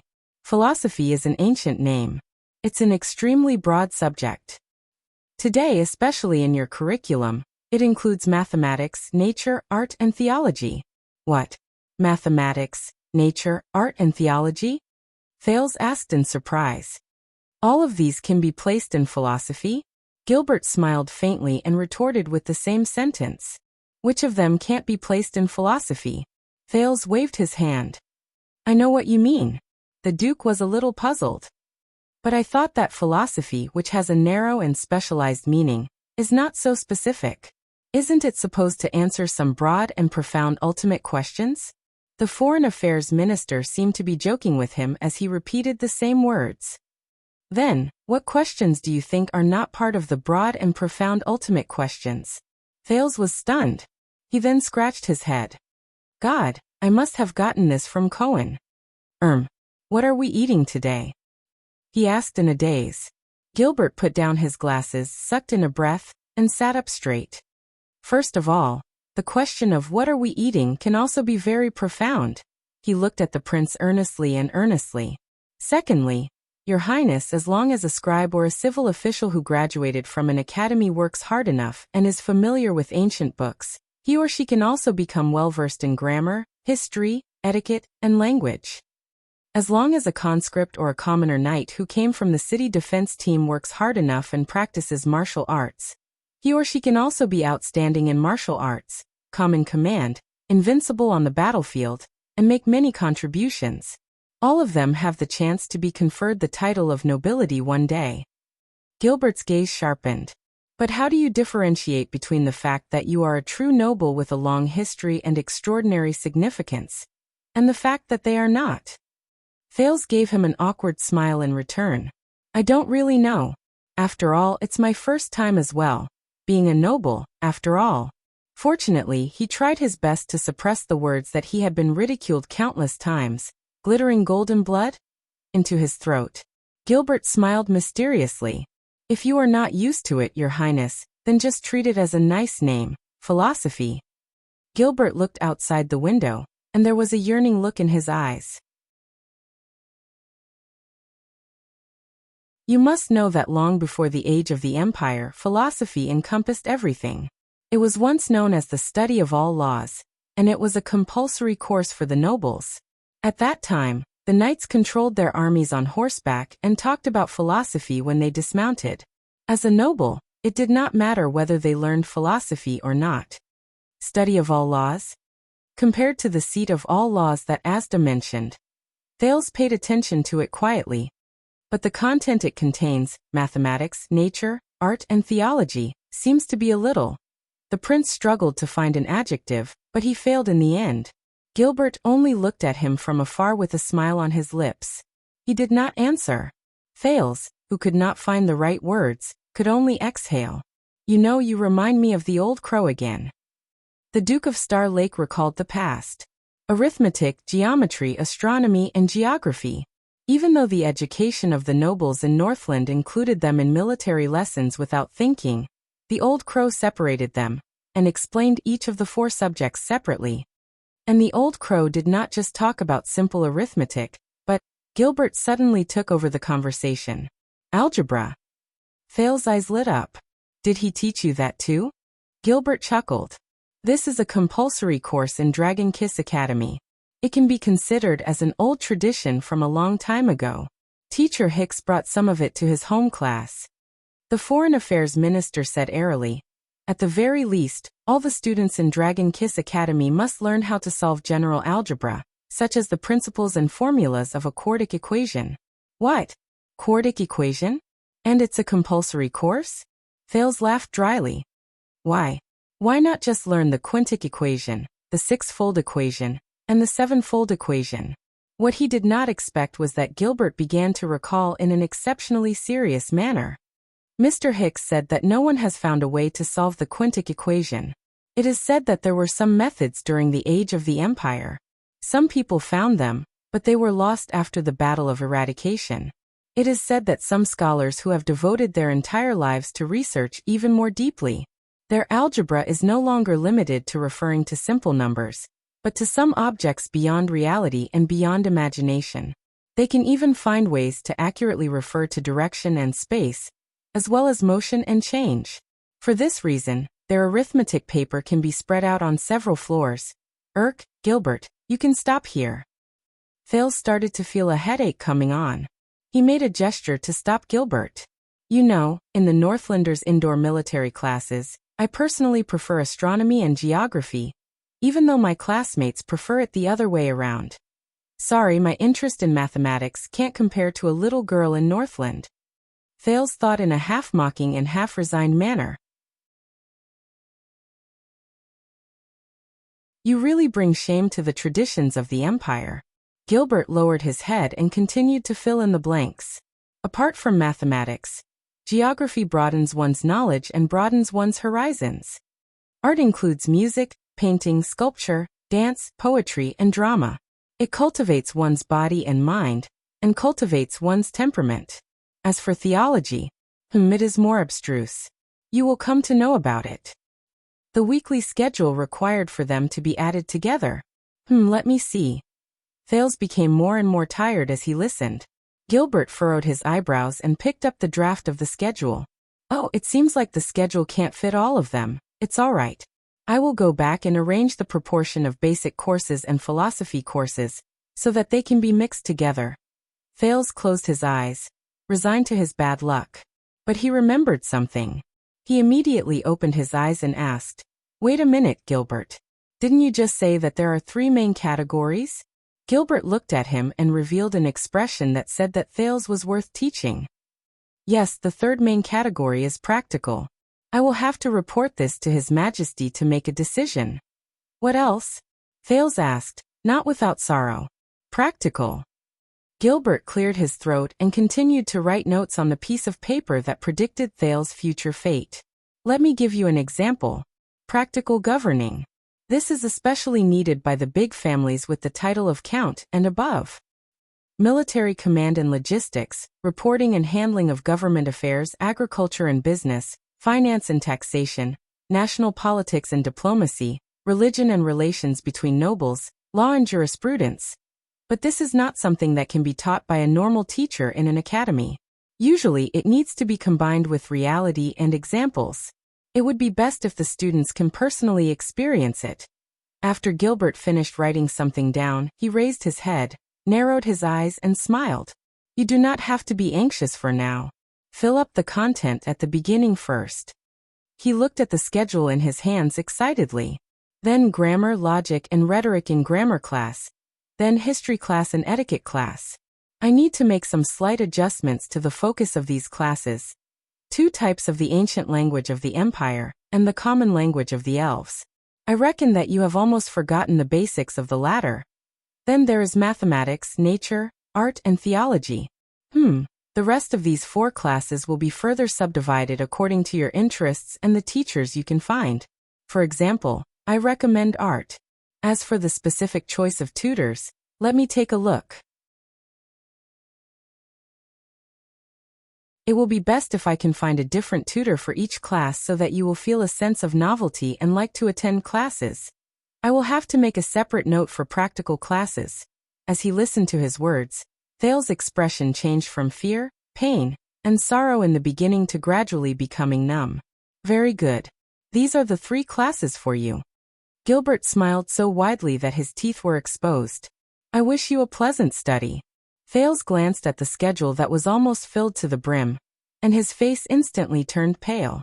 "Do you think that I can handle all of them?" Gilbert shook his finger. He was full of confidence. No. Others may not know, but 6 years ago, I personally witnessed your learning progress. Your Highness, you can be called a genius." Wait. Thales' lips twitched. "I believe that these classes will be a piece of cake for you. Besides, 6 years ago, when you were still young, didn't you tell me this?" Gilbert blinked. He was filled with the gratification of finding a good student. "You love to attend classes the most." Thales' vision darkened. "Gilbert, did you misunderstand something? If he said that his brain was damaged by the Northlanders, would it be of any use?" But the Foreign Affairs Minister obviously did not understand his feelings. "Then I will take my leave first. I will come again tomorrow. You must be ready for your grammar class." Thales could no longer remember how he sent Gilbert away. He only remembered nodding and smiling in a daze, then nodding with a smile. When Thales came back to his senses, he was already standing at the door of the reception room. At this moment, a voice that was no longer unfamiliar rose from behind him. "Is it over?" Thales turned around in a daze. "Very good. The police station just sent someone over to chase away the uninvited guests who wanted to visit the Duke." The captain of his personal guards, Watchman Lord Mallows, was still smiling nonchalantly. "Then you should have time, right?" Thales looked at him numbly. He did not understand. Mallows grinned, and those who saw him felt as if they were bathed in the spring breeze. "Get ready, Your Highness. Our training will begin tomorrow." "Oh." Thales also returned to his senses in a daze. "Wait. F***ck. Thales snapped out of his numbness. He turned around abruptly, and his eyes widened. F***ck what? Mallows frowned a little. Did Count Casso not tell you? Thales shook his head subconsciously. The watchman walked forward and sized up the Duke with narrowed eyes. Other than the complicated classes on the basics, philosophy and practical matters, there is one more important thing for the nobles of Constellation. One more important thing? Mallows nodded and said with a smile. Since the Age of Kings, it has been the most crucial standard to prove the difference between nobles and commoners. Again, an ominous premonition rose in Thales' heart. He heard Mallows say with a smile, "Martial arts." Thales did not react and was momentarily speechless. 3 seconds later, the prince took a deep breath. "No, I learn martial arts." What does that have to do with you?" Mallows interrupted him with a standard etiquette. "Unfortunately, I am Tormund Mallows. I have just been appointed by His Majesty to be your martial arts instructor." Thales was stunned. Mallows looked up with a beaming smile. "So for 7 days a week, I need you to devote 7 mornings and 7 afternoons. Starting tomorrow, please move to the training field in the backyard punctually at 6 in the morning and 5 in the afternoon. Follow me and train well." He said the last few words with great delight. Thales stared at him blankly, unable to say a word. Mallows patted his shoulder and flashed a friendly smile. "Don't be hasty, Your Highness. We still have a long way to go." Thales sucked in a breath and walked forward numbly, completely ignoring the amused gazes behind him. But Mallows stopped him. "Your Highness, you may train moderately, but swords are blind." His smile was gentle and magnanimous, but in Thales' eyes, it looked extremely evil. "If you bump into anything, please bear with me." Mallows bowed appropriately, smiled and turned to leave. The prince was left alone in the morning light. At this moment, Thales felt complicated. His mind was gloomy. After a long while, he walked out of the guest hall with a haggard face. He was ready to enjoy his life as a parasite for the last time. The prince suddenly understood. "So when I was in Northland, it was just this world's 9 years of compulsory education." Thales exhaled in pain. "Now I'm finally 14 years old. I should," Thales thought in despair. High school. Watching the Duke walk past with a numb expression, Doyle shook his head in the distance. Unfortunately, this child came when Mallows was being threatened by a fat noble, and was in a bad mood. But Doyle sized up Thales' despondent look. "Oh, our second prince, the Duke of Star Lake, can't take it anymore?" His eyes darted around and he scratched his chin. After all, the female officials in the palace, they're still waiting to give him a lesson on gender. Royal Bloodline, that you're tuning in to the Echoes of the Heart YouTube channel. Don't forget to subscribe and join us on this journey to catch the most captivating stories.